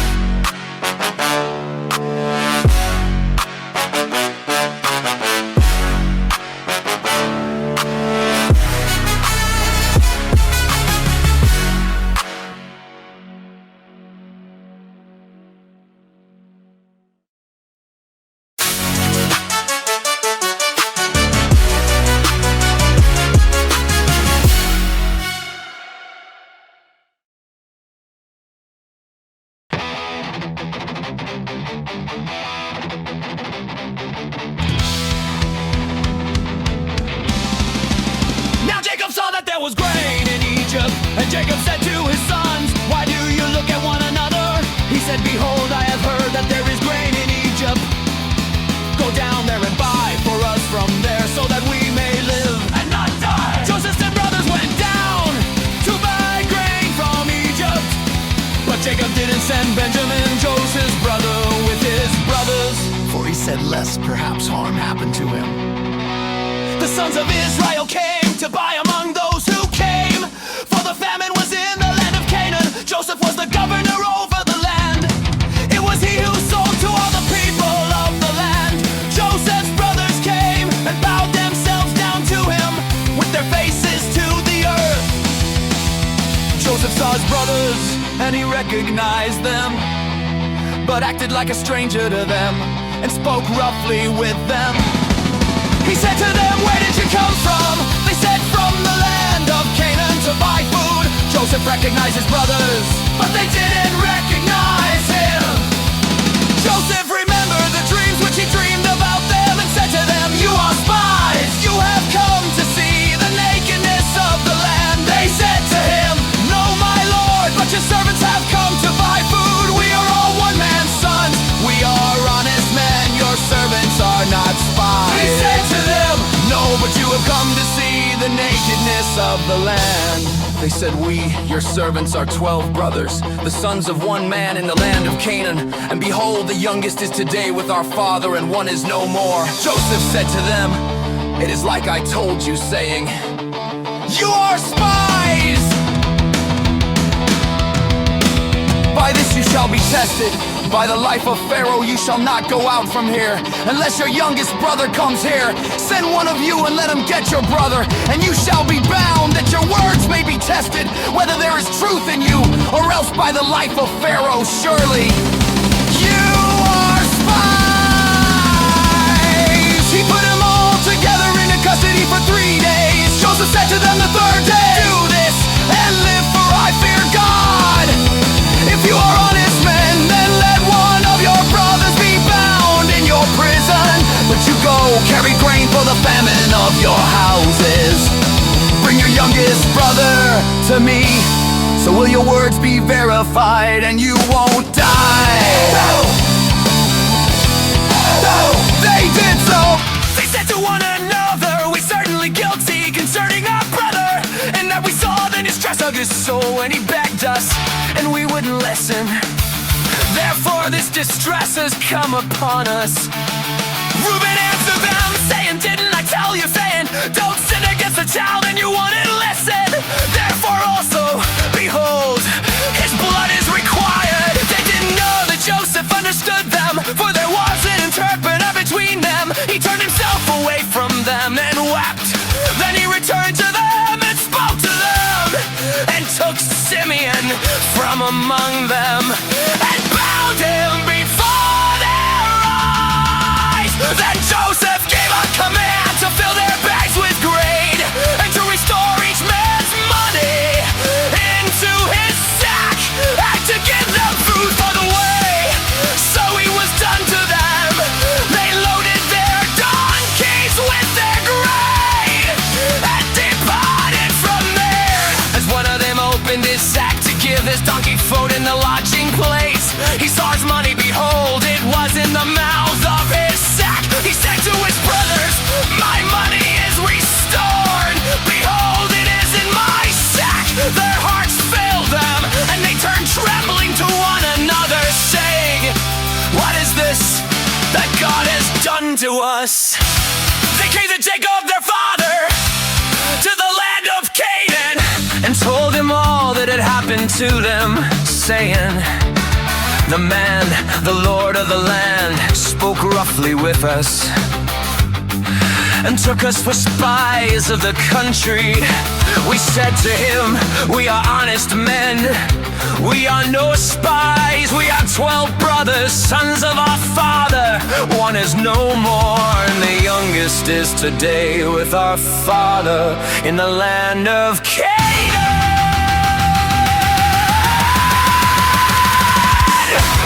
The man, the Lord of the land, said to us, by this I will know that you are honest men.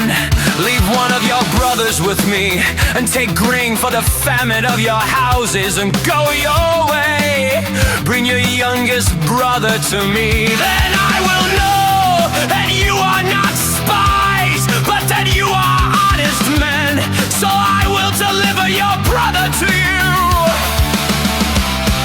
and you shall trade in the land.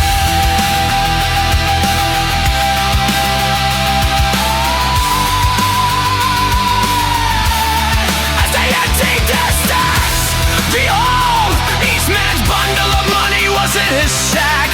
When they and their father saw their bundles of money, they were afraid.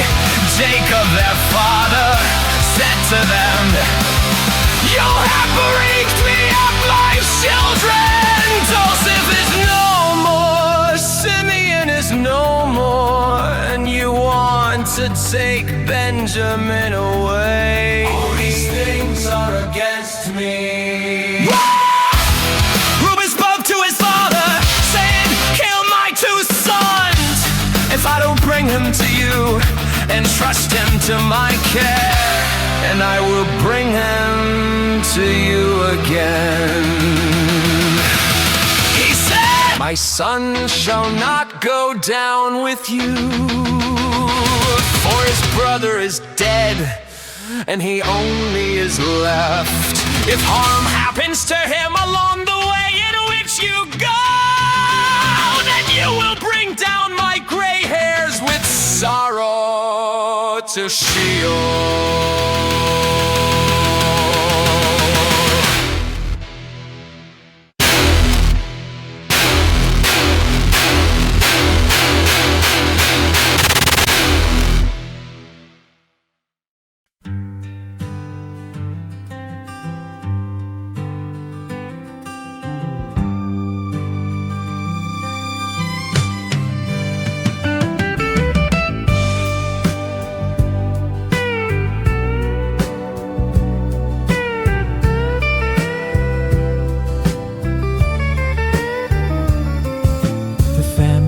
Severe in the land,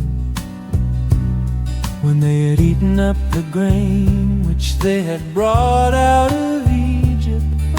Their father said to them, go again, buy us a little more food. Judah spoke to him, saying, the man solemnly warned us, saying, you shall not see my face unless your brother is with you.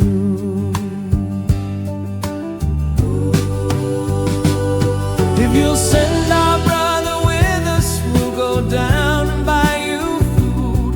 But if you don't send him, we won't go down. For the man said to us, you shall not see my face unless your brother is with you. Unless your brother is with you. Israel said, why did you treat me so badly? Telling the man that you had another brother. They said the man asked directly concerning ourselves and concerning our relatives, saying, is your father still alive? Have you another brother? We just answered his questions. Is there any way we could know that he would say, bring your brother down?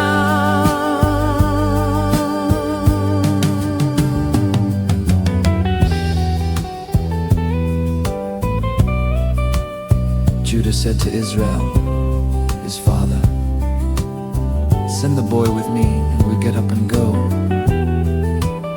so that we may live and not die, both we and you, and also our little ones." I'll be collateral for him. From my hand will you require him if I don't bring him to you and set him before you? Then let me bear the blame forever, for if we hadn't delayed, surely we would have returned a second time by now. Their father Israel said to them, "If it must be so, then do this.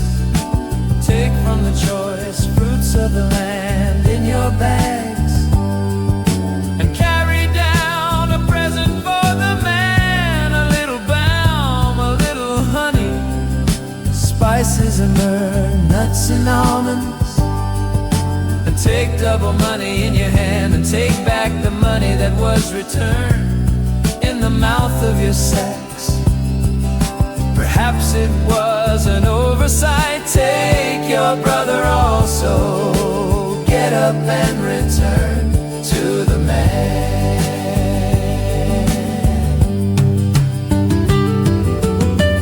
May God Almighty give you mercy before the man, that he may release to you your other brother and Benjamin.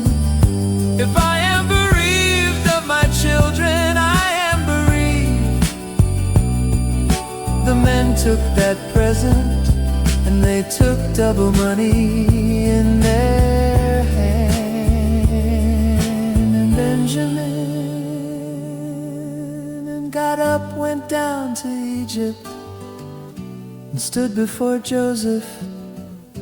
When Joseph saw Benjamin with them, he said to the steward of his house, "Bring the men into the house and butcher an animal and prepare, for the men will dine with me at noon." The man did as Joseph commanded, and the man brought the men to Joseph's house.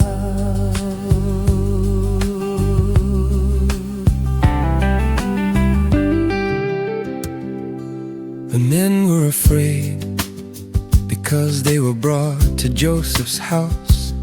And they said, "Because of the money that was returned in our sacks the first time we're brought in, that he may seek occasion against us, attack us, and seize us as slaves, along with our donkeys." They came near to the steward of Joseph's house, and they spoke to him at the door of the house, and said, "Oh my Lord, we indeed came down the first time to buy food. When we came to the lodging place, we opened our sacks, and behold, each man's money was in the mouth of his sack. Our money in full weight, we have brought it back in our hand. We have brought down other money in our hand to buy food. We don't know who put our money in our sacks." He said, "Peace be to you, don't be afraid. Your God and the God of your father has given you treasure in your sacks. I received your money." He brought Simeon out to them. The man brought the men into Joseph's house and gave them water, and they washed their feet. He gave their donkeys fodder. They prepared the present for Joseph's coming at noon, for they heard that they should eat bread there. When Joseph came home, they brought him the present which was in their hand, into the house, and bowed themselves down to the earth before him. He asked them of their welfare and said, "Is your father well? The old man of whom you spoke, is he yet alive?" They said, your servant, our father, is well, he is still alive. They bowed down humbly. He lifted up his eyes and saw Benjamin, his brother, his mother's son, and said, is this your youngest brother, of whom you spoke to me? He said, God be gracious to you, my son. Joseph hurried, for his heart yearned over his brother, and he sought a place to weep. He entered into his room and wept there. He washed his face and came out. He controlled himself and said, serve the meal. They served him by himself and them by themselves, and the Egyptians who ate with him by themselves, because the Egyptians don't eat with the Hebrews, for that is an abomination to the Egyptians.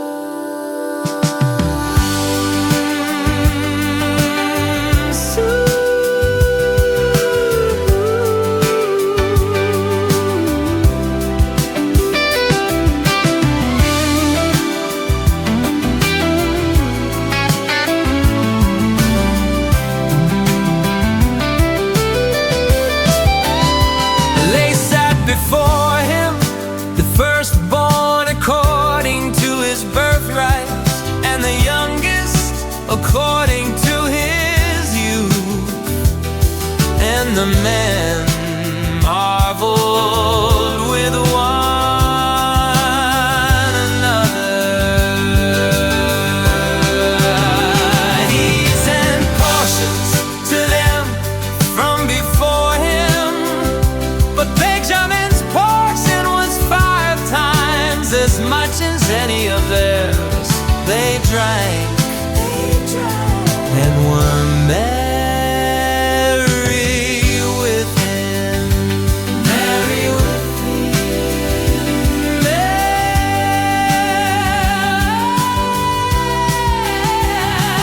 Merry with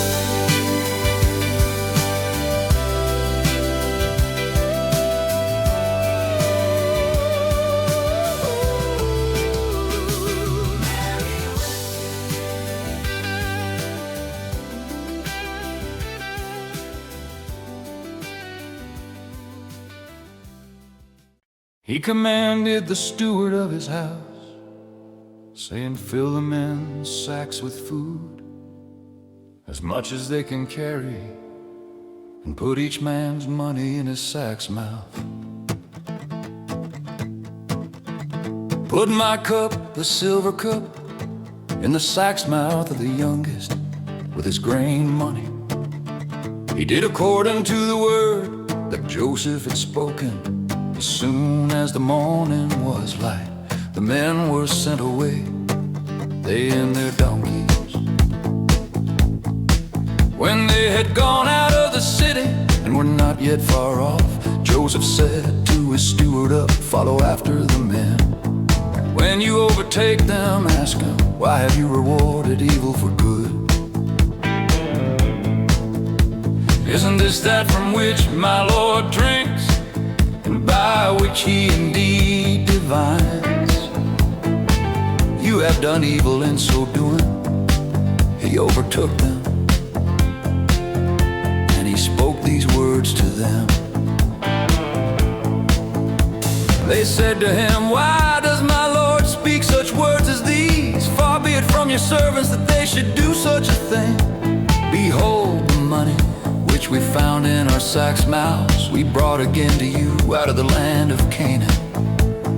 How then should we steal silver or gold out of your Lord's house? With whomever of your servants it is found, let him die, and we also will be my Lord's slaves. He said, now also let it be according to your words. He with whom it is found will be my slave, And you will be blameless. and you will be blameless. Then they hurried, and each man took his sack down to the ground, and each man opened his sack. He searched youngest, the cup was found in Benjamin's sack. Then they tore their clothes and each man loaded his donkey and returned to the city. Judah and his brothers came to Joseph's house, and he was still there. They fell on the ground before him. Joseph said to them, "What deed is this that you have done? Don't you know that such a man as I can indeed do divination?" Judah said, "What will we tell my Lord? What will we speak? How will we clear ourselves? God has found out the iniquity of your servants. Behold, we are my Lord's slaves, both we and he also, in whose hand the cup is found." He said, "Far be it from me that I should do so. The man in whose hand the cup is found, he will be my slave. But as for you, go up in peace to your father." Then Judah came near to him and said, "Oh, my Lord, please let your servant speak a word in my Lord's ears. And don't let your anger burn against your servant, for you are even as Pharaoh." My Lord asked his servants, saying, "Have you a father or a brother?" We said to my Lord, "We have a father, an old man, and a child of his old age, a little one, and his brother is dead, and he alone is left of his mother, and his father loves him. You said to your servants, bring him down to me, that I may set my eyes on him." We said to my Lord, "The boy can't leave his father, for if he should leave his father would die. You said to your servants, unless your youngest brother comes down with you, you will see my face no more." When we came up to your servant, my father, we told him the words of my Lord.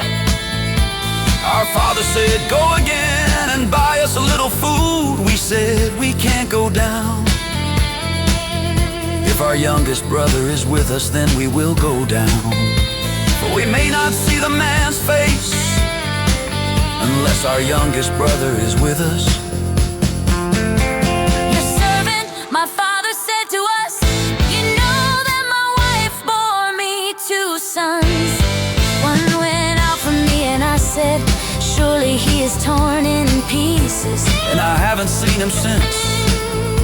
If you take this one also from me and harm happens to him, you will bring down my gray hairs with sorrow to Sheol." Now therefore, when I come to your servant, my father, and the boy is not with us, since his life is bound up in the boy's life, it will happen when he sees that the boy is no more, that he will die. Your servants will bring down the gray hairs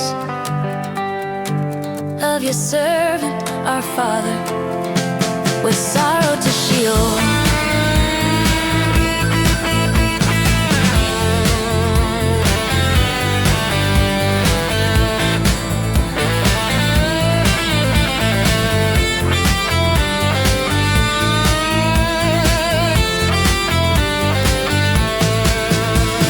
Servant became collateral for the boy to my father, saying, "If I don't bring him to you, then I will bear the blame to my father forever.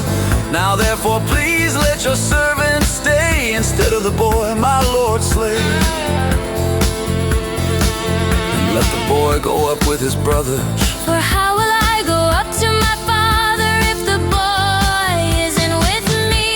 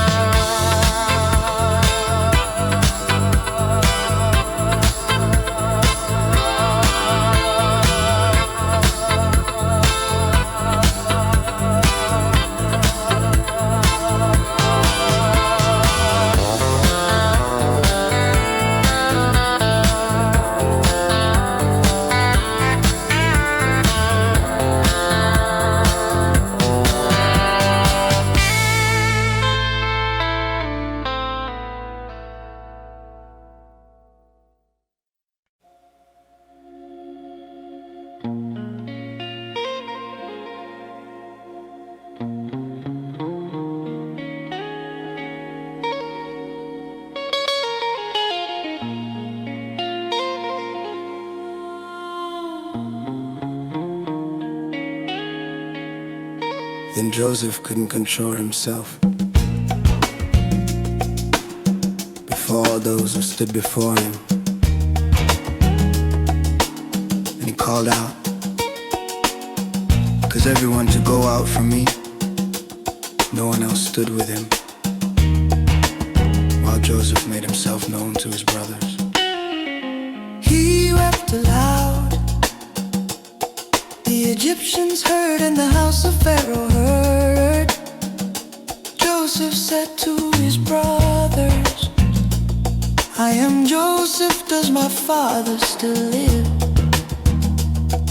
His brothers couldn't answer him, for they were terrified at his presence. Joseph said to his brothers, "Come near to me, please came near."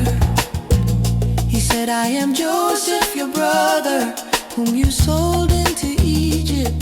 Now don't be grieved nor angry with yourself that you sold me here, for God sent me before you to preserve life." For these 2 years the famine has been in the land, and there are yet 5 years in which there will be no plowing and no harvest. God sent me before you to preserve for you a remnant in the earth, and to save you alive by a great deliverance. So now it wasn't you who sent me here, but God, and He has made me a father to Pharaoh, Lord of all his house and ruler over all the land of Egypt. Hurry and go up to my father and tell him, this is what your son Joseph says. God has made me Lord of all Egypt. Come down to me, don't wait. You shall dwell in the land of Goshen, and you will be near to me. Your children, your children's children, your flocks, your herds, and all that you have, there I will provide for you. For there are yet 5 years of famine, lest you come to poverty.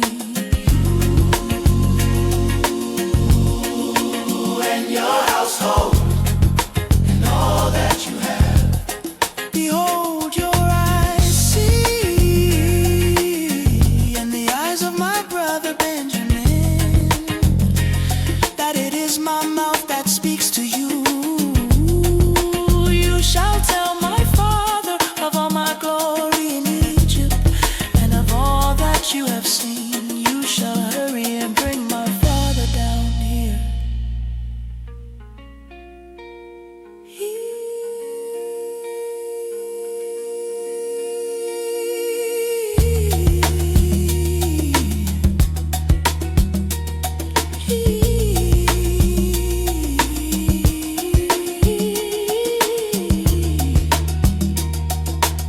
He fell on his brother Benjamin's neck and wept,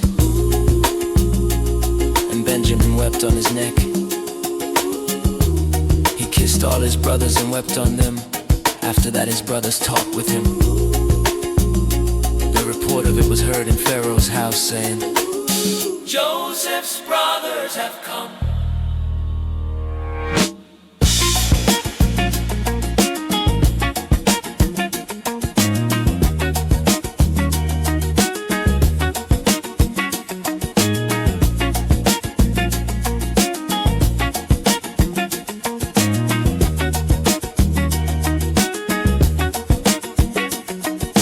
Pharaoh said to Joseph, tell your brothers, do this, load your animals and go.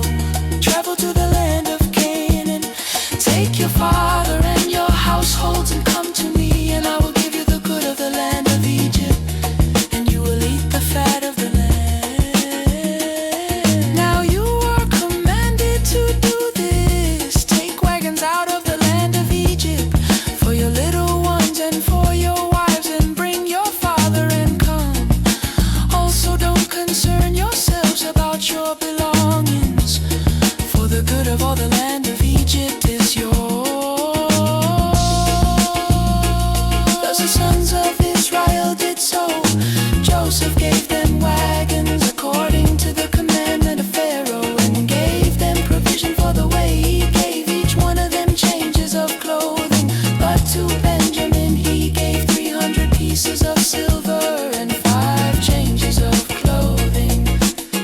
following to his father.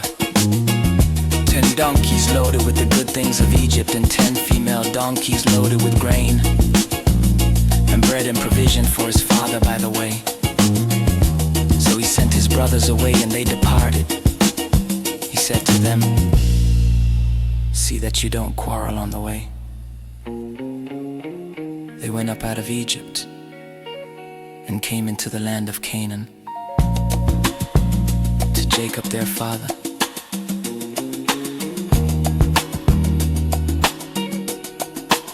They told him saying, Joseph is still alive and he is ruler over all the land of Egypt. His heart fainted, for he didn't believe them. They told him all the words of Joseph which he had said to them. When he saw the wagons which Joseph had sent to carry him, the spirit of Jacob their father revived. Israel said, it is enough. Joseph, my son, is still alive.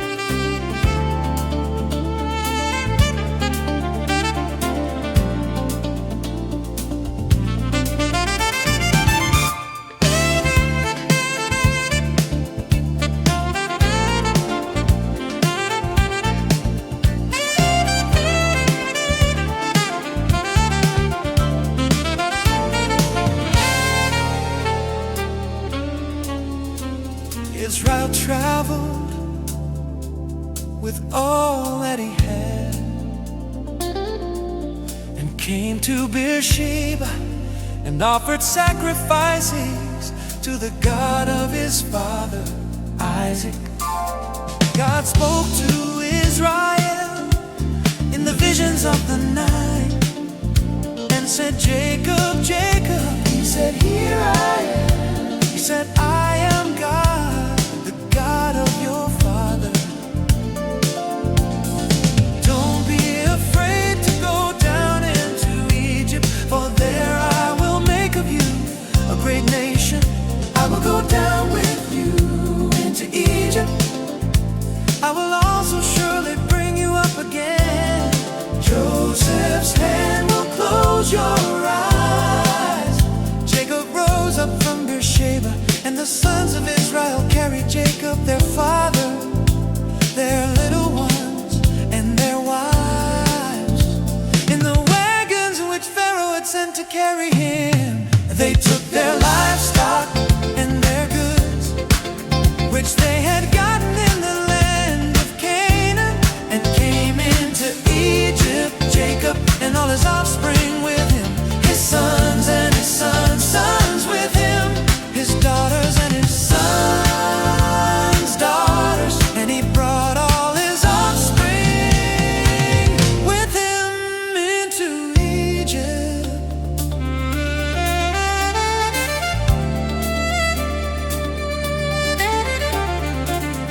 These are the names of the children of Israel who came into Egypt, Jacob and his sons.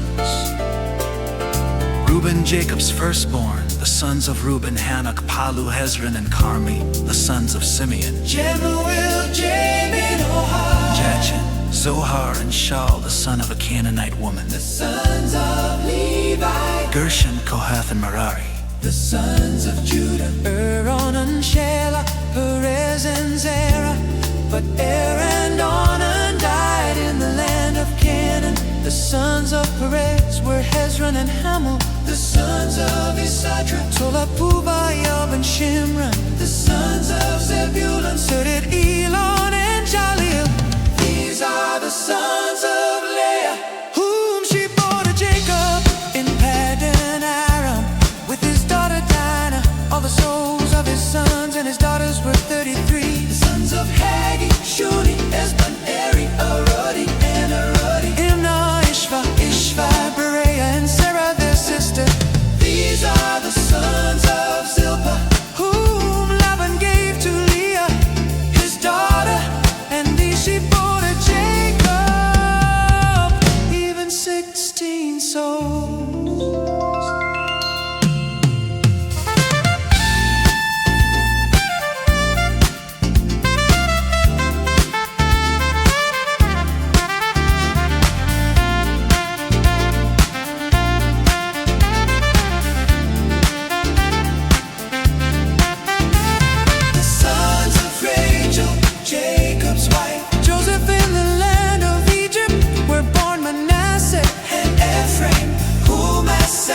The daughter of Potiphar, a priest of On, bore to him Melabetcher, Ashbel, Geranam, and Rosh, Hopim, and these are the sons of Rachel, who were born to Jacob. All the souls were 40.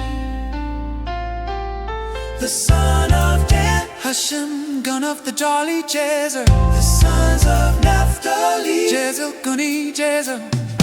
These are the sons of Bilhah, whom Laban gave to Rachel, his daughter, and these she bore to Jacob. All the souls were 7, all the souls who came with Jacob into Egypt, who were his direct offspring, in addition to Jacob's sons' wives. All the souls were 66, the sons of Joseph, who were born to him in Egypt, were 2 souls. All the souls of the house of Jacob, who came into Egypt, were 70. Jacob sent Judah before him to Joseph, to show the way before him to Goshen. And they came into the land of Goshen. Joseph prepared his chariot and went up to meet Israel, his father, in Goshen. He presented himself to him and fell on his neck and wept on his neck a good while. Israel said to Joseph, "Now let me die, since I have seen your face, that you are still alive."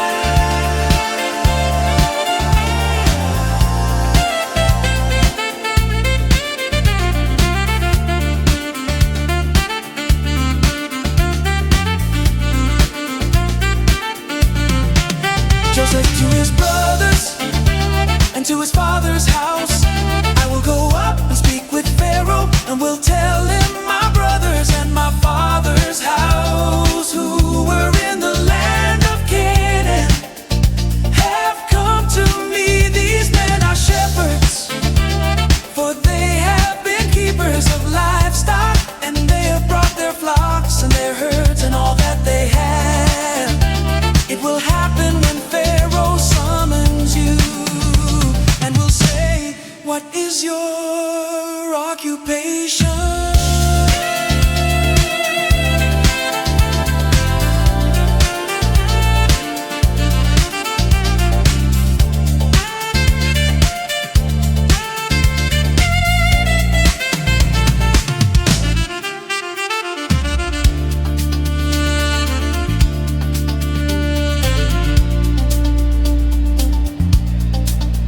You shall say,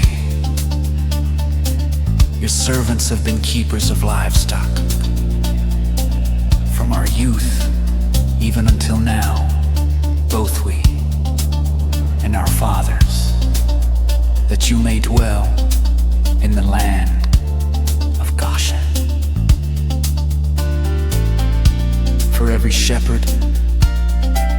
is an abomination to the Egyptians.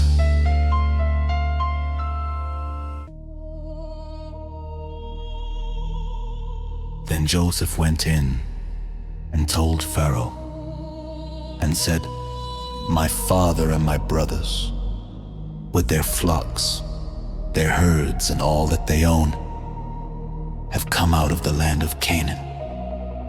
And behold, they are in the land of Goshen."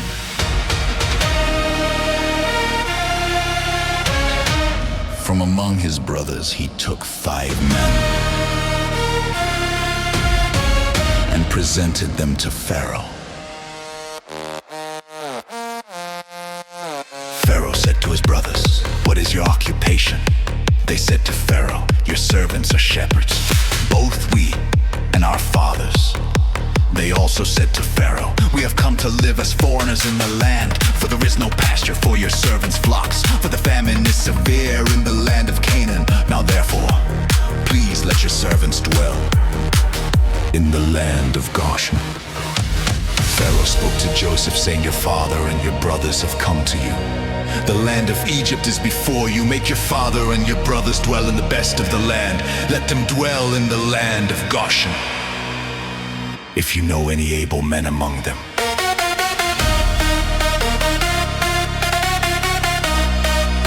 Then put them in charge of my livestock.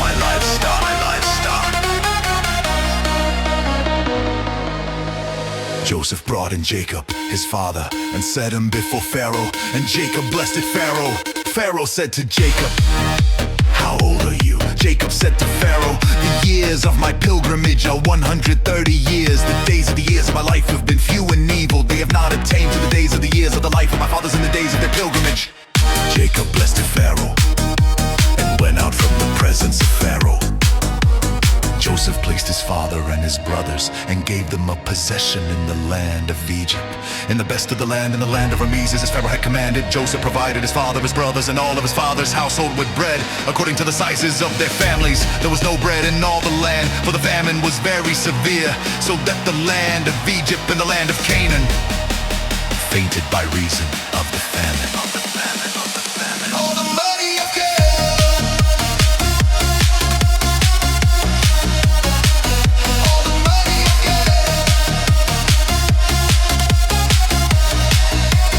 Joseph gathered up all the money that was found in the land of Egypt and the land of Canaan for the grain which they bought. And Joseph brought the money into Pharaoh's house. When the money was all spent in the land of Egypt and in the land of Canaan, all the Egyptians came to Joseph and said, "Give us bread, for why should we die in your presence? For our money fails." Joseph said, "Give me a livestock, and I will give you food for your livestock. If your money is gone," they brought their livestock to Joseph, and Joseph gave them bread in exchange for the horses and for the flocks and for the herds and for the donkeys, and he fed them with bread in exchange for all their livestock for that year.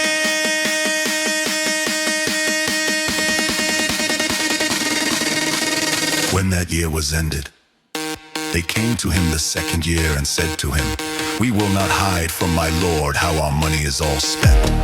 And the herds of livestock are my lord's. There is nothing left in the sight of my lord but our bodies and our lands. Why should we die before your eyes, both we and our land? Buy us and our land for bread, and we and our land will be servants to Pharaoh. Give us seed that we may live and not die, and that the land won't be desolate." So Joseph bought all the land of Egypt for Pharaoh, for every man of the Egyptians sold his field, because the famine was severe on them, and the land became Pharaoh's. As for the people, he moved them to the cities, from one end of the border of Egypt, even to the other end of it. Only went by the land to the priest, and the priest had a portion from Pharaoh, and ate their portion, which Pharaoh gave them. That is why they didn't sell their land. Then Joseph said to the people, "Behold, I have bought you and your land today for Pharaoh. Behold, here is seed for you and you shall sow the land. It will happen at the harvest that you shall give a fifth to Pharaoh, and 4 parts will be your own, for seed of the field, for your food, for them of your households, and for food for your little ones. They said, you have saved our lives.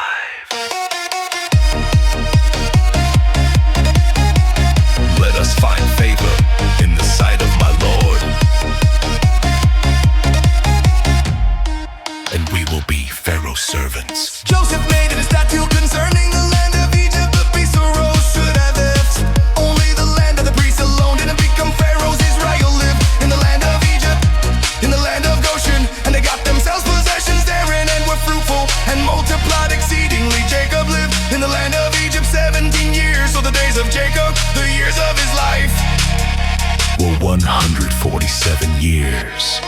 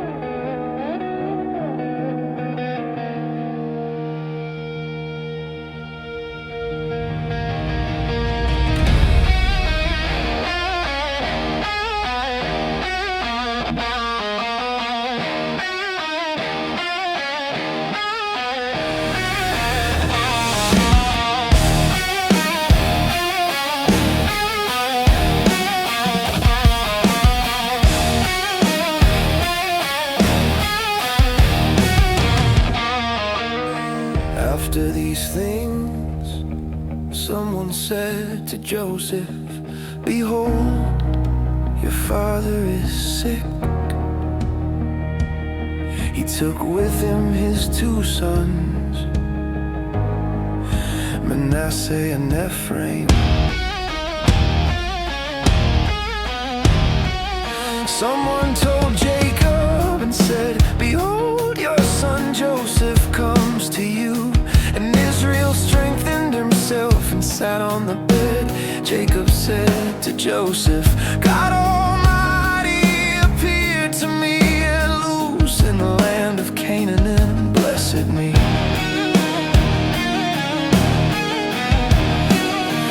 And said to me, behold, I will make you fruitful and multiply you, and I will make of you a company of peoples, and will give this land to your offspring after you for an everlasting possession.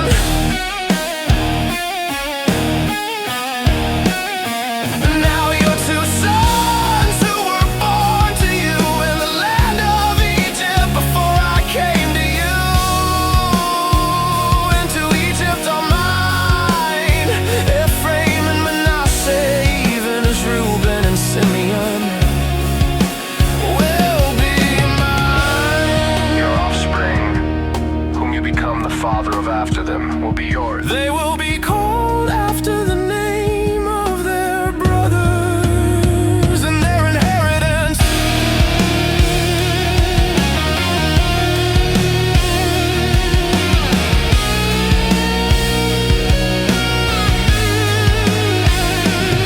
As for me, when I came from Paddan, Rachel died beside me in the land of Canaan on the way when there was still some distance to come to Ephrath, and I buried her there on the way to Ephrath, also called Bethlehem. Israel saw Joseph's sons and said, who are these? Joseph said to his father, they are my sons whom God has given me here. He said, please bring them to me and I will bless them. Now the eyes of Israel were dim for age, so that he couldn't see well. Joseph brought them near to him, and he kissed them and embraced them. Israel said to Joseph, I didn't think I would see your face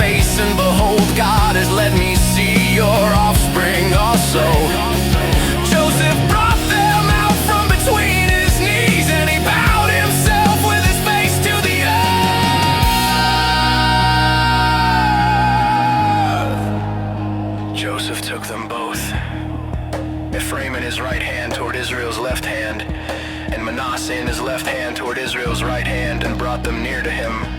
Israel stretched out his right hand and laid it on Ephraim's head, who was the younger, and his left hand on Manasseh's head, guiding his hands knowingly, for Manasseh was the firstborn.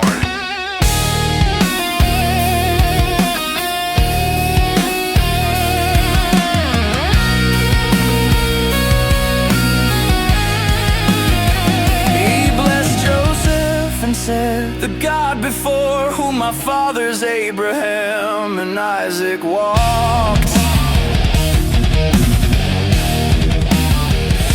the God who has fed me all my life long, to this day, the angel who has redeemed me from all evil. Bless the lads and let my name be named on them, and the name of my fathers Abraham and Isaac. Let them grow into a multitude upon the earth.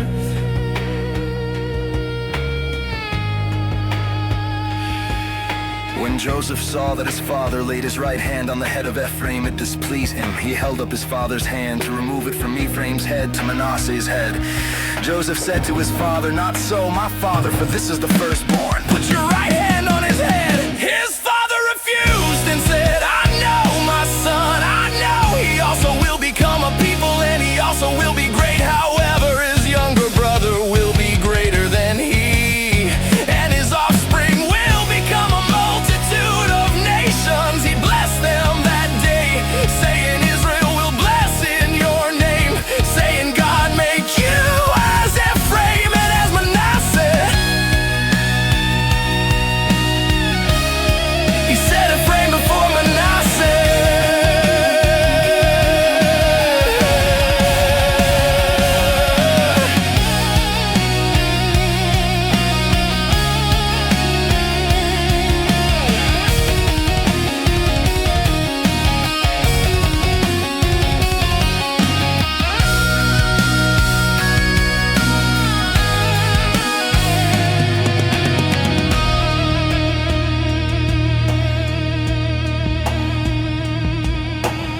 Israel said to Joseph, "Behold, I am dying, but God will be with you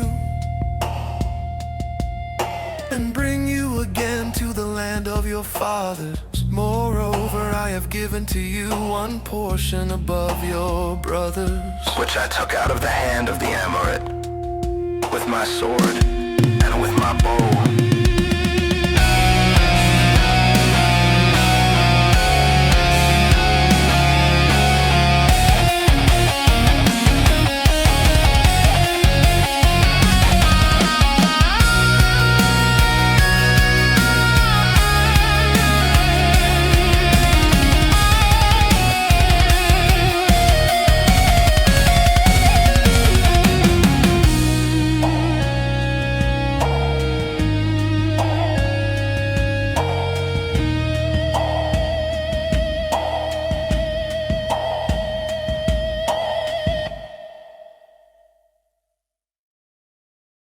Jacob called to his sons and said, Gather yourselves together, "That I may tell you that which will happen to you in the days to come.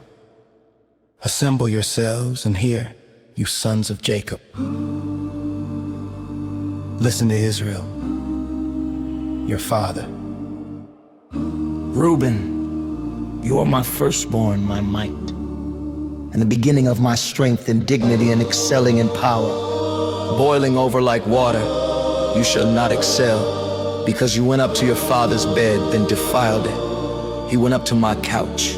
Simeon and Levi are brothers, swords are weapons of violence. my soul, Don't come into their council. my glory, Don't be united to their assembly. for In their anger they kill men, in their self-will they hamstrung cattle. Cursed be their anger, for it was fierce, and their wrath, for it was cruel. I will divide them in Jacob and scatter them in Israel. Judah, your your brothers will praise you. Your hand will be on the neck of your enemies. Your father's sons will bow down before you. Judah is a lion's cub. From the prey, my son, you have gone up. He stooped down, he crouched as a lion, as a lioness. The scepter will not depart from Judah, nor the ruler's staff from between his feet, until he comes to whom it belongs. The obedience of the peoples will be to him. Binding his foal to the vine, his donkey is called to the choice vine. He has washed his garments in wine, his robes in the blood of grapes. His eyes will be red with wine, his teeth white with milk.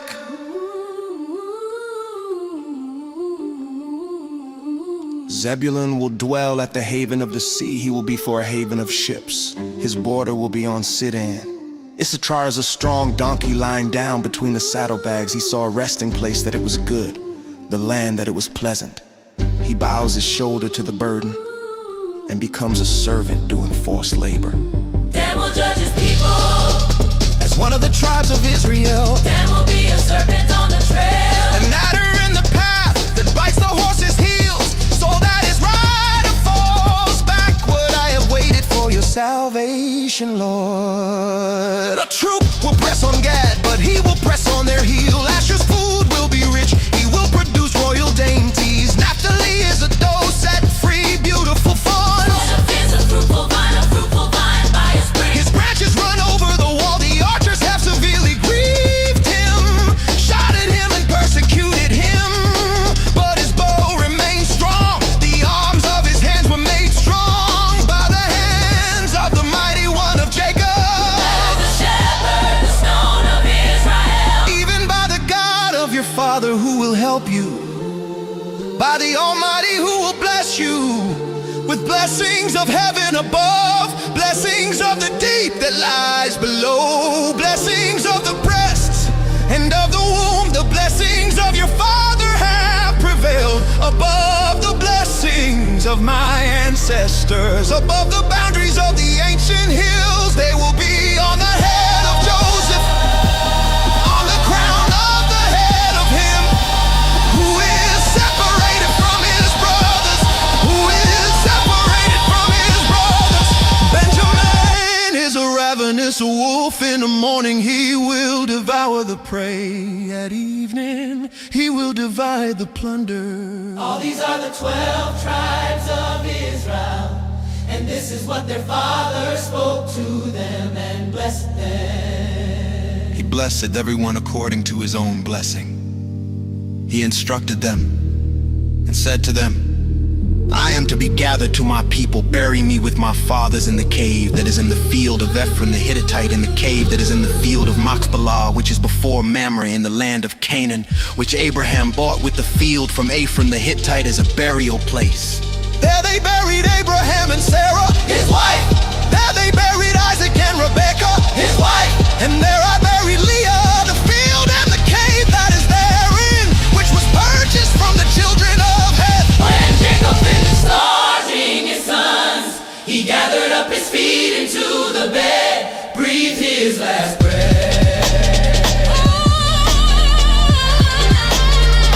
When Jacob finished starving his sons, he gathered up his feet into the bed, breathed his last breath.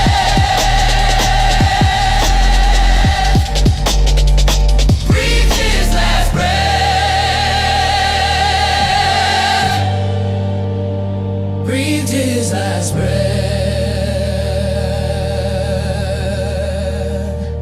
Joseph fell on his father's face, wept on him and kissed him. Joseph commanded his servants, the physicians, to embalm his father, and the physicians embalmed Israel. 40 days were used for him For that is how many days it takes to embalm.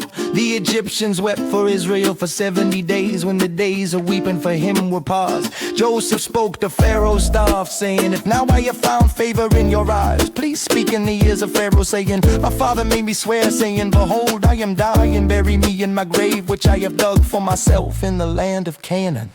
Now therefore, please let me go up and bury my father, and I will come again. Pharaoh said, go up and bury your father, just like he made you swear. Joseph went up to bury his father, and with him went up all the servants of Pharaoh, the elders of his house, all the elders of the land of Egypt, all the house of Joseph, his brothers and his father's house. Only the little ones, their flocks and their herds, they left in the land of Goshen. Both chariots and horsemen went up with them. It was a very great company. It was a very great company.